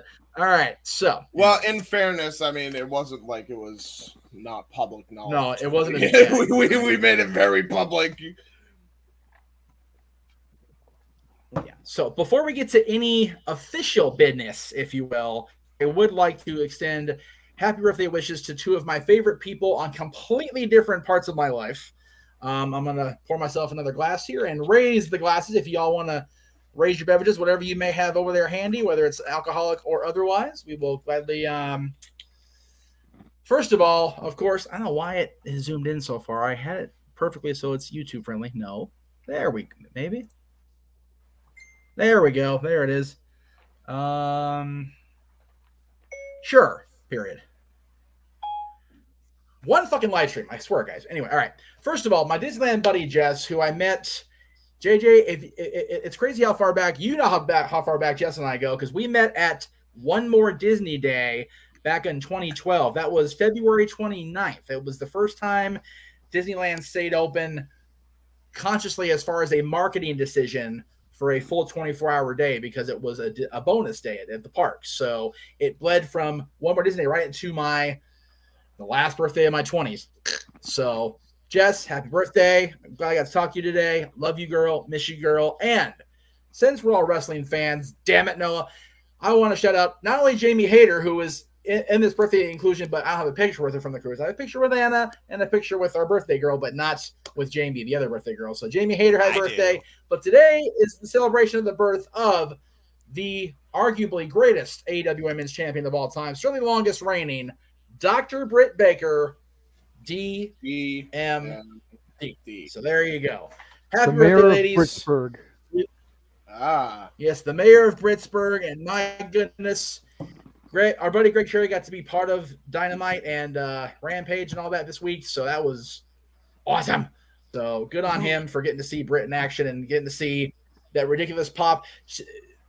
Everybody was so over in Pittsburgh. Even Dan Lambert got cheered. Let's not sleep on that for a moment, shall we? Dan Lambert got a pop, so good on him for Dan. Good for Dan. You did the thing, Dan. Anyway, all right. And yes, as we announced in the trailer during the tail end of our Impact Rebellion coverage, as well as right before we came back on the air here for our open mic night round 2. If we get super chats totaling $15 tonight, which will get us over that next little hurdle, we will, in addition to covering WrestleMania Backlash, which again, much to James' chagrin, I'm not committing either man to this, by the way. I'm just saying this is what's going to be. We will cover Under Siege from Impact Wrestling coming up in May, because we're definitely covering Slammiversary in June. Without You're damn right. So 100%.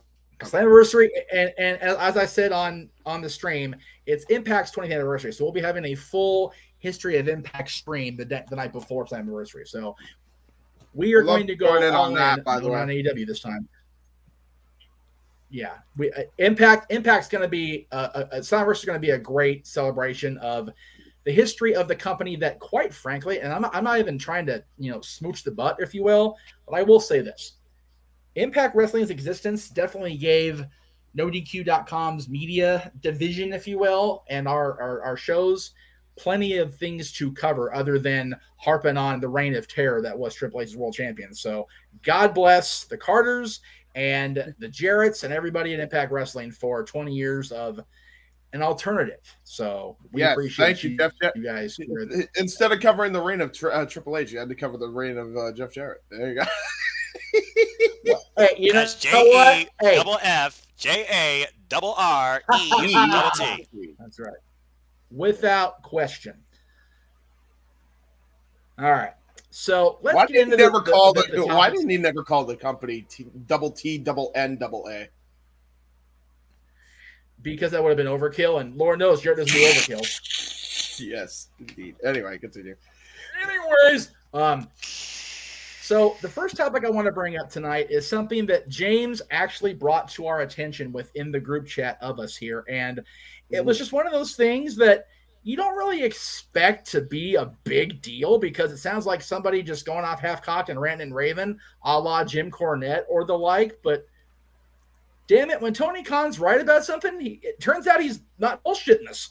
So James, fill us in because you're the one that discovered this. So it turns out Tony was talking about are real. What does this mean exactly? Basically, what this means is the people that have been the biggest culprits of hating on All Elite Wrestling that are in fact human, also paid for bots. And that's the general consensus that we're understanding here. So they're actually paying bots to spread the hateful messages on AEW's timeline. So that's why they're always getting a ton of hate. That's why they're always getting a ton of bullshit for no good reason whatsoever, minus the typical culprits. So if you see a no-name Twitter, more than likely that be a bot that's agreeing with the humans' take on AEW to make it look like they know what they're talking about. Now the only question is this being funded by the WWE? That's what Tony Khan is looking into now. It's more than likely not the case, but anything is possible when you consider the fact that Vince has been a very ruthless competitor in the past, and things nowadays are not like they were back in the 90s when WCW was running around. So nothing's off the table when it comes to this. There very well is a possibility that WWE is paying for bots to hate on All Elite Wrestling, because if they're willing to do stuff like go to the Fast Nationals and leak their ratings and try to make Rampage or AEW or any programming of theirs look like shit, I guarantee you they are probably funding this somehow. That remains to be determined, but what is in fact determined and what is in fact fact is people that are hating on AEW that are in the IWC are paying for bots to spread the hateful messages. Who remains to be seen, but that much has been confirmed. Great. So there you go. All right. I have two things I want to say. Go ahead, Jay. Go ahead, Jay. But before you do, Jay, let me say this. We have somebody in the green room that, under normal circumstances, Bogart and be a dick and say pay your way in, but he's in the next room as Noah, so I don't want to be that much of a cockface. So Paul, come on in. Let me bring you in here. Boop, there you go. Hello. Let me go. It's really crowded over here, so let me go ahead and do this real quick. Wait. Were you the guy with Noah? Yes, I'm literally right behind him. Oh. Wait, you're behind. Noah's in surround down. There's a scary thought of itself. That's crazy. Well, for the record, he's the John Cena of Noah Foster's house. Thank you. Anyway, so JJ, you had your points to make, my friend. Go ahead. I had two things I wanted to say. Number one, to take a quote from vintage WWF programming, anything can happen in the WWF. Oh boy.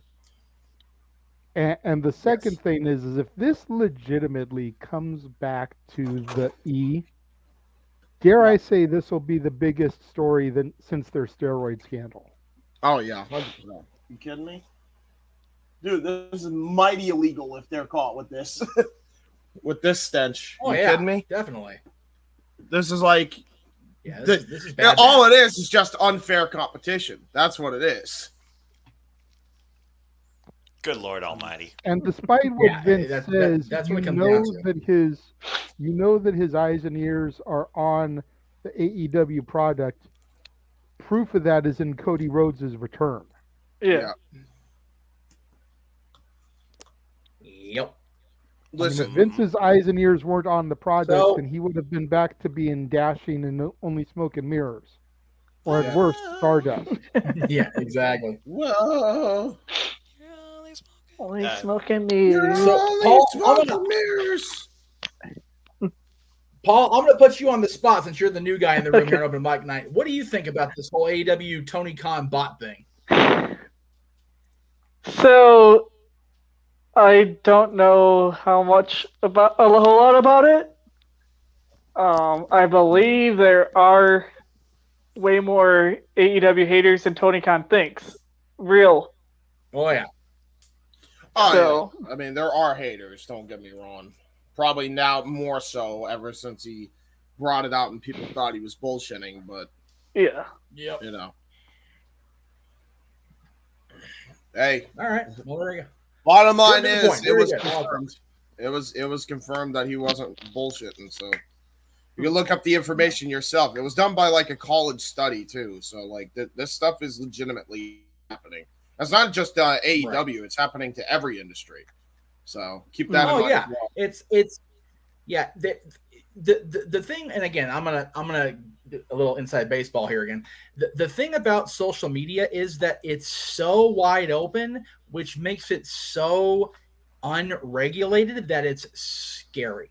And the fact of the matter is, that's correct. There is so much unfair business practice going on that nobody is truly aware of. And I think when that shit all comes to light, this could be something that arguably may not necessarily bring the wrestling business down. This may have long-reaching impacts across all long-reaching effects on all brands of sports entertainment and everything. And it's just it's any frightening to think any about. sport. Yeah. It really is just not a fun thought process, a fun rabbit hole to dive into. It's pretty heavy shit, as they would say in Hill Valley, California. It's heavy, and it's not something that you necessarily want to talk about, because then if you go down that rabbit hole, if you pull that thread, what are you going to discover? And if you do discover something that needs to be addressed, my God, then what? Yeah, so exactly. It's very fun. It's definitely one of those things that if it does turn out that the E has their hands in this in any way, that, like JJ said, this could definitely have steroid scandal level implications for not just WWE. Let's not even kid about that, because at the end of the day, whether any of us in this room like it or not, WWE is professional wrestling business. They are. So if they go down, it'll be a struggle to get on top of that sinking ship and that towering inferno to make sure you don't get singed on the way down. Well, to add to your point, if this is WWE's doing, or at least some of it's WWE's doing, even if it's just by a little bit, there's a huge possibility that the only way WWE stays in business, if it comes out they did do this bot bullshit, is that if Vince McMahon is forced aside and has to step down just to preserve the company. That is a very real possibility if that happens. I'm telling you right now. Well, here's my counter to your counter on that.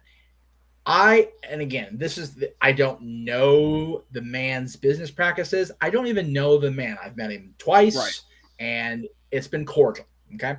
But I can't make myself think that Vince necessarily would be the one to pull the trigger and go, I don't know nothing, but he is that ruthless. He's proven he's that ruthless. But as far as internet bots go, that's definitely some minion that went, hey, Vince, I got an idea. And he went, yeah, whatever. So again, he's still responsible. And I'm not saying he's not, but actively stepping down is a big difference than admitting culpability and me going, you know what? I signed off on it. I will accept it. Like we've all ha-ha'd about in the last 20 years. Vince will never step down. He will retire when he droops over dead at his desk. For real. So even with a scandal, he won't step down fully. Well, here's my thing. That very well may be the case. He might have be involved in WWE in some way. That said, it still doesn't change the fact that if this happens and it comes out that they were at all responsible, the person who suggested the idea needs to be fired on the spot if Vince is going to keep any power in that company. And more than likely, if WWE wants to run anywhere in the general area of WWE again, Vince is going to have to step down in order for it to happen if this comes out to be the case and he actually got involved in this shit. Yeah, I agree. I mean, I think a lot of people got to realize that this is not like the steroid scandal was. It wasn't as great as this. If it comes out that WWE was doing bot crap to hate on AEW and to try to bring down AEW all this time, and it turns out some of the people that are in the IWC were part of that plan, which has been suspected. Right. Here's the deal. I'm not saying that's the case, but it's a possibility. And if it turns out that's the case, there is nothing more black and white at that point. Right. That means the WWE is in a serious situation of, oh man, we're in some legal shit to the point where we can't bounce back from this. Right. Unless Vince gets the hell out of the way. Right. Seriously, even if he wasn't the one who suggested it, even if he wasn't the one who suggested to do this shit, it still comes down to the fact that he was the one who signed off on it. So they're going to immediately put the blame on him.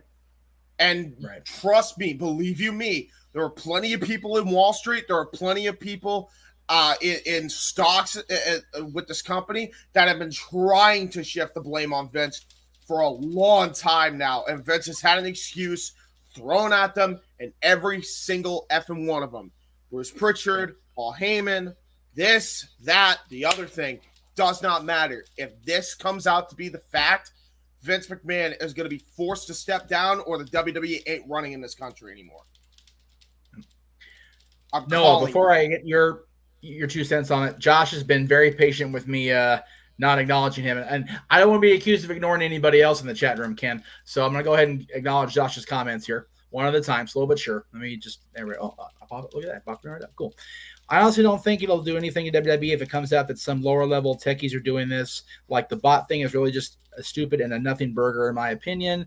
James, if Twitter existed during the Monday Night Wars, would you be willing to say that WCW wouldn't have tried to do this against WWF and vice versa? Oh, they would. I'll even cut across James right now. It would have been at least attempted, but you have to remember, Josh, and again, we were talking about this you guys were talking about this in the chat room during the pay-per-view. You came along so late in the proverbial wrestling wars game. You were a baby boomer. You were born in the post-war era because the wrestling world you knew came home from war and started making wrestling babies. So, I mean, that's a ha-ha, but that's really what happened. There was an immediate prolific amount of lawsuits within the greater feud or company practice between the two companies. There's no way this would have gone down. There's no way this would have gone down back then because there was so much more accountability between the two companies, especially legal. Turner Legal was scared of their own goddamn shadow, let alone WWF and Jerry McDevitt. There's no way that would have been a thing. And by the way, and just so this isn't an attack just on the WWE, the same applies to AEW. If AEW turns out, I mean, like this is not a good look if either company did this. Like, let's make that very clear. Like, this is a bad look. Even if and by the way, even if what Josh says in the next comment, if it does get settled out of court, here's the bottom line: it's still a really bad look social wise. Like, that's gonna take a hit for either one of those companies, and it's already gonna tank the viewership that they're already struggling to get. Right. So, still, Yep. That's my thing with that. Well, Noah, what say you, my friend? And by the way, let me applaud Noah and James because they carried that ball tonight during Rebellion. Great call across the board. you. Great show from Impact from what I could hear of it. So good job, gentlemen. Thank you. Thank you. I love professional wrestling. Thank you, Jeff. Damn it.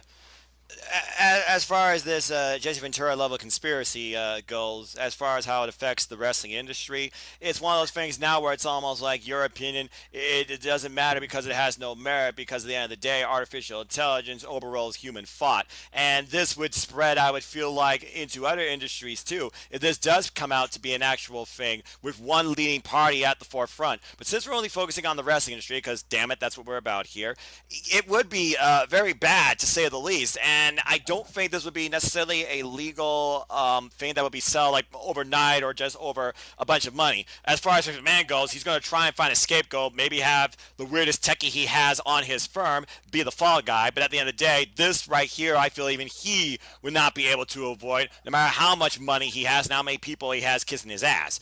If this is also an AEW, it looks bad for them too. It also shows that maybe the people in AEW are as hypocritical as anybody else in the internet wrestling community. It almost makes you think that the internet wrestling community and this are one and the same. It's a scary thought, to say the least. Yeah, 100%. Definitely. It's well said. Josh, to answer your question about the Brett news, I did not include that in tonight only because I didn't have a chance to see that news bit. If somebody wants to give me a brief synopsis while I go to the next topic, I will introduce it later. Yeah. So yeah, I also have something to add to close this out. This whole topic. Yeah, please go ahead. Yeah. You can say a lot about the people in the IWC that hate on AEW a lot of the times for no reason, but let me put this in perspective. I'm going to bring up a main event that happened on Dynamite recently, and it was FTR versus the Young Bucks for the Ring of Honor and AAA World Tag Team titles. And for all the shit that these three collectively get, Dave Meltzer, Jim Cornette, and Vince Russo all said that was best tag team match they've seen in years. These three can't agree on shit. So when all three of them are saying something like that, that goes to show you the power of human thought. Damn Thoughts should be nowhere near human thoughts like that. Period. End of story. So, again, before we go to the next topic, Josh, I'll go ahead and bring up here. So, the fact that it came out from Meltzer that Brett signed a Legends contract to avoid says everything. Meltzer said it. I'll believe it when it's actually in stone and not written on NorCal toilet paper. Yes, sir. Sean Ross Sapp has more credibility than Dave Meltzer right now. So absolutely. Sean always has. Yes, Jay. Regarding this whole bots thing, something that's been kind of going around in my head while you guys have been talking about the techies and everything. What if, okay, we're talking conspiracy here, so we're going to go with a hypothetical of what if. What if the person behind this is somebody that's virtually untouchable by the WWE? WWF.com would not have reached the heights it did in its heyday without Shane McMahon behind it. Fair. That's fair. What if Very true. This goes to Shane or somebody connected to the McMahon family other than Vince? Well, if you believe the news bits out there, Shane's been on timeout since Royal Rumble, so maybe he gets put on permanent timeout. I mean, that's really long short of that. Timeout since Rumble, right? And this has really started bubbling over since then. That's the only way Vince gets away with this bullshit, as much as I hate to say it. And I only bring this up because people, I think, know about this if you follow YouTube crap. But Deji, who's a YouTuber, bought subs to get to 10 million because he was kind of a dickhead to his brother. That's a story for another day. And his mother paid for him. So he never got his channel taken down. which means he was able to get away with that bullshit scot-free because they had no hard, clear evidence that he himself paid, even though he was the one that withdrew the money, and the exact money he withdrew was the same amount of money his mother put in to get the bots. So that's right. It sucks, but that will probably be the way he gets away with it if he was in fact responsible in some regard. Right. And Josh, last thing before I move on from Brett, because your comments just make my Meltzer brain explode more. I'll go ahead and bring it up. Meltzer says he was told us by AEW officials. AEW officials are the fucking Young Bucks, Christopher Daniels, Brandon Cutler, and everybody else that works in SoCal. So, yeah. Okay, very good. Move right along. Only one of those names is somebody that I would consider a reliable source. Yep. Exactly. All right. So the next topic on the itinerary. Exactly. Thank you, brother. All right, let me go ahead and get this ready here, because this is a doozy, this one. So this comes up in the quote-unquote news/dirt every once in a while, and it came up again recently. And yes, it's that no good piece of garbage Feinstein conducting the interview, but it is if you want to believe she is a reputable source, first-hand reliable source. For those of you that don't know what I'm talking about, Stephanie Bellers, a.k.a. Gorgeous George, was in a shoot interview with our good buddy Rob Feinstein recently and reconfirmed that Randy Savage told her that the Savage-Stephanie thing actually did happen. I know it's not news, but I got asked a lot about this in the last few days, so I wanted to bring it up with my reliable panel and get everybody's 2 cents or a nickel or whatever you want to throw in there. I will definitely talk about it last, because God knows I've got plenty to say about the Macho Man Randy Savage and Gorgeous George and Feinstein and even Stephanie to an extent. But I will start with the man who went last technically on this last round, Mr. Foster. What do you think, first of all? Do you think it's a reliable statement? Did it actually happen? And if it did, at this stage of the game, does it really matter? Randy's in the Hall of Fame. Does anybody really care about this? And why is this a thing? It's one of those things where I feel like people just don't want to leave stuff to rest, even though the very people involved, it's years past. I feel as far as this news is news is history. It's not doomed to repeat. What happened in such a period of time should not affect necessarily the present. So as far as it being true, maybe when you consider what you may have thought about when you first heard this, and of course you figure out these 2 people, it might affect your perspective on them a little bit back to how they were then versus now, considering one is still here and the other one, RIP. I don't think it necessarily affects, to a degree, what you should actually think about these 2 people. Whether or not it's true or valid, it's one of those things, I heard it from the grapevine. This is the internet. If it was said here, it's true. I have the proof, etc. Aliens abduct me. Look at the gig account readings, etc. Again, this all sounds more like Jesse Ventura investigation waiting to happen, or Morgan Freeman documentary retrospective.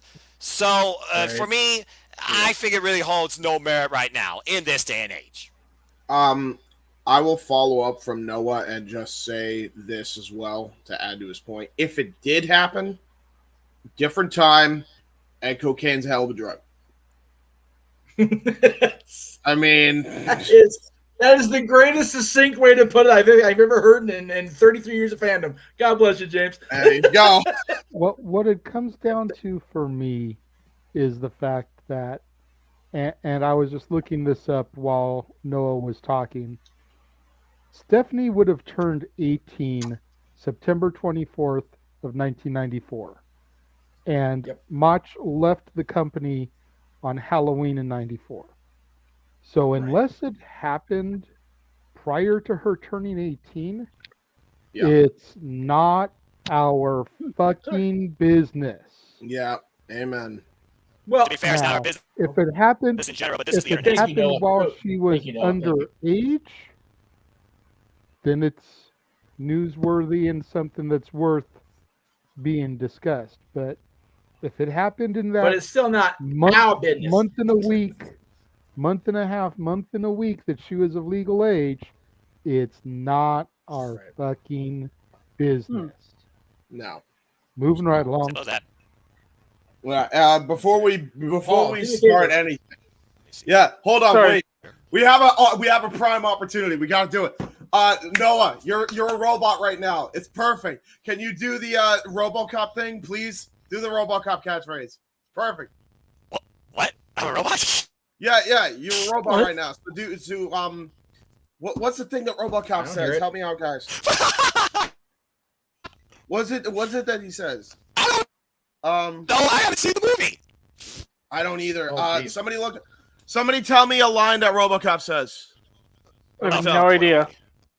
Anybody in the comments, if you're watching, tell me. Why is my show being hijacked for fucking RoboCop? But this is ridiculous. It's Jesus. perfect. Listen to him. It's great.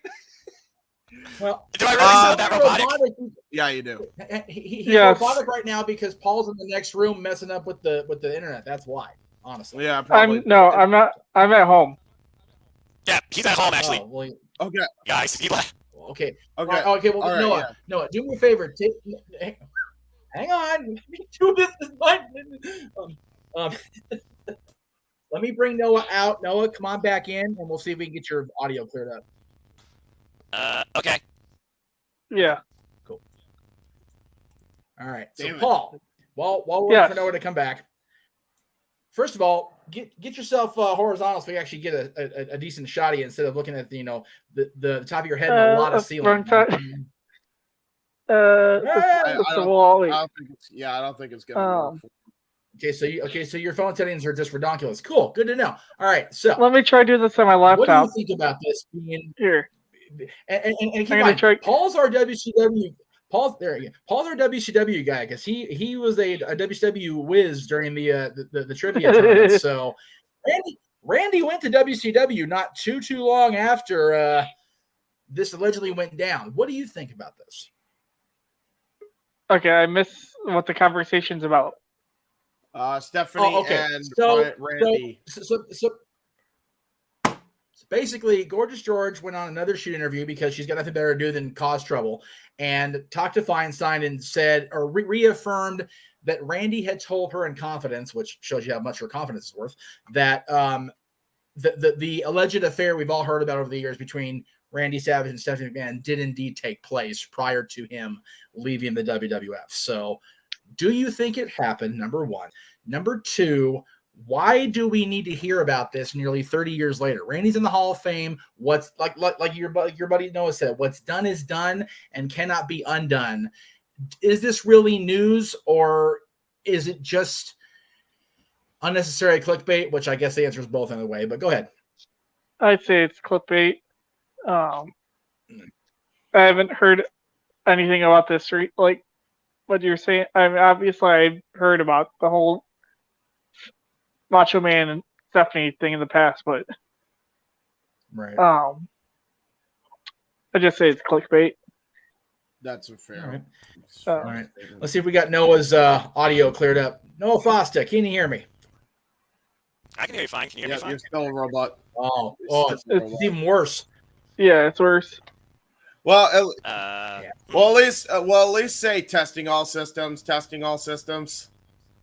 Let me try something real quick. Oh, there we go. That sounds better. You just whatever you did, you fixed it. Whatever he did, leave it. Yeah, that's it. Well, now you're muted. No, you're muted. No, unmute no, yourself. he didn't. Oh. No, he no. Now he is. Now there we go. Okay. All right, Noah. Working now. No, not at all. You sound like you're coming from a damn tin can. Are you trying to? Are you barely? Okay? Are you trying to use your audio settings? Are you trying to adjust that? There you go. Yeah, I adjusted the mic volume a little bit. There we go. Echo cancellations. Yeah, you're good. Okay, you're good. Noah. good. You're fine. You're Good. fine. Whatever I have it no is, idea leave what it. happened. Maybe Fuck along. Right, yeah. I don't mess with anything. Again, cheap USB headset. But again, as you just alluded to, Paul, one word, clickbait. That's what the internet is. Fancy thumbnail, this scandalous storyline, people's curiosity, click. Yeah. On an unrelated note, why the hell does this Einstein guy look like Tyler Breeze if he was on crack cocaine? Like, look at this dude. Seriously. Oh, Feinstein. Yeah, Okay, Feinstein. so- Einstein, whatever his name is. Well, no, he's clearly not Einstein because he keeps fucking up. So Einstein is Doc's again, dog. Rob, Sure. there you go. Rob is the original creepo in professional wrestling as far as the last 20 years because he was the man that put Ring of Honor together. Then he got busted less than 2 years later for child pornography tracking. Wow. Anyway. Well, fuck this guy then. Yeah, that was the problem. He was trying. Anyway, we'll just keep Hey, going. Just a nasty, nasty dude. And you know what? Again, we talked about this last night when we were talking about Ring of Honor. It's like they've always been hindered with management drama, either at the desk or on the books or the booking or whatever the case may be. So it's just been bad from jump for them, unfortunately. Yeah. All right. So the next time, man, we're kind of flying through these. Again, if anyone wants to super chat their topic, come on down, please, pretty please. So I definitely want your opinion on this. What's that? I have a couple topics if we run out. Don't worry. Okay, well, yeah, we'll definitely get there if we get there. But no, don't forget a $25 I will come to you, but I will come to you karaoke at some point because. Well, yeah, exactly. Again, the current song of choice, thanks to a certain party on the other side of the room from me here, is if we get $25 in super chats, I will karaoke real. And not only like karaoke real American, I've got my Meacham Mania shirt dry, hanging up in the bathroom, ready to throw on and do the whole bit. So there you go. All right. 15 will get you guys another watch along the weekend of WrestleMania Backlash with Impact Under Siege. So keep that in mind as we go along. JJ, I will start with you on this one since I haven't started with you yet tonight. And I'll use Noah's quote because I'm going to go to him later. But what does this show coming up in Chicago mean for professional wrestling? Damn it! Yeah, there you go. I mean, okay, I'm probably the worst person to start this topic because I'm the least knowledgeable about the two companies involved. Well, but you're also a longtime fan, and we haven't had a whole lot of joint company shows. So I was going to say, like, on the surface, if it's successful, hopefully it'll open the door up for some more supercards. You know, it would be nice to have a WWE versus Impact, you know, a WWE versus AEW, a Ring of Honor versus Impact type of show. You know, that would be great for the business because then all you're going to do is expand your audience. Yeah. You know, if you have a WWE versus AEW show, all the people that crap on WWE are going to have to watch it because they want to see their AEW guys and they want to see, you know, if they can hold their own against the mainstream competition. Same thing with WWE versus Impact. I mean, if we could have had this show 15 years ago, we could have had Shawn Michaels versus AJ Styles. Oh, yeah. Oh, what a match that would have been. Oh, yeah. For the record, that's true. For the record, to your point, JJ, about the joint company shows, and you mentioned Impact and Ring of Honor. Impact and Ring of Honor did have a joint show on the Jericho Cruise in 2018. Fun fact. Okay, but that's not just the two, the same level, though. You know what I mean? I hear what you're saying, but it's not. No, because this is different. So I hear what you're saying, and I get what you mean, but it's not the same level. It's not going to be worldwide exposure. That was for the benefit of those 20,000, 200,000 fans packed on that ship like sardines. Yeah, true. Do you think I would have survived that cruise if there were 20,000 people on that boat? I'd have had a claustrophobic destruction meltdown. Are you kidding me, Jay? Jesus Christ, there's a lot of people on a ship. Anyway, carry on. 20,000 people on this ship. Oh, my God. Yo, that's the size of Madison Square Garden. Legit hives just friggin' thinking about it. Oh, dear Christ. Oh, my God. I'm really getting old. I got it. Madison Square Garden in the Batman. There you go. That's what that is. Yeah. So to clarify what JJ said, what you guys are saying, there was a Ring of Honor versus New Japan super card, ironically, at the Garden. So there was that. Yeah. That's Carry on. true. But I mean, if we had had this 15 years ago, 20 years ago, imagine the possibilities we could have seen. Oh yeah. You know, let's say if this had happened in 2005, when TNA was still like really starting to cook, and they had guys like AMW, the Naturals, Triple X as their tag division. You know, we could have seen AMW versus the Acolytes. Could have seen Motor City versus London, and we could have seen Motor City versus London and Kendrick. Thank you. Not the Acolyte. Or Haas and Benjamin. Okay, yeah. Friggin' world's greatest tag team versus Simmons was retired by 03. Or 04, I mean. Or the 04. Anyway, you know, we're arguing semantics. Use man's point, you guys. Yeah. Sorry. Go ahead, JJ. No, I made my point essentially. I was just starting to rattle off some of the matches we could have had. But at the end of the day, if this show was a success, then there's the possibility for future big shows. And eventually having a Wrestle Kingdom type of show, but have it be AEW versus WWE. I love it. I digs it. Yeah. Have WrestleMania actually be WrestleMania. Yeah, and have the best matches with everybody that's out there in the industry. I mean, I just don't know how you would do WrestleMania, though, because that's a lot of championships, that's a lot of people, and a lot of time to fill. No, but you know what? To elaborate further on that, I'll go ahead and take my turn now. I was going to wait till later, but fuck, I'll do it now. If you do a WrestleMania type thing, you break it up. You make it a weekend. You make it a 3-day thing, whatever it needs to be. Just because you're going to have the best of everybody on a show does not mean you have to have the show go 16 hours and have everybody, having peed their pants, not wanting to miss a single moment of the action. You break it up.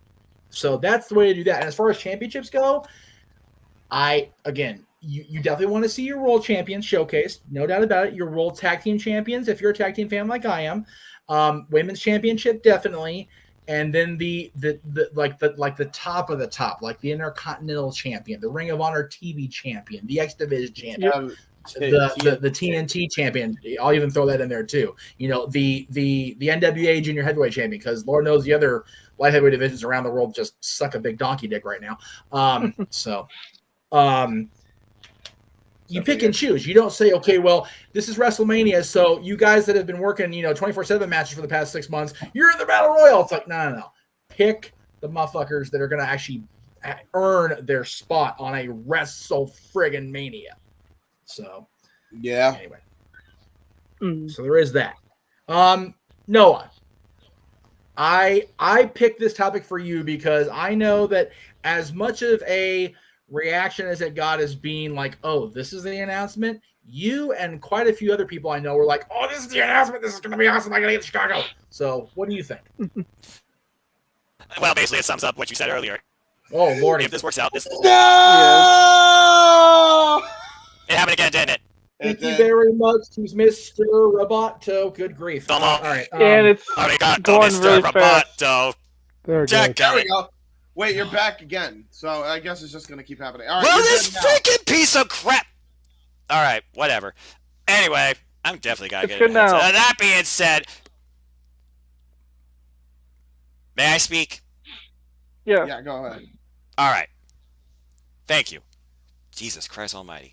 Yeah, again, I believe that it's going to definitely yield super shows, if nothing else, a big what ifs. I think about what NXT did with Worlds Collide within themselves, NXT and NXT UK, giving us matches like DIY versus Mustache Mountain, which I thought was incredible. If this show works out and you get Stardom presence on here and you engage with women's wrestling like Impact, AEW, Ring of Honor, while this just says AEW and NJPW on the marquee, and I think about matches like Punk versus Okada or Kenta, Ospreay versus Moxley revisited, Heyman Page versus Shingo Takagi, and friends like Kyle and Bree that I know on Twitter, they've all been what-ifing as well. Shout out to them and so many others. So the best thing that can happen to this is not only you bring more eyes to professional wrestling, damn it, because it deserves it, but also you encourage more collaboration and you blur the lines on the idea of we're all in this just for competition. Because at the end of the day, a lot of people I feel like in the wrestling industry, they want to do this because they love doing this, and they want to have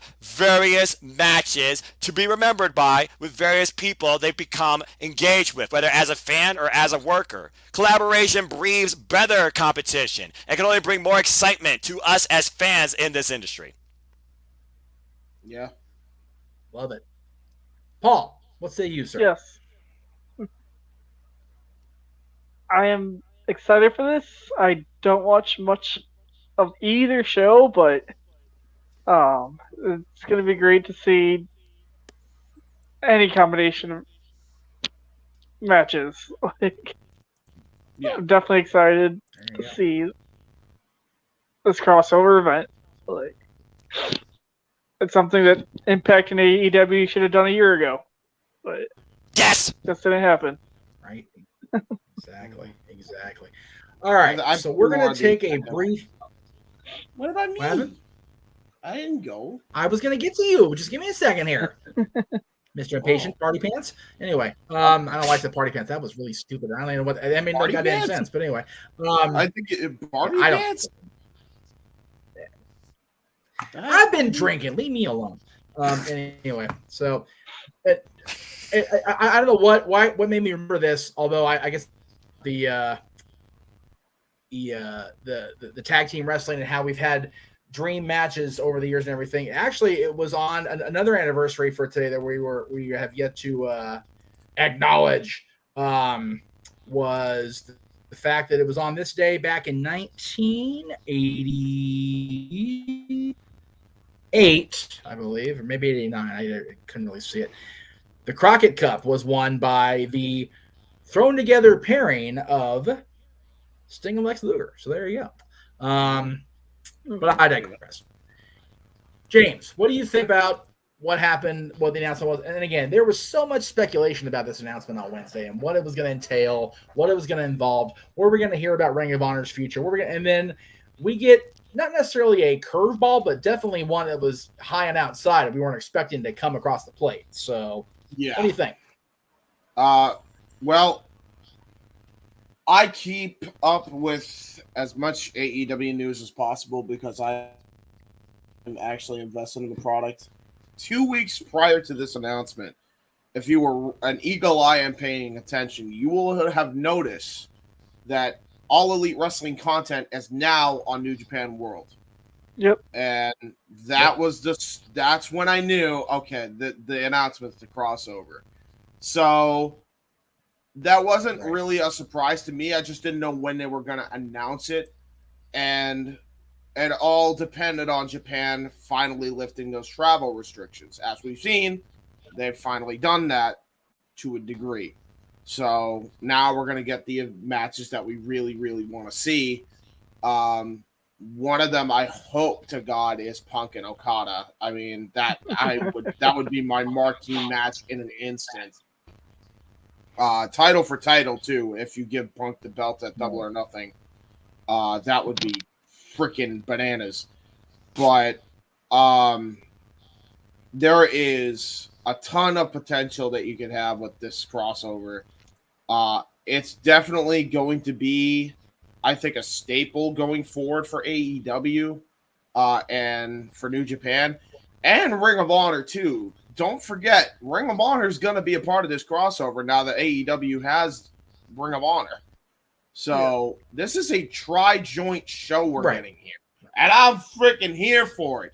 I was there for G1 Supercard, and while New Japan definitely delivered more so than Ring of Honor, still had a hell of a time live. So I'm ready for this, man. Right. Let's go. Let's go. And yes, as far as actual, yes, we're in paperwork. Yes, we're involved here. You have AEW with Tony also having his hands in Ring of Honor in New Japan. But as this show is named, and as we've talked about for the better part of this year, that forbidden door is getting thinner and easier to open because the NWA works with these guys, as does Impact Wrestling now. So this could be a card where we see a lot of things that we never expected to see. And the fact of the matter is this: if I did not have so much stuff coming up in the next month and a half, 2 months, I would find a way, because one of my newer bucket list items is to see Okada defend the IWGP Heavyweight Championship live, and I haven't been able to. The World Championship live, and I haven't been able to do that. I've never seen Okada live ever, so that would be awesome. I saw Okada live defend or win the title against Jay White. Man, it's an experience that any wrestling fan should go out and seek, dude. He's got the crowd in the palm of his hand anytime he wrestles. It's unlike anything you will ever see. Real quick before we get to the last person, I just want to point out this poster is freaking sick. The detail of this is awesome. I love that the portal here is Japan, Tokyo, and I love how apparently a dragon came out of it, and there's a dragon wrapped around that building in Chicago. That's really cool. I really like that. That's really cool. It very much has Doctor Strange vibes to me. The multiverse of madness. Very much so. Yeah, it looks like that for sure. And I love the portal look from Portal 2. Electric Boogaloo. That fun game, but again, the bottom line is this: this show can define what professional wrestling, damn it, can be going forward, at least in its grandest state once a year. For the record, Noah, while we could hear you, you're all of a sudden a robot again. I don't know what. God bless it! Now you're not. You're fine. I swear. All right, you know what? I'm convinced. Yo, Streamlabs, good rib, but please, seriously, stop it. It's time to stop. I'm convinced. What the hell? StreamYard's pulling a rip.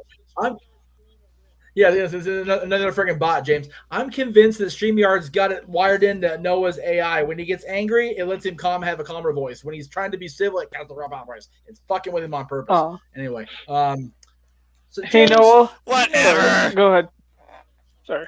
Yeah. What's going on, James? Paul? You mentioned that seeing Okada, seeing the star he is an experience. Well, as JJ is going to be able to introduce to us next month on the return of the Renegades reviews, there is no bigger star to come out of wrestling and make a go of it outside of that 20x20, wherever the hell ring you have, than the most electrifying man in all of Hollywood.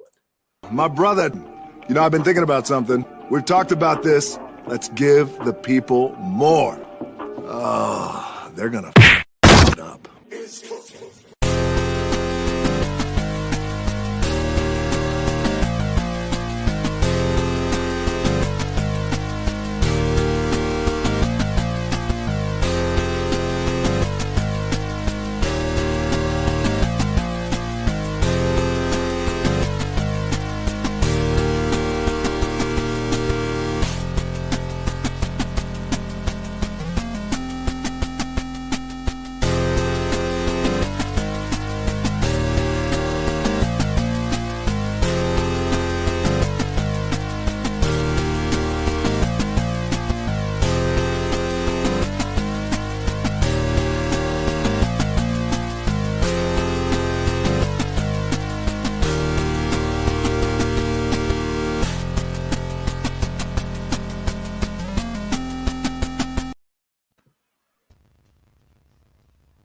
So that is what's coming up from the Cassidy Studios. Our friends at the Renegades Reviews will be featuring the most electrifying man in all of entertainment, Dwayne The Rock Johnson, with Monday, Wednesday, Friday, the return of Renegades Reviews. Is that correct, JJ?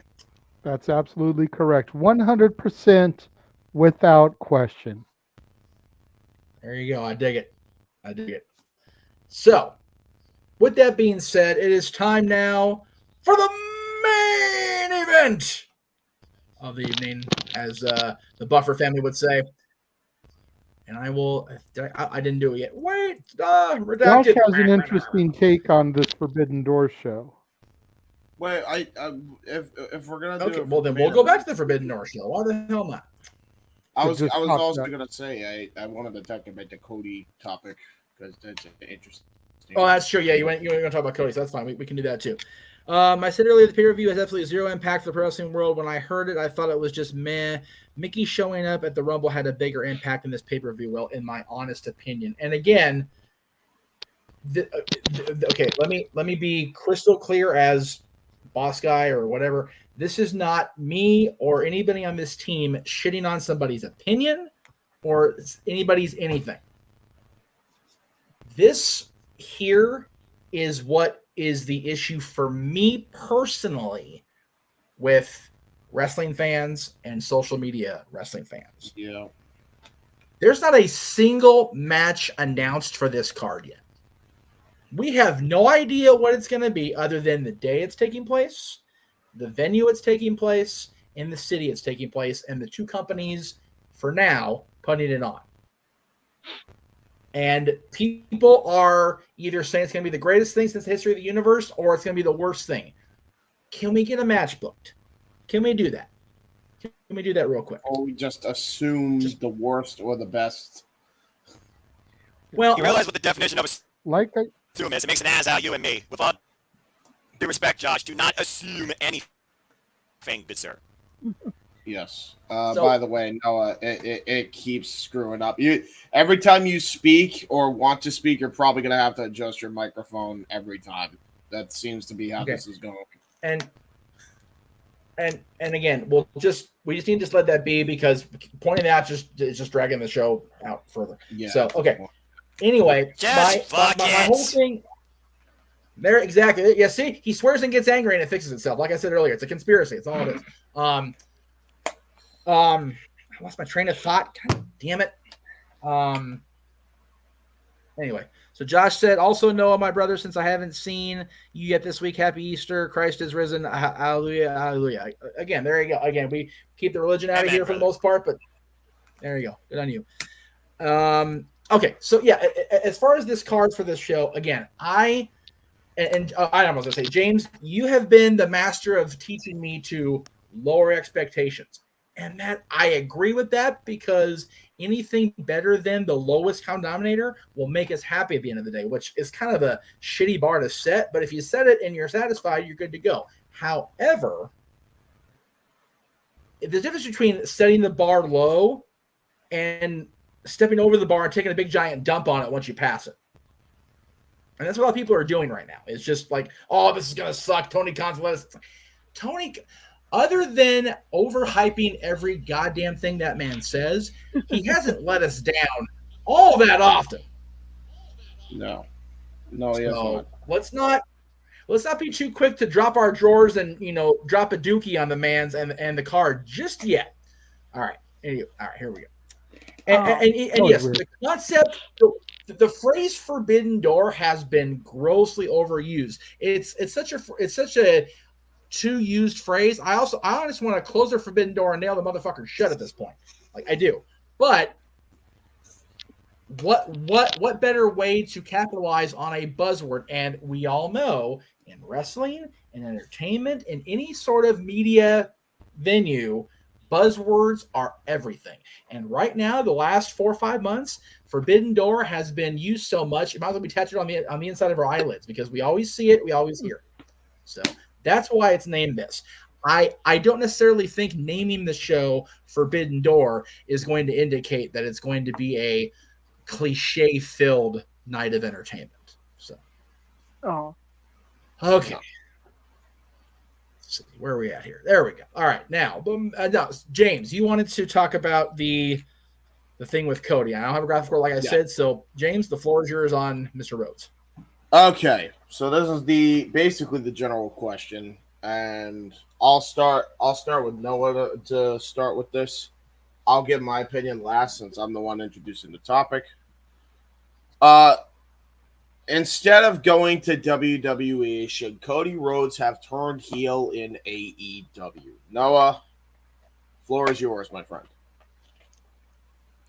Bad microphone and all. All right. Cody Rhodes turning heel in AEW. It's one of those things where I'm like, if he did turn heel, what exactly would come from it differently when it comes to his perception by the AEW fan base? Whether Cody is heel or face, I don't think it would change necessarily what you would see from the man in the ring.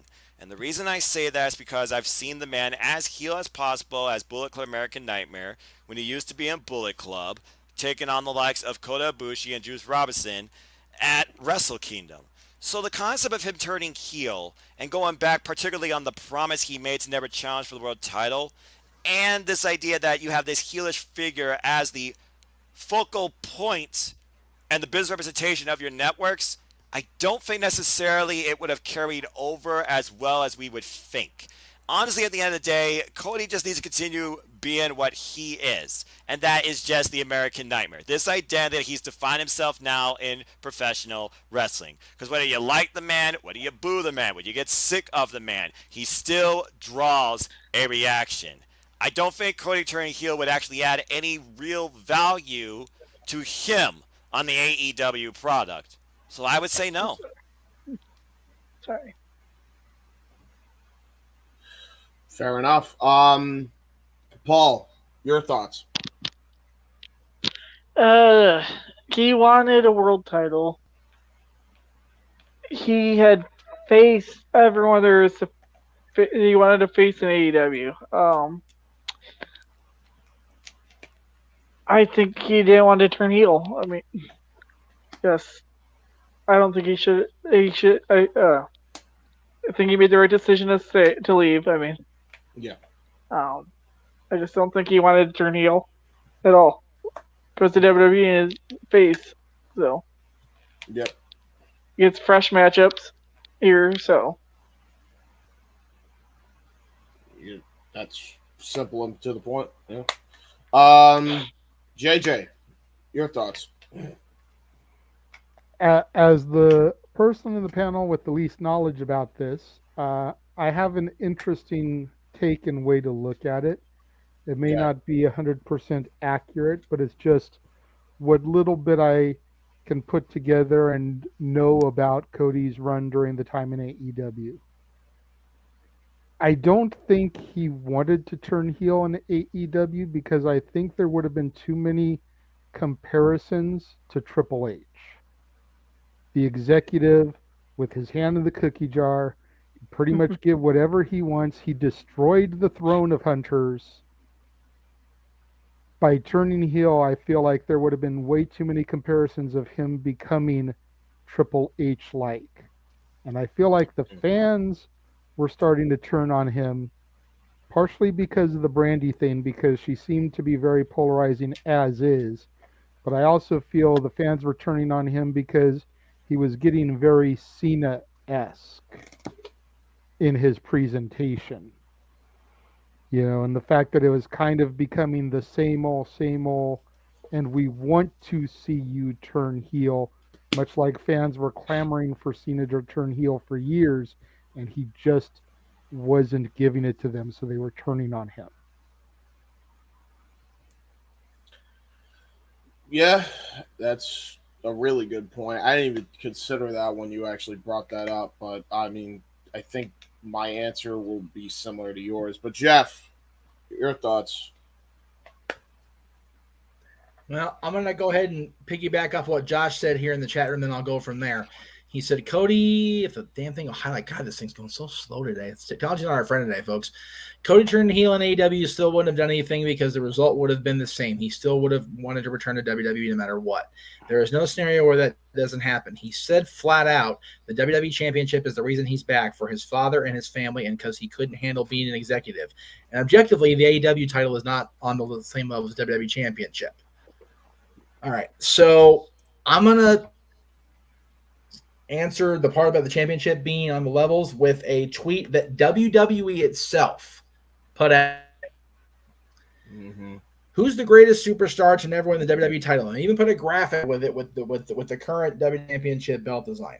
And in this graphic of people that never held the WWE Championship, because they didn't, I grant them that, Kurt Hennig, Roddy Piper, Paul Razor Ramon, Goldberg, Shinsuke Nakamura, Finn Balor, Kevin Owens and Sami Zayn. Here's where I have an issue with that. I actually, my actual tweet is this. Cynical translation. 12 years of World Heavyweight Championships, including Goldberg on the graphic. 10 plus years of NXT champions, including the entire freaking bottom row. 6 plus years of Universal champions, including Goldberg, Balor, and Owens. What does that mean? None of those championships will ever be on the level of the WWE Championship. Oh, and by the way, Kurt Angle is also the AWA World Champion. But I digress. Jack of all trades screwed me on that one. Anyway. WWE Championship will always, even those of us that go into our little beds here and take out our 10 pounds to go replicas and create it like it's our own baby, our own sweet Charlotte, the WWE Championship will always be the standard bearer to the mainstream audience when it comes to professional wrestling, /sports entertainment. That's the end of the sentence, period. Put a pin in it. It's done with. And Cody Rhodes returned to the WWE because he wanted to bring the WWE back to his father's house and lay it on that chair in that living room under that picture from Madison Square Garden. It doesn't matter if he would have turned heel. It doesn't matter if he would have remained babyface. It doesn't matter if he'd have donned a pair of polka dots and painted his face gold in AEW. He was still going to end up in WWE. Now, should he have turned heel in AEW? No, he shouldn't have. And the reason he shouldn't have is because he shouldn't have been in the position in the first place. If Cody Rhodes wanted to be the AEW World Champion, he wouldn't have booked his own self into the corner of not being able to be the AEW World Champion. He did that on purpose. That way he could focus on their version of the Intercontinental Championship, which he also adores tremendously, the TNT Championship, and make guys like Guevara, like Darby Allin, like Scorpio Sky had he stuck around to have a war with him over the championship. Cody was doing things that were, oh dear goodness, best for business, which is also very much like Hunter. Imagine that. Mm-hmm. Because Cody came up in the business under the greatest, and I'm going to be accused of kissing the Dusty's ass now, but the greatest creative mind in the history of this business. And the problem with being the greatest creative mind in the history of the business is that you don't always get to execute your own ideas all the time when you're working for somebody else. And like I've said the last couple of weeks, polka dots and gold for painted face were not going to make you WWE champion. It just wasn't going to happen. So he has the best chance. And should he turn heel? No. He's done exactly what he wanted to do. His theme song, which we've touted very well over the last couple of weeks, says it all. He went out, made his own way, built his kingdom up, and now he's back home at the kingdom that father arguably helped put together in his own way to say, hey, I'm going to bring the trophy back home to the king now. Yeah. So, no, he shouldn't have. Yeah, you all raised interesting points. I'm going to bring up a point that I think is just this simple. Because, yes, I agree he was going to go to the WWE no matter what. But two things real quick. Number one, Cody also done an interview where he straight up said he was immature from blocking himself and pigeonholing himself out of the AEW World title to begin with. So if you really thought the AEW was not on par with the WWE title, I doubt that very much he would have said something like that. That said, here's the bottom line of the current situations as they were now. For whatever reason, people didn't like Brandy. I still don't get it, other than the fact that she did a Nightmare Factory story, Nightmare Family storyline. That sucked, which she admitted to, by the way, on multiple different sources. And so she scrapped it completely. Oh, yeah. So there's that. But people still wanted to hate her regardless because Brandy's Brandy, I guess. Could go further than that, but not going to. Yeah, basically. Never will understand that. Never going to understand that. And I never understood why people are using the argument of because Cody Rhodes cut a promo on Anthony Ogogo with the race thing or whatever the hell, that he was immediately a bad guy. Never will get that until you have a freaking wife that actually went through the struggles that she went through. You come and tell me that he was acting like a martyr, like so many people claimed, and that's why they were booing him. And don't give me this whole it was tone deaf bullshit. Because I mean that's a crock of shit too. That said, bottom line is he was getting booed. It was the way it was. So people wanted him to turn heel. Here's why that wasn't going to happen. And it seems like a unanimous thing, but this is as simple as it is, really. I think there are some areas that everybody said that are true, but this is the main factor. If Cody turns heel, who do you immediately undercut? MJF. You immediately fuck him over. How long have they been building up MJF? And in one heel turn, that completely negates all the freaking momentum that you've had for MJF. And he's immediately relegated to the TNT title. Yep. Where he should be the world champion. Yep. That's a conflict of interest. Yep. Another problem. Everybody's going to be like, well, he still could have just went for the TNT title and given Max the strap. You kidding me? So what? He's going to turn heel and then he's going to go for the TNT strap and still keep his word? What kind of heel is that? The hell kind of heel is that? If he turns heel, he has no other option but to go for the world title. He has to break his word. It's that simple.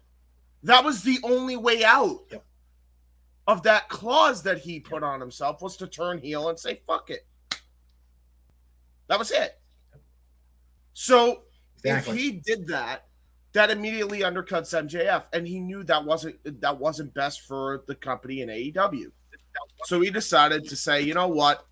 Screw it. I'm gonna go for a world championship somewhere else, even if it's in the place where they haven't used me proper before.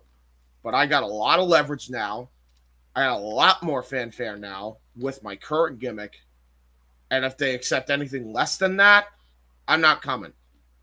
And trust me, I guarantee you, if WWE did not concede and let him be Cody Rhodes, Cody is not in WWE right now. I don't give a fuck what championship is there. I don't give a damn what Dusty Rhodes had for the championship. Don't care. He goes to New Japan before he goes to WWE. Fact. He needed to be himself if he was going to go back to the WWE. 110%. And that's the only reason why he's in the WWE right now. Because any alteration immediately fucks. And let me just. Right. Yeah. You made two really key points that I want to elaborate on. As far as one, I want to elaborate on for sure. And one, I want to kind of go along the same path. Number one, the worst thing AEW could do right now is undercut one of the pillars.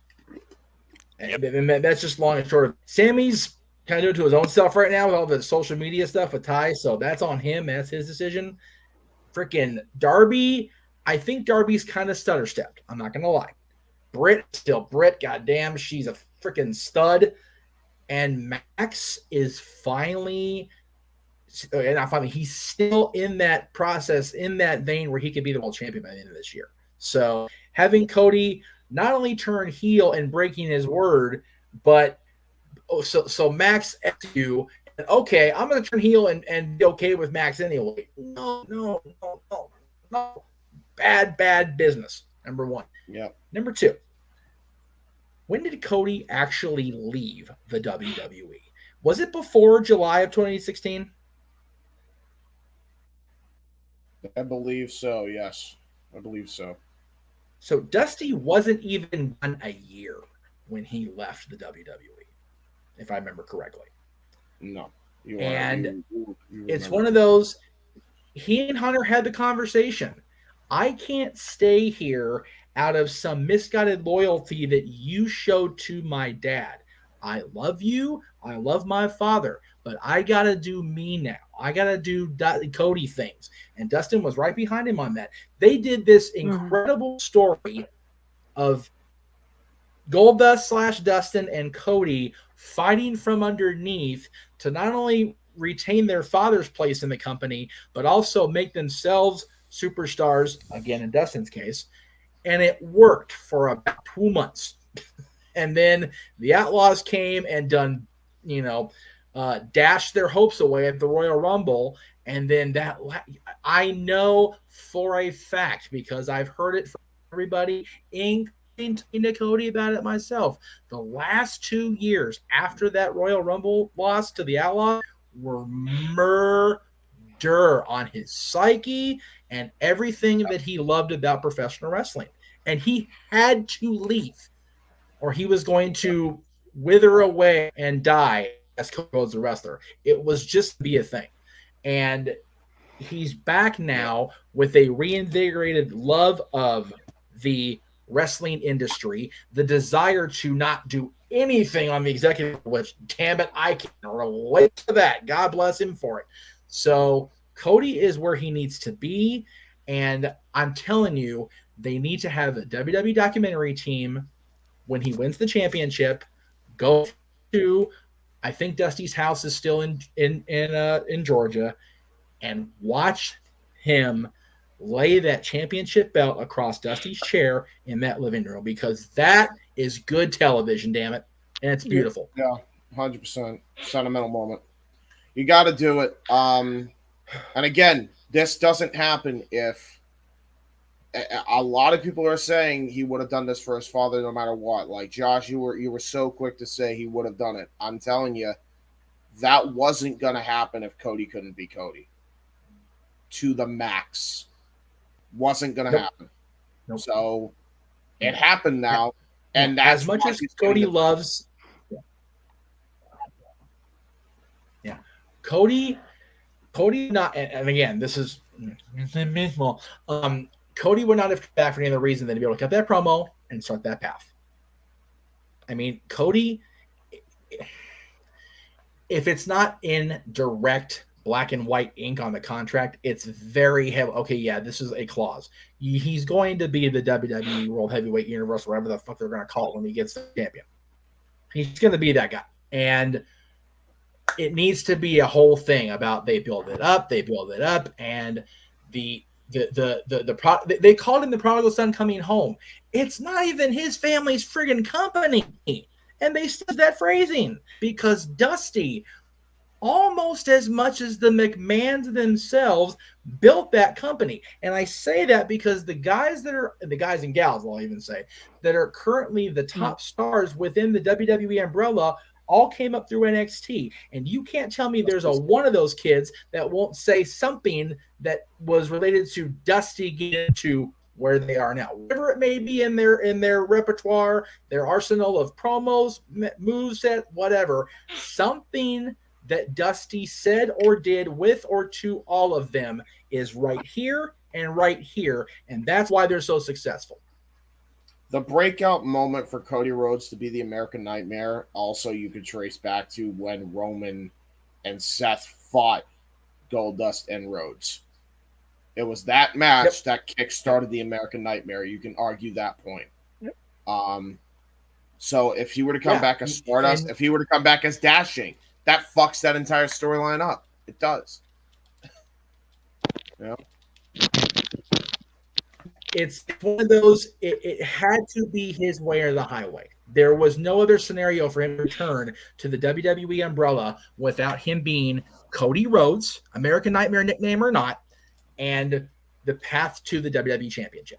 To which Vince finally, just, again, period, end of sentence. And make no mistake, Vince reluctantly threw his hands up in the air and said, give him what he wants, damn it. We need somebody to beat Roman. Because that's the truth. And again, Josh laid it out for me. Josh, I didn't want to go in everybody's names, but yeah, You look at these names right here below me. Bailey is injured, but bear with me here. Yeah. Seth Rollins in the biggest, one of the biggest programs of the company right now against Cody. Roman Reigns, the damn champion. All 4 horsewomen, they're all Dusty's kids. All of them. Dusty's kids run and headline WWE right now. And again, I heaped a lot of praise on Paul yesterday. Paul Heyman about his ties to the bloodline. Can we talk about how well Dusty booked the Samoans? And how much he's been influenced on Roman Reigns' career now and the Usos. Yeah. So there's a lot of Dusty in that company other than the stuff on the Peacock app and Cody currently being there now. So again, the prodigal son coming home. Cody Rhodes coming back to this company is very much akin to him going back to WCW if it was his brother, 30 years ago. Yes. So, anyway, that was a great topic. I appreciate the extending of the time because that was awesome. That took us deep into the hours. I appreciate that very much. And with that, I'm able to do one more trailer, and then we will get to our main event. But before we do, starting Monday, here's what's coming up on the Jeff Meacham Network side of things.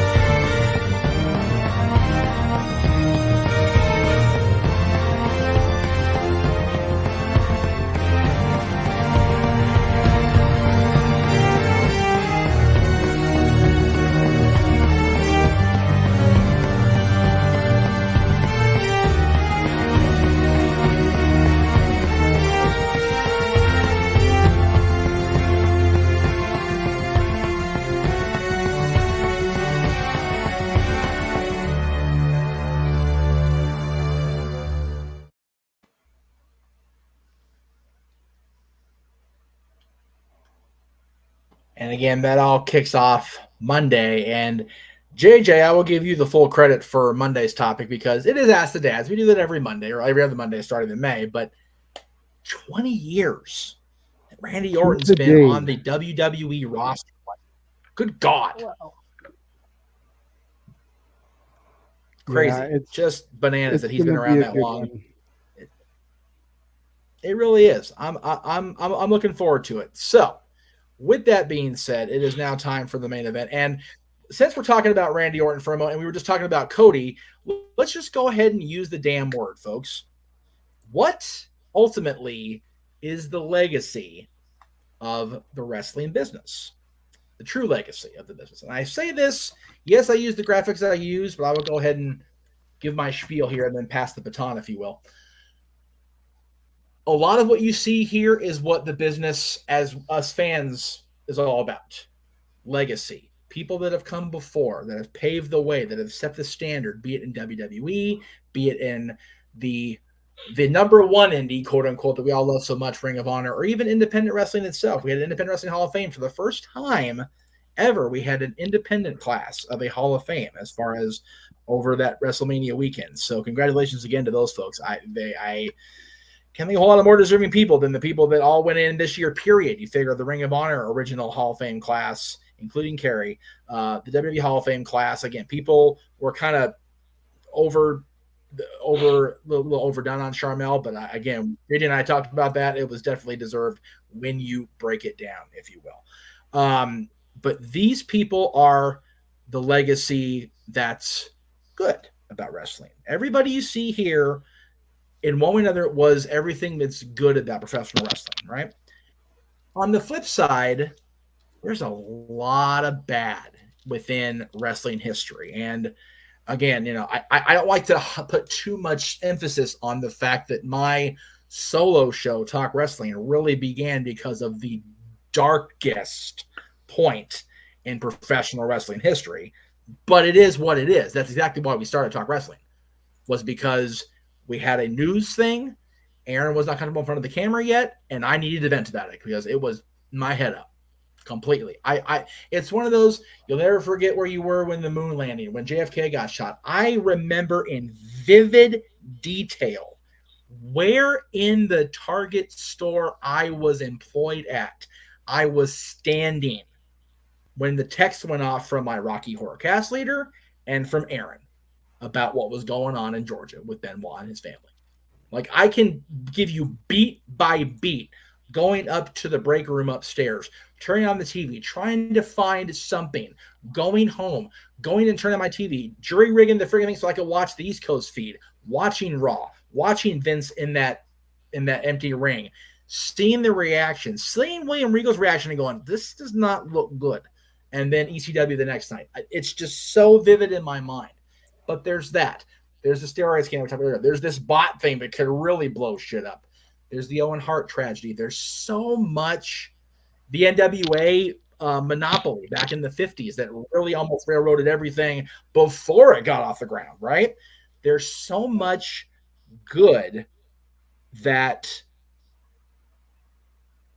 it should outweigh the bad, but there's so much bad. So in my opinion, I try very hard, and again, a lot of you guys don't see that out there, especially right now because of my headspace, but I try very hard to focus on things like this above us, where the people that pave the way, the people that set the standard are the legacy of the industry. But I will ask every one of you, and I will start with Paul, what is the ultimate legacy that the wrestling business, whatever it may become, if it does indeed fade away or if it endures throughout all time until the big moment of the universe where we all go poof 10 million years from now, what is the legacy of professional wrestling / sports entertainment industry?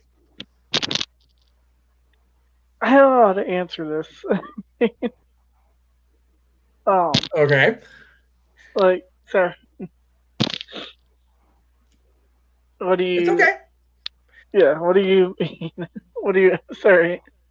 You can pass. It's okay. No worries. Yeah, You're good. James, I'll ask you. Yeah. Okay. Cool. You're good, brother. You're good. It's okay. For me, I think the legacy of the business. I think if you just focus on all of the bad, you are not looking at the full picture. There are a lot of larger than life characters in this graphic in and of itself. A lot of prominent figures that have helped shape the industry to where we're at today. Whether it be professional wrestling, whether it be sports entertainment, I think I'm actually going to agree with Josh's statement. I think that's the legacy, entertainment, because it is just that. It is the purest form of entertainment that you will get in your entire life if you give it a shot. I can't tell you how many people over the last few weeks since WrestleMania onward that have gotten into professional. One of the reasons why I do WYW is because I want to provide entertainment, and there are some dark times, but the good, when you focus on the good, it really does outweigh the bad, even if the bad in contrast is so plentiful. The good is so much more weight, I think, especially when you consider the people that are on here right now, like some of the biggest industry standard type of people that you will ever see. Like Taker is probably at the very top of that list just from everybody on the screen. I I think that's all it comes down to. It's entertainment, man. That's what pro wrestling provides. I feel like for any fan of this, like if you want to, it basically comes down to the fact that they put their bodies on the line and they put themselves on the line for our entertainment, and God bless them for it. That's the legacy of the industry to me. No, what say you, my friend? You basically summed it up as simple as possible. At the end of the day, you look at this entity, you look at this appearance, you look at this industry, you look at this thing that just is surrounded by everything you think of when it comes to something in context you feel.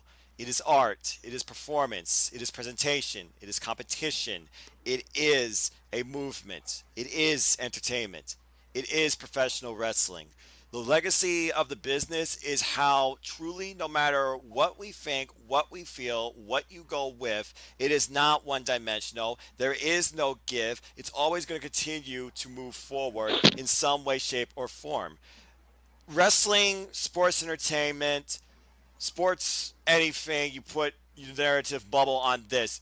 Anybody and anything can be encompassed by this. Whether you don't know this and you're from a whole different world, like news with John Oliver tonight that ratted on the WWE, or you are just an entertainer in your own right, like Johnny Knoxville, or somebody coming out from football, like Pat McAfee. Anybody can grasp some sort of aspect in this. And that's what's truly amazing about this business. You feel something that connects you in some way. Whether it's good or bad is your own prerogative. But at the end of the day, the legacy of the business is everything comes back to, no matter what you see, is professional wrestling in some way. I like that. JJ, again, we've kind of another buzzword we use for you is dipping your toes. You've kind of come back into this the last little while here after being gone for a very long time, almost as long as CM Punk was gone for out of the business, being a fan. What do you see as the legacy of the business now, coming back into it and really getting back into it as deeply as you've already gotten, and may continue to do even deeper? You know, I've been trying to think of how to say this because everybody pretty much made very good points and covered quite a few things between both James and Noah, and what you touched on a little bit. You know, the legacy of this business, aside from the entertainment aspect, I feel is going to come down to longevity, and whether we want to admit it or not, it's going to come down to Vince McMahon. I really feel in my heart of hearts that Vince McMahon is the true legacy of this business, because without his vision in the 80s to pluck all the talent from the regional promotions, to bring them all together under his umbrella, to work with MTV to become more commercial, you know, and get the buzz out there, the rock and wrestling connection, we wouldn't be where we are today.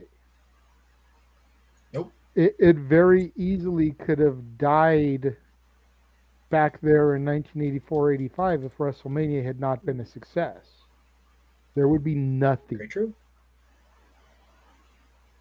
The fact that we had the Monday Night Wars, the fact that we had ECW rise up from the ashes as the little engine that could, the fact that we had Ring of Honor and NWA TNA and now AEW and Impact and Global Force and everything else that's out there, all stems from what Vince McMahon did when he bought the company off his old man.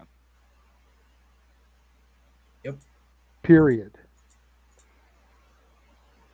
And you want to talk about that weekend in infamy back in 2007? You know, do you remember where I was when I found out the news about that, Jeff? I was at Disneyland getting phone calls about the Benoit situation. Yeah. I am in the middle of the happiest place on earth getting my phone blown up about what happened. Think about that for a moment, children. With the shittiest news on earth. You are literally in the middle of the happiest place on earth. For Noah, it would be, ringside seats for the Forbidden Door pay-per-view. But I digress. And you get a phone call about this happening. Yeah. I knew it was big when not only Aaron, because Aaron, we were still talking about working together. We didn't have anything established yet. But to have Bernie call me, call me, not text me now, call me. And he had been a wrestling fan back in the Attitude Era, but he and I were connected to Rocky Horror doing the Shadowcast. He didn't call me. This is back in the days when I was still getting calls as opposed to just only texting. He actually called me, and I was like, "I'm on the clock. What the hell? People know I'm on the clock." So it was very, again, very, very. It is the single darkest day in the history of wrestling, and I know people will. Oh, Owens was worse. Like, you know what? Owens was a tragic moment, and it was not going to bring down the entire industry. It just wasn't, and that's not saying that it wasn't completely up what happened to Owen and to his wife and to his children, because it should never have happened. And again, there's a whole other debating side of that we've gone into in the last 23 years that I just don't want to do right now. I don't want to do it. But what happened in 2007 with Chris Benoit, with Nancy, and with little Daniel definitely was the single biggest threat to the continuation of the industry. And people will debate me on that because, WCW and ECW going out of business. No. No, there is no debate for me, because had it gotten more blown up than it already did, I'm not sitting here 15 years later almost with a successful, for me anyway, run at this stuff. True. And honestly, yes, because it happened, I was able to plant my ass back in Aaron's, dining room chair and start ranting about it. But it almost derailed all of us. It really did. And it's just, it was a shame. But I agree with everybody here and everybody's take. Wrestling has always been called the purest form of entertainment there is. Hogan's quote all the time was, "It's the truth. It's the purest form of the truth there is, brother." Hulkamania. Wrestling was, man. It was the purest form of entertainment there was, brother. It just was, and still is for me, because Bischoff always said, you've got, the clowns over here, and you've got the lion tamer over here, and you've got the freaking trapeze act over here. That's what Nitro was. That's what Raw became. That's what wrestling has become. It's literally a damn 3-ring circus. If you don't like this part of the show, you can wait an hour and turn on the second hour. You'll see something completely freaking different. At least it used to be. Now it's very much formulatic, and it kind of drags. I'm not going to lie. And then JJ, you made a great point too about Vince. Vince purchasing the company assets from Vincent J. McMahon, from Gorilla, from Arnie Skolin, and I think the fourth partner was Phil Zacco. I think he was still alive. That changed everything. Titan Sports became the controlling interest of the company, and it just kind of it evolved from there. It really did. And JJ, I appreciate pushing the super chat out stuff there. It's just one of those things. If anybody else is out there that wants to introduce a topic, please come on in. And I know everybody's hurting money, right? And I get it. WrestleMania is expensive for everybody. Trust me, I know. But if you want to throw in the last minute super chat while we're doing our plugs here, please, by all means, come on in. And we will introduce the topic. And again, I like Josh's follow-up question, so I'll go ahead and introduce that into the room right now, and I'll go ahead and take the lead here again. Oh, I was going to say, is Paul good? Does Paul have something to say now? Not really. Did we cover good? Yeah, you guys pretty much covered it all. I'm honestly, I need to go. Yeah. I'm so tired. I like I this. can tell. All right, Paul. Oh. Yeah. Sorry. Yeah. You've been waiting for about a half hour, Paul. God bless you for coming in. At least give it the effort, man. We applaud you. Welcome to the group. God have mercy on your soul the rest of the way. Yeah. Good to see you guys. Be safe, my friend. Have a wonderful night. Get some sleep, I'll brother. see you at church Stand in near the 1 morning. o'clock. See you in the morning. Get a good night's rest. God bless you. Thank you. Yes. Okay. Well, since Noah and Paul have church in the morning, and James is also on East Coast time, I'm not saying he's going to church, but if he is, cool for him. We'll go ahead and kind of keep this as brief as possible. The legacy of the business after Vince, I think, depends on who assumes control of the company on his end, and B, what happens in the next, I'll say, 2 to 3 years with AEW, with Impact, and with Billy Corgan's plan for the NWA, and whatever happens with Ring of Honor, because the ultimate legacy of the business post Vince McMahon will be shaped outside of Stamford, Connecticut. Yeah, I think so too. Once Vince goes. Once Vince goes, it goes to Nick Khan. Nick Khan's gonna sell that shit straight to Disney, more than likely. And not that that's a bad thing, depending on how they do it, because Lord knows, I mean, because there's two ways that we could go about that. Disney can either make the WWE like Marvel, good, or they can make it like Star Wars, a la bad. So there's either way we can go with this, honest to God. So I don't know. I'll say this.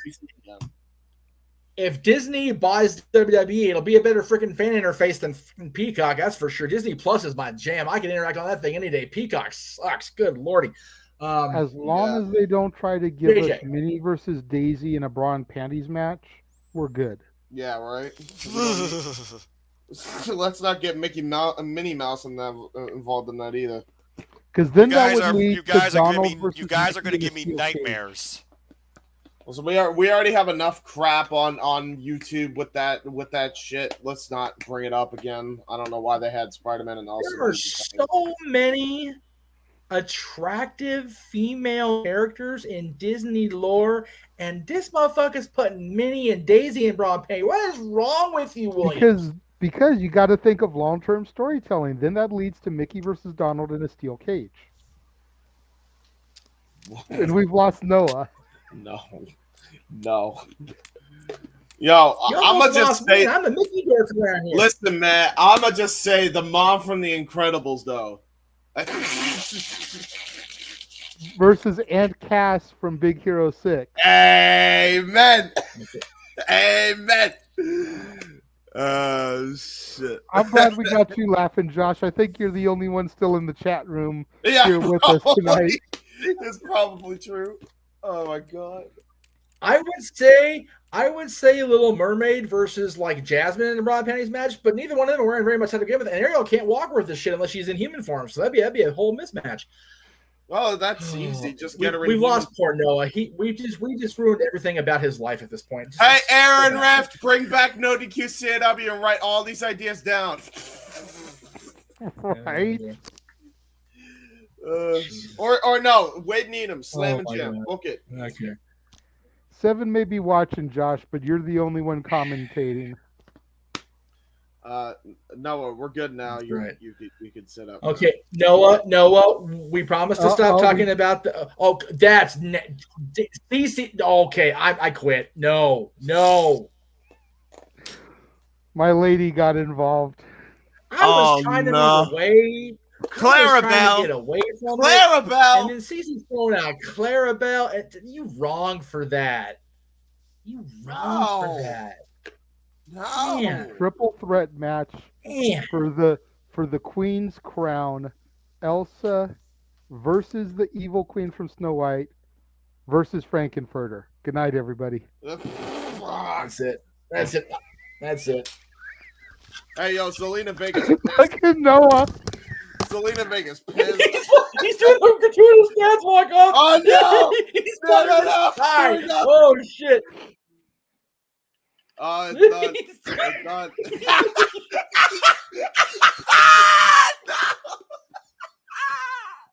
He turned the light off and everything. Oh my god! Noah, come back! I already have to go to confession tomorrow before mass. Y'all ain't helping.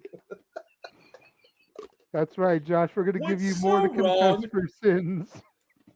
The wrong part, the worst thing about this, and JJ knows because I showed him the picture. I don't know if you saw it when we were. I have a statuette of Mickey right here looking at me like, you dirty nigga. What's wrong with you? What is wrong with you? Look at this. I got this guy staring at me like, why are you the way you are? What is wrong with you people? Oh my God. Come back, Noah. Hi, Mickey. No, where'd Noah, you go? come Well, back. Noah can't hear shit. He's long gone. I'm going He to took the group headset chat. off and left it plugged in. He didn't want to hear our cries of return. He knows better. He done learned. So somebody text him? I don't know. Fuck. I'm messaging the group chat to Noah, come back. Oh, there he is. Oh, there you go. Okay, Yay. Oh, good. he's alive. Yay. Noah has returned. Noah Foster. Noah Foster. Noah Foster. Oh my God. Hey, One thing I am to say not for of this sure. reality. no, you're not. It would have been hilarious if he unmuted and he sounded like a robot again when he said that. That would have been priceless. Right. One thing we can say without a doubt, boys, that was definitely not professional wrestling. Damn it. That was spooky entertainment. That was wrong. Fuck it. He does say fuck it. Yes, all the holy water sent poor Noah's way. You know what, Yes. Josh? Noah may be straight edge, but I think after that we may have driven him to drink. Hey, it's either him, or it was either us, or it was going to be Johnny Knoxville. So I will say this, Noah, if you do the Mint Julep in New Orleans Square at Disneyland, good stuff. Anyway, oh golly, wow. Okay. yeah. Jeff, Bring did it you in, have folks. some Bring it you in. wanted to get to? Nah, I'm kind of good actually. I already plugged my shit twice tonight. I'm kind of good. I just want to see where this is gonna go. But I do want to thank everybody again for the weekend because it seems like when we all get together as a group, we get a couple of days out of it, and this has been a blast. I always enjoy open mic night. I really enjoy the post pay-per-view open mic nights because they seem to go off the rails clearly. Lord Almighty. And there you go. See, there you go. Noah, Josh needs a drink after this. Noah, go drink a Kahlua mudslide. You'll thank him later. It's just chocolate milk. Really. It's true. I can't tell you the last time I drank chocolate milk, but okay. Trust me. The Kahlua mudslide, you'll feel better. You won't remember this night after that, and it'll be okay. We love you, Noah. Side topic. I never could do chocolate milk. I was always a white milk kid. You know, it's funny. People get all up about the Yoo-Hoo. I actually prefer regular chocolate milk better than Yoo-Hoo. So that's just, I've never had a Yoo-Hoo. Again, last time I had chocolate milk, it was just standard carton served at your elementary school. I've never had like a brand per se. Actually, I lied. No, the only chocolate milk I've ever had, Hershey syrup in that milk, dude. Absolutely. Okay, I can admit to that. Old school. I can admit to that. Yeah, I can admit to that. As a youngster, I loved me some chocolate milk all the way up until I discovered Nesquik strawberry milk. Now you're talking my language, JJ. It's funny. I never was a strawberry milk or the Nesquik. I never enjoyed that. I think I'm not a big strawberry person. I never got into strawberries, even in my dating circles, and JJ knows who I've dated. I never got into the whole chocolate strawberry thing. Like it never happened. So like strawberries just kind of like meh, and I never liked the taste of them. So, but Dude, Josh is trying to get everybody drunk on his freaking favorites now. Dude, I haven't Irish Right. car bomb in 20 years, and I don't think I'm going to start now. Good Lord Almighty. Irish car bomb? Why in the Josh, world does that just send me sound some like a thing Fireball. that's going to go off? Yeah. Irish car bomb. Look it up and then retract in the horror of all the booze in that drink. You will not thank me later for that one. Well, I never could do cereal. That's just like it's off topic. Really? Yeah.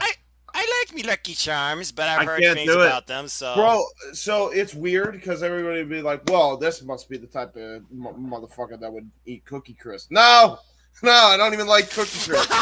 That shit tastes like I'm chewing on charcoal, dude. Like, the texture does not agree with me.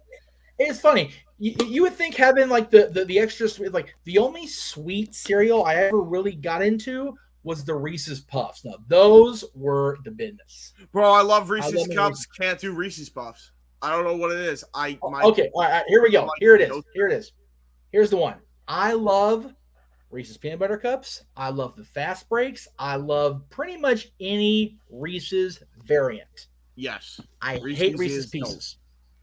Like a muckerfuck. I hate Reese's Pieces. I don't think Reese's Pieces are real peanut butter, which also defeats the purpose of a Reese's peanut butter cup. So I mean, it literally just tastes like a fucking dollar store M&M. Yeah, seriously. Reese's Pieces. That's an insult to M&Ms. Thank you. Number one.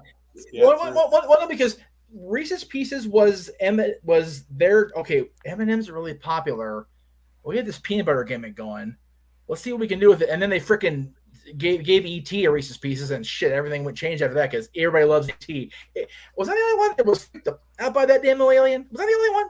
Nah, yeah, that was pretty freaky. That was pretty fucking freaky. I mean, the whole movie's scary, especially the part in the tent. That's just, but like Reese's Pieces just never got like any of the Reese's. Shit, forget. There you go. And again, CC's pointing out peanut butter M&Ms are okay. There's two varieties of peanut butter M&Ms because there's the peanut M&Ms that they try to call peanut butter, but they're actually a peanut inside an M&M, which I detest. Hate those friggin' things. The peanut butter M&Ms are actually Reese's Pieces just made by M&Ms, and I don't like those either. I don't know what it is. Like, I think I never like the candy shell except around just a basic M&M, like basic chocolate. Yeah, I'm just a basic. I'm a simple M&M guy. I just get a bag of M&Ms. You are simple, exactly. That's it. Say you're the simple man, so it makes sense. Exactly, dude. Josh has got the life hack. Let's go. Yes. Dude, Josh, because my mom even did this when I was a kid. We would buy Reese's at the grocery store, and if we weren't going to have it if we were going to have it that night, we'd put it in the freezer so it would get cold instantly, and we could have it as a treat. If we were going to have it later in the week, we'd go in the refrigerator. But yeah, cold Reese's products are the business. But yeah, take 5 cold. Yeah, the pretzels will ruin your teeth. Here's a heart attack waiting to happen the minute I say it, bro. Reese's Carvel ice cream cake. Whoa. That's a lot of richness and deckness right there, James. You're gonna go into a coma. Yeah, that's why I have bro. I'm like, look at me, right? I'm huge. Okay, I had to have like a slice this big. It was like a thin ass slice of cake. I can't do anything else other than that, or else I get sick, and that's not good for anybody. So yeah. Well, it's not good for anybody to get sick in general. I mean, that just goes without saying. Yeah, but especially me, because there's no fun. So no, I know you're not familiar with alcoholic combinations. So for those uneducated and uninformed like Noah, by choice on Noah, and again, you do you, buddy. Basically, an Irish car bomb is a pint of Guinness with a shot of Jameson and Bailey's in it. So it is literally one of the foulest things I've ever tasted. I hate Irish car bombs because I don't like Guinness. Never did like Guinness. I'm not a huge, and the reason I say that, I've never been a huge like the heavy beers. Like, I am a light beer guy. I'm a lightweight when it comes to beer because beer is basically drinking bread. It just sits right here. It just does. So figure a pint of Guinness with a shot of 2 different forms of alcohol. And then you drop the shot glass itself, the entire shot glass into the pint, and then chug as fast as your life depends on it. Shout out Is to what I- Restaurant Bread Dough on a reel for soaking up any fat that we consume. Much appreciated. We love you for that. I'm so sick and tired of going to a damn restaurant that serves bread and I fill up on bread before my entree. That's how they get me every time. Yeah, that's the key. You got to eat the food first and then save the bread and then soak it all up. It takes too damn long to serve you the food. But see, here's my life hack with the bread. You go to Olive Garden. You keep that shit wrapped in the white towel they bring it in so it stays warm-ish. Yes. You eat your pasta because the Olive Garden is carbs on steroids. You ain't walking out of there having some form of freaking carb. If you're at Olive Garden, you don't want to have carbs, you walk through the wrong damn door. That's carbs central. You take that bread home. You get a little bit of the nonstick stuff in the pan. You simmer it up just enough where they're warm again. Chef's kiss, brother. Telling you. Yeah. Yep. Jeff, I just sent 2 pictures to the group chat. If you want to bring those up on the screen one at a time, gives us a couple more little things to talk about. Also, I'm just simple. When I hear health terminology, I'm like, what's a carb? Because I'm literally skin and bones. I don't even know how much I weigh. Bro, You bro, look don't like you're say that. probably That's about scary. $150. What? $150. You look like He you're about above 50? 150, 160. I think my physician said, oh, wait, actually, I could check. Wait a minute. I never checked the result of that, actually. Oh, jeez. Oh, too much. Okay, so I got the second picture earlier. I just didn't have a chance to YouTube friendly it, but I will do both now while we're Yeah, I was waiting going to here. say, don't worry about YouTube friendly them because they're just last minute things. It'll take too long to try and do that. But just throw one up at a time, and it gives us something to chat about here for a moment. All right, I can do that. Where is it? Oh, here we go. Results. Viewed notes. Visit after visit summary. What the hell? No, I want to forward it. You freaking shit. Whoop. Oh wow, you were right on point, JJ. As of April what was it? The 1st, I weighed 149 pounds. There we go. Yeah. I'd be curious what your body mass index and what you're carrying as far as that. But again, that's a whole other show. Now we're getting into some JJ, I like the picture you sent me. So just give me 1 second here. I'm trying to cue him up. I did see a couple of versions of the picture because there was one that he what do you call it? That was posted of them in Gimmick. I mean, they're in Gimmick here anyway, but yeah. I want to hang on, come on, open and tap. Thank you. I like this, and I think it's great they got together. If you give me a little context on where it is, Jay, that'd be great. If you don't know, that's cool too. I'm just trying to. Yeah, I don't know. I just know that Adam Braun tweeted it out earlier today. Oh, the Wyatt family reunion pic. Yeah. Yeah. For those who don't know, actually, and this is I hope it's not at Sin. I hope it's at least at Bray Wyatt's movie studio, because I'm gonna be honest, Sin's not going too well. I'm gonna point that out there. What caught my eye was what looks like an amount of weight loss on Bray. Oh yeah, he definitely looks slimmer. Like he has lost a ton of weight. Good on him. Yeah, he looks great. Eric Redbeard looks great too. Same, but yeah. Well, I think even Strowman slimmed down even more than he did when he got the mega push from Vince. Yeah, and then the same with Rowan. Look at Rowan too. He was huge. They all look like they could go out and do the thing now. So good for them, man. That's great. That's awesome. Good on them. Indeed. This one makes me chuckle, so I'm gonna go ahead and pull it up here. There's a lot of layers to this one that Jay sent me, so just bear with me here, guys. Hang on, this is just too funny because of what's in the wrestler's hand and who he is getting up in the face of with that particular championship. This could lead to something pretty cool. That's what made me want to discuss this. Does this is this telegraphing something that we're going to be seeing here in the future? Cena versus John Cena and Austin Theory for the United States Championship? WWE doesn't do stuff just like all willy-nilly. That is true. Here's this kid in the front row, full-on Cena garb, and Theory in his full-on heel mode gets right into the guy's face, the kid's face, and is just taunting the ever-living crap out of him. Yep. Like, I could see this as a SummerSlam match. John Cena's lost enough times. That's SummerSlam, too. So, I mean... It's funny because I look at that belt, though, and I still say, like, that belt looks great around Cody if you put it around Cody. Because, I mean, American Nightmare, it's pretty cliche, but, I'm about to say, that's about as cliche as I could think, James. But look at the design, and then look at Cody's attire, man. He looks like that's the belt for him, man. Or at least in the beginning stages. Like, give him a run with it. Before Red, white, blue, gold. Yeah, I get it. Here's my...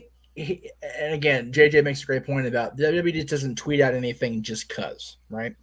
So I would say this is lending toward maybe we're going to see John back. And considering that SummerSlam is an off-market day than it usually is, they need to get eyes on the product. And they're not going back to Vegas because they're going to have money in the bank there. So they're going to Nashville, and they're going to a Nashville stadium, which, again, not a usual fare for them for SummerSlam. So right. I would say, as much as a lot of us don't like to admit it, John Cena coming in, even for a brief program with Theory, gives the rub to Austin. I know he's not now called Austin anymore, but I'm using that because I don't really give a shit. And honestly, it's just one of those.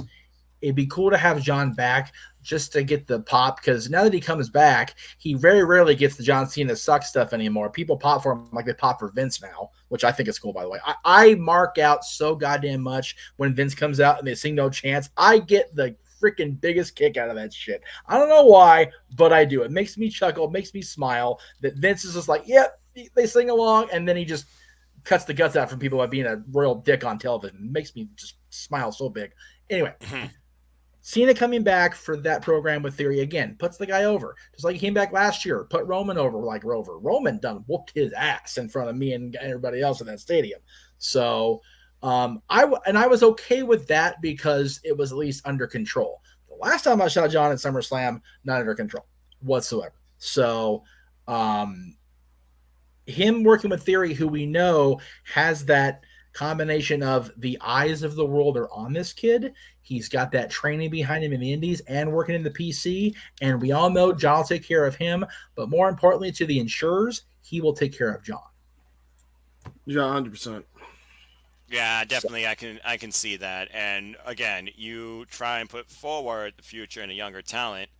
Pretty strong way of doing it is defeating a former multiple-time United States champion like John Cena. Whether or not it's a one-off or like maybe a short-term reestablishment of the U.S. Open Challenge that, let's be honest, it was one of the best things that happened for that freaking title in its old form ever. Yep. I could definitely see that. Yeah, 100%. So there's a Josh Edition comment that I want to kind of piggyback onto this picture, and I'll go ahead and put the comment up with the picture also still up, if I can do that. I don't know if look at that. That's all. This thing's so fancy. And again, we're also talking about Balor, and yes, Balor lost, and it sucks. Tomorrow the forecast is chilly because it's still technically spring. Anyway, the IC and US belts are the best looking WWE right now. Now, when these belts debuted, I immediately shat all over them and tracked it in the house. I didn't like them. However, of all the championships in the company right now, I think these two, the US and the IC, are the only two that have some sort of unique look. The world championships are the exact same style, just different colors. Same with the tag titles, same with the women's title. And when we talk about the importance of keeping the singles champions, the quote-unquote secondary/workhorse championships, unique in their own way, I actually don't mind the look of the Intercontinental in US. Now, Having said that, if they do go forward with Cody Rhodes being Intercontinental Champion, please bring back the classic 90s strap. I don't care if it's fucking Ultimate Warrior purple. Just bring back that design, number one. Yes. US, I have never fully liked the WWE version of the US Championship.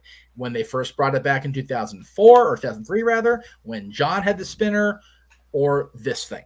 Never ever got behind the WWE version of the US Championship. But if they're going to continue to use it, this has been the best of the three as far as non-person centric. So, I mean, also okay when you also consider the fact that personally, I never liked the WCW United States title either because it just I love that, but for me, it just looks like a roided up Intercontinental title belt, or even though it was first, but it's because like it looks so much taller, and it's just like ugh. Well, remember when they commissioned that U.S. Championship that we all are familiar with that ran for I think it was about 10 years. It came right after the official WCW branding got placed on the championships, other than the big gold, because they weren't touching the big gold because they knew better at the time. That freaking US belt, and I know it's a gargantuan thing because the company I worked for in 2007 and 8 and 9, our singles heavyweight championship, that was the belts. It was a replica of the US belt we just jury rigged the hell out of. So the freaking plate with the WCW logo and the big winged eagle on it is like this far up from the rest of the plate. It's huge. So I get what you're saying there. Honestly, my favorite U.S. championship was the one that during the Horseman era when Barry had it and Lex and Michael Hayes. That U.S. strap was the business. Yes. Love that thing. There was a mock-up TNA United States title that I actually would have loved to see used. I don't know if anybody's seen it online, if they look up like U.S. championships on Google, but it randomly appears on there. And it's a really good design. I wouldn't be able to find it now. The one conceptual that I detested, and it's so funny me saying this, but when you think about it, it works. I saw a conceptual thing where they were going to have the U.S. championship design mirror the classic IC design. And it's like, no, it's a different championship. Don't freaking world/tag/women's title this thing. It's supposed to be different, damn it. So you want championships to have their own identity. And as far as the U.S. and the Intercontinental, even in their presentation, at least they have stood out among each other, but also among the other ones that pretty much assimilated into the same thing. When I think about the United States Championships, the only one that kind of still feels a little bit, presentation-wise good to a degree, but also stands out to me is the IWGP United States Championship. I like that. And okay, here we go. I'm glad you brought that up, Noah. Thank you for giving me a segue. Because you two guys are bigger fans of New Japan than JJ Wright, clearly. The IWGP World Championship, yay or nay? The current one, or are we talking V4? The current one. The current one. Yeah, that thing sucks. For me, it just feels way, way overbloated versus what really made the IWGP Championship version 4 particularly stand out as one of the greatest titles of all time in professional wrestling industry. Let's just call it what it is. It looks like Cody's neck tattoo, okay? I've seen the mock-up. I've seen the mock-up. It's so bad. Yep. Like, dude, version 4 was amazing. Version 3 was great. The one that Kurt Angle held was great. Mm-hmm. Like, those belts are cool. Yeah. Not this. Yeah. The IWGP... Yeah, the IWGP third belt that they ended up calling the third belt when Inoki took Lesnar and Angle's booking over, and then it also was used as another version of it was used in New Japan proper. That's my favorite IWGP championship, and I World Championship when they actually merged it. I also disagree with merging the IC title, but I digress. Bro, it was again not okay in my opinion. It was again. There's a lot of muddled shit going on in there, but I think, and again, I think we all say we're all belt marks in here as far as wrestling goes. We all love the uniqueness of the championship belt years. Again, Noah's got a great collection there. I got mine stashed away for now because I don't have things ready in the studio. I have a total collection of 0. Except for this. Hold on, wait. I got this. Does this work for you? There you go. Well, that's about as generic Nice. as a There bells you you go. can get. Dig it. So, and I will say this. I actually, JJ knows because he's got one of the ones I had. People tend to crap on third world country distributed championship belts. They look great. And if you don't use them as active props, they display very well. So, my buddy Ricky Stiles, who's a Kings fan and a former wrestling ring announcer at the company I used to work for, he's got himself a beautiful Winged Eagle, a classic IC, and some stuff I didn't know. Like, they actually had the XPW belts, which, I love XPW. So there's a thought process there. But I think championship belts being unique is what made them so desirable as wrestlers, as fans, that to want replicas. I have zero desire right now to have the Ring of Honor championship that Bandito carried into Supercard of Honor. But you can bring a case, and I mean a truckload of the original ROH championship to my front door. Yes, please. Yeah. Love that belt. Always did. Can we say, though, that the AEW World Championship might be the best looking championship in all of wrestling right now? I think it's definitely the well, again, gaudy has a bad connotation to it. It's definitely got a lot of pizzazz to it. But as far as in wrestling right now, I still go back to the Ring of Honor Championship because because of the simplicity. And honestly, you know what? Here, I'm going to break the fourth wall here. Give me a second. Well, like I said, I want to get in the closet and get some more. It really is. And I've always been a fan of both NW chips, 10 pounds of gold and the big gold. So I have both. So I get JJ, the other big gold I had, because I just wanted that, 10 pounds of gold, because I feel everybody should have the 10 pounds of gold. Every single person should have a 10 pounds of gold replica. I just love that belt so much. Yeah, to me, the 10 pounds of gold personifies world champion. Exactly. Even though it does. And you think let's be honest. I will look ugly as sin. We can't deny that. I mean, it don't look great. World title? Yes. First of all, JJ knows. So JJ knows what this one is. Oh, wow. You've got that? Yep, I got it. Did you not know I had this? No. That is well, the heavyweight championship for my old backyard fed. Oh my god!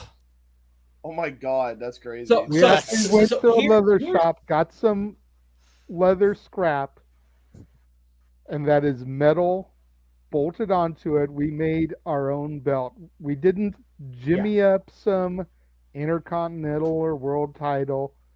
We legit made our own. That's pretty cool. That's freaking awesome. As far as I know, Teresa made that one, right? She did, yes. See? My sister got skills. Get on her. Anyway, all right, let's see what we got here. Well, inside baseball. Oh, Jeff's wearing shorts. Look out. Yeah, well, that's a hell of a throwback. I really like that.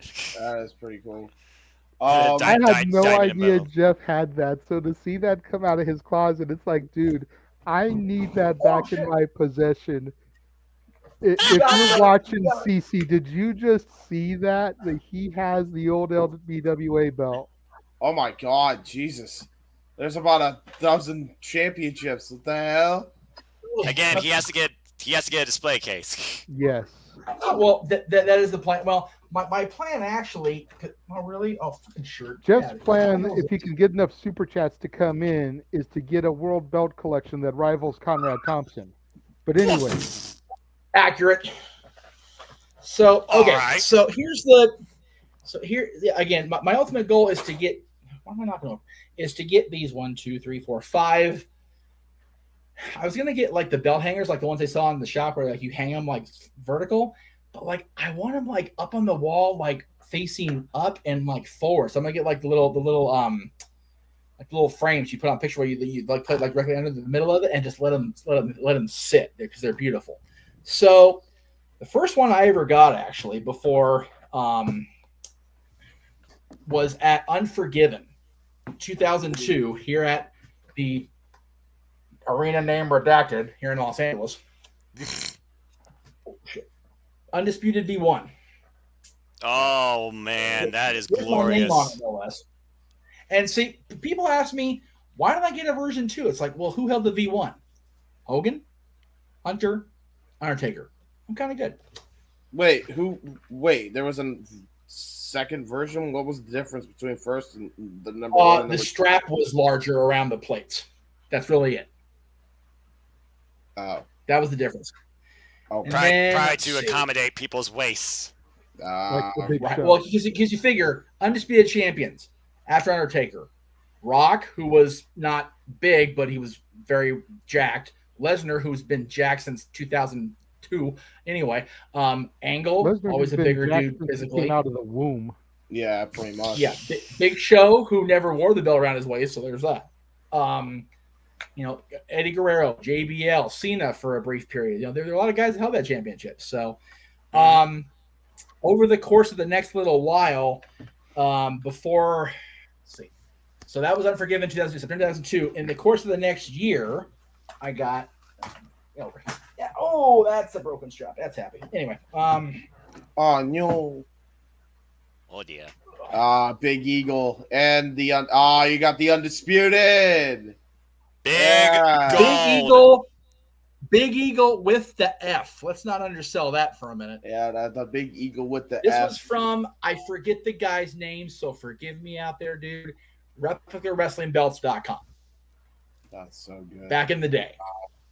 Respect, Big Gold. And my plan is to... I was just going to say, while you've got that image of yourself with both belts up there, have you guys been seeing the meme that's gone around lately where they're talking about how people have been singing along to Judas for so long that if he came back to WWE and we heard break the walls down, how everybody would just go ape shit? Yeah. As much as it would be great for him to carry Judas over because it's a Fozzy song, he owns the rights, obviously, much like Cody did. Do you realize how many people would wet themselves if he came out to his old break the walls down one more time? Jay, it's funny you say that, and I meant to bring that up too tonight. So again, thank you for the segue. You're welcome. I honestly don't know if I want another Chris Jericho comeback. I think I'm kind of okay with it. And yeah, I'd be happy because he's back on WWTV, cool, but it wouldn't be a wet my pants thing like it was at Cody. Yeah, for real. I think it would have to be a surprise entry into the Rumble and then him go in the Hall of Fame. But he's done that multiple times. Yeah. He hasn't gone into the Hall of Fame. Yeah, that's it. Would be a one. Jericho needs to be a headliner. Yeah, one final appearance. Throw him in the Rumble, and then have him go in the Hall of Fame. Have him go in that year. As he's coming down to the ring for the Rumble, they can announce that he's going to be part of that year's class of the Hall of Fame. Make it happen. I mean, never say never. So, So before I get to the other two belts, I had to throw this comment up because I just love the comment. Ken, Noah looks smoother than Santos Escobar right now. Let's put some stank on the boy. This man looks smooth as silk. He looks so smooth. He even looks silk walking out on us for making Disney wrong in his life forever. He looks smooth departing. So God bless him for it. Let's not go back there, Jeff. Let's not go back there. Let's not. We don't need to go back down that rabbit hole. No, thank you. Not even the rabbit hole. Alice is busy on her own doing that. Good for her. All right, now. Yay, Alice. I'm sorry, what? Oh, Allie. Oh, here we go. Now we got it back. For 10 pounds of gold. Yeah, back to 10 pounds of gold. The NWA. So what happened was, I and JJ both, I believe, we both had one of these at one point. and ran some muckerfather when you're on your own. So we both sold our replicas. Mine went was to signed. another buddy of ours named Josh, and subsequently got signed by, I think, Colt and Pierce at the same show, if I'm not mistaken. Ended up in NWA Hollywood TV more than once with Pierce there being the champion and Pierce, pointing to the belt in the crowd. It's like, can you point at me when I had it, you dick? But Adam, it is official. You are an asshole. Anyway, but this means more to me now, almost as much as the last one I'm going to show you. It means that much because he and I, JJ and I, were so much a part of the history of the forgotten era of the NWA, the post-TNA, pre-Lightning One Billy Corgan era, where people kind of crapped on the alliance. And management-wise, rightfully so for the most part, because that Tharp guy just everything up. He really did. But you figure when JJ and I became true NWA backers, aficionados, whatever, Adam Pearce, Cole Cabana, Rob Conway, who was a freaking never was in WWE, took this freaking thing in Japan and ran through multiple end zones with it. God bless him. Tenzin, Kojima, all these guys that you hear about now in New Japan, or were New Japan legends to begin with, had a run with it. And then Tim Storm, man, God bless him, a freaking high school history teacher. Oh yeah, I'll be the world champion too. Why the hell not? Just great. I remember. Funny story about Tim Storm. I remember seeing him with the belt, and I'm like, wow, they've really fallen off. Because that was my initial opinion. This is like, at first glance, like a fucking history teacher at 50 is holding the NWA World's title. And then I heard the dude speak on Power, and then I saw him wrestle, and I'm like, God damn. Like, this dude should be signed by a major promotion. He's that damn. He's been wrestling so long, James. He wrestled Severn as the world's champion when Severn was champion. So he's done his due, man. He's done his tour of duty within the independent wrestling scene, and to be the world's champion, especially in this day and age, any world's championship is like, oh man, I was the world champion. This thing still carries weight, about 10 pounds or so. And now it's on Matt Cardona. And that was my baby when I had mine, dude. I had mine signed by a who's who of former champions. If I forget one, Jeff, please help me throw a name out. Here we go, my memory, but okay. I'll tell you right here, the very first two names that I got on it, AJ Styles, thanks to Pro Wrestling Guerrilla, and Dusty Rhodes. Nice. Tell the Dusty story. That right there, the present at the time and the past. And Jeff knows the story. I will never forget what Dusty said when he signed it at Rob's store. He asked me, he saw the signature, he's like, whose signature is that right there? That's AJ Styles, sir. That's a good one to have. That's a good one to have. That's a good one to have. Damn it, I miss him so much. But then you I came into the NWA during the TNA era. I had Raven. I had Jeff Jarrett. I had Killings. Then I got deep into some of the old school. I had Harley Race sign my belt. Wow. I had Steve Corino. Oh, I remember that name. We don't forget that he was the champion. After ECW fell and before TNA got it, Corino had a run with it. Yep. Yeah. That was the true, really. I mean, I say the post TNA was forgotten, man. That post 94 to 2002, unless you're mega hardcore dork, you forget half of the names that held that championship just because it was so just cast aside for everybody. Like, they didn't even care. But yeah, the lineage not only of the championship, but of that belt design. You figure, you go back to the original Harley, Jack Briscoe, Giant Baba, Tommy Rich, Dusty, Nate, Kerry Von Erich, Yeah, and I'm pretty sure there's only 7 or 8, but yeah, just those guys that held the championship before the big gold became a thing in 1986. I mean, that's that particular belt design should get its own wing in the Hall of Fame someday, and it's already in Titan Tower now anyway, so why not? This last one, again, we're all have been fans a long time and we've been able to appreciate the history of the business. But when I started watching in October of 1990, good or bad, Ultimate Warrior was the WWF champion at the time. He was the first world champion I ever saw on television. But again, I was drawn to another very colorful guy that was on the program at the time. I just was instantly. Well, they're gonna fit. And I just when I found out that replica belts were a thing, I thought, man, one day that'd be so cool to have that winged eagle, just to have it here. And then when I started getting replica belts, I was like, I gotta get the winged eagle for every release. So 2003, the original release, when they announced that, and again, this is really inside baseball. I hope my mom isn't watching at home right now. I took a paycheck that was earmarked for something else completely at my work at the time, which I believe was the office supply store I was working at back in 2003. Off to High Spots. And got major shit for it afterwards. So she probably, I'm pretty sure she knows it. I mean, it's been almost 20 years, really. But guys, I swear to God, I opened the box on my living room couch.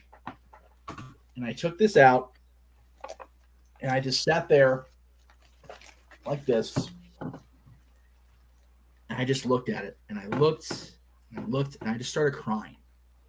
Yeah, I really did. I had just turned 20 that year. God, I'm 40 next year. Fuck me. Anyway,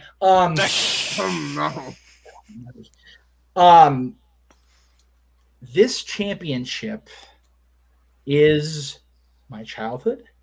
This championship is my fandom. And to have the championship that figure Hogan, Andre, yes, DiBiase, I will say it, Macho Man, Warrior, Sergeant Slaughter, The Undertaker, Ric Flair, Bret Hart, Shawn Michaels, Kevin Nash's Diesel, Sid Vicious, Stone Cold Steve Austin. Those guys all held this championship in one version or another. I found out through, JJ mentioned him, Conrad Thompson, how many different versions of this championship there actually are. Believe it or not, there's more than just one. This championship is one of the key factors why I became a fan and why I'm sitting here now doing this with you guys at 1:30 in the morning for a pay review. Respect. I mean, I felt the same way when I got the NXT title because, again, NXT reminded me why I like professional wrestling. Thank you, Triple H. And when I saw that big gold belt different to this generation of professional wrestling, and I was growing up watching this brand, it was the first belt I bought. I'm like, well, now it's up in my room and just on a pedestal. I'm like, this is mine. I like this a lot. This defines me a lot.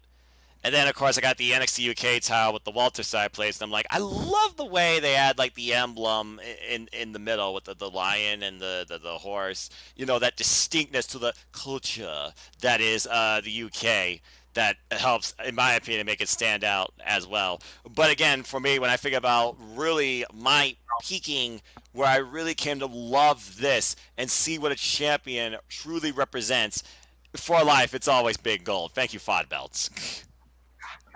Yeah, it's. Go ahead, JJ. Go ahead, Jay. I'm very sad that I no longer have the belts that I had during my fandom because I only owned 3. And all of them had to get sold to pay rent and everything. All of them were signed, so all of them had that personal touch on them. I also had the Undisputed. I think I had the version 2, though, Jeff. Correct me if I'm wrong. Pretty sure it was 2, yeah. And then I had the WWF light heavyweight title. Oh, wow. Oh, yeah. which I found on that was eBay for like, like damn. $80. Wow. And I had it signed by Christian. I had it signed by X-Pac. I had it signed by Jeff Hardy. Yeah. The first time he ever met X-Pac was post the shenanigans he and I went through on New Year's at PWG. So, there you go. Well, again, you guys have seen a lot of the business through PWG, and you see where all those people are now among the industry. It's something amazing. You know, my ex, you know, the house I'm in right now, my daughter's mom, she doesn't really watch anymore. Jeff knows. I was listening to you guys call the action earlier. Specifically, it was the tag team gauntlet match. And you guys were talking Willie Mack, Willie Mack, Willie Mack. And she's like, did I just hear them say Willie Mack? I was like, yeah, he's in Impact now. And, you know, she kind of got that look on her face like how I talked to you guys about the last time, man. That's family to us. That's awesome. Yeah. So for her to hear that name and she just had to stop for a minute, it was like, Willie Mack is an Impact? It's like, yeah, man. Yeah, it's very akin to when somebody we watched, you know, out here gets the call up. But yeah, Willie making it. You guys have to. For those of you that don't know Willie's story, I'm not going to tell, and I'm going to tell it out of classes, none of y'all's business, if you know whatever. But they told all that on Impact. Willie was literally a fan. He would bus it from South Central LA, and we know it was South Central because we done dropped his ass off in the hood after shows before in our ghetto ass van that we had back in the day. He would bus it to shows from South Central. I mean, remember, PWG was running Reseda out in the San Fernando Valley. For point of reference, that's a good 90 minutes in a car up the worst freeway in Southern California. So going by bus, you're looking at 2.5 on multiple buses. Just to be a fan sitting in the back of this crowded ghetto-ass Legion Hall in the middle of the valley, to going to school in the same area, to being on the cards in multiple areas, working with Jesse Hernandez, who I praise so much on these shows to this day, working with the different people, and then getting noticed and working in Mexico, working in Japan, signing with Lucha Underground, I believe, you know, and then God, when Impact signed him, I don't think there were two bigger voices in Long Beach, California than JJ and me. We were like, fuck yeah! One of our boys got, you know, a major contract with, at the time and even still now, a major company. So it was so cool to see a guy literally come up from the streets, and I do mean the streets, into being a wrestling superstar. It was so friggin' cool.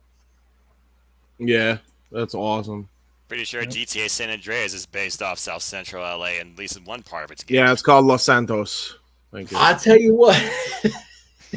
It is. Very much so. Look, here we go. Oh, there we go. Nice. Okay, that one's going up for sure. Hang on. Where are we at here? Hang on. Where are we at here? You know, but now that I'm back in the fandom, it's like I want to try and get my favorite belt from every company. Oh yeah, I agree. That is my goal for TNA. I want to get the X Division title. Oh, nice. I have always loved the original, the NWA TNA X Division title. Yep. Although, you mean the X title? Version, if I got the Impact one, it's the one Willie held. But right? I became a fan of it through that old school belt and being able to hold on to it at Gorilla when guys like AJ, Daniels, Sabin, Shelley, Petey Williams, Kazarian would come through. There you go. I think for me, and again, they're pretty penny. My number one belt I want to get right now, despite people thinking I should get the $1 Million Championship, it's for me the IWGP version 4 championship, held by the likes of Kazuchika Okada, Hiroshi Tanahashi, and so many other greats. Hey, look at that. Yeah. Wow. There it is right there. Me, my daughter's mom, Stat Boy, and Willie Mack at the... Boy, he was slimmer. at the Main Street Town Square Christmas tree one year. That's awesome. That's Look at awesome. that. That's awesome. And of course, you know, Noah? he's got to Noah? wear his gimmick. He's got his T-shirt at the time, but you know that's family right there. Respect. Family is life. Noah, we were all slimmer back then, my friend. Yeah. Right. Fair point. I was probably at least 20 pounds slimmer. Then life happened, and then they're like, I'm going to gain that 20. And people think I Put it have a this hollow way. leg. Honestly, put it this way.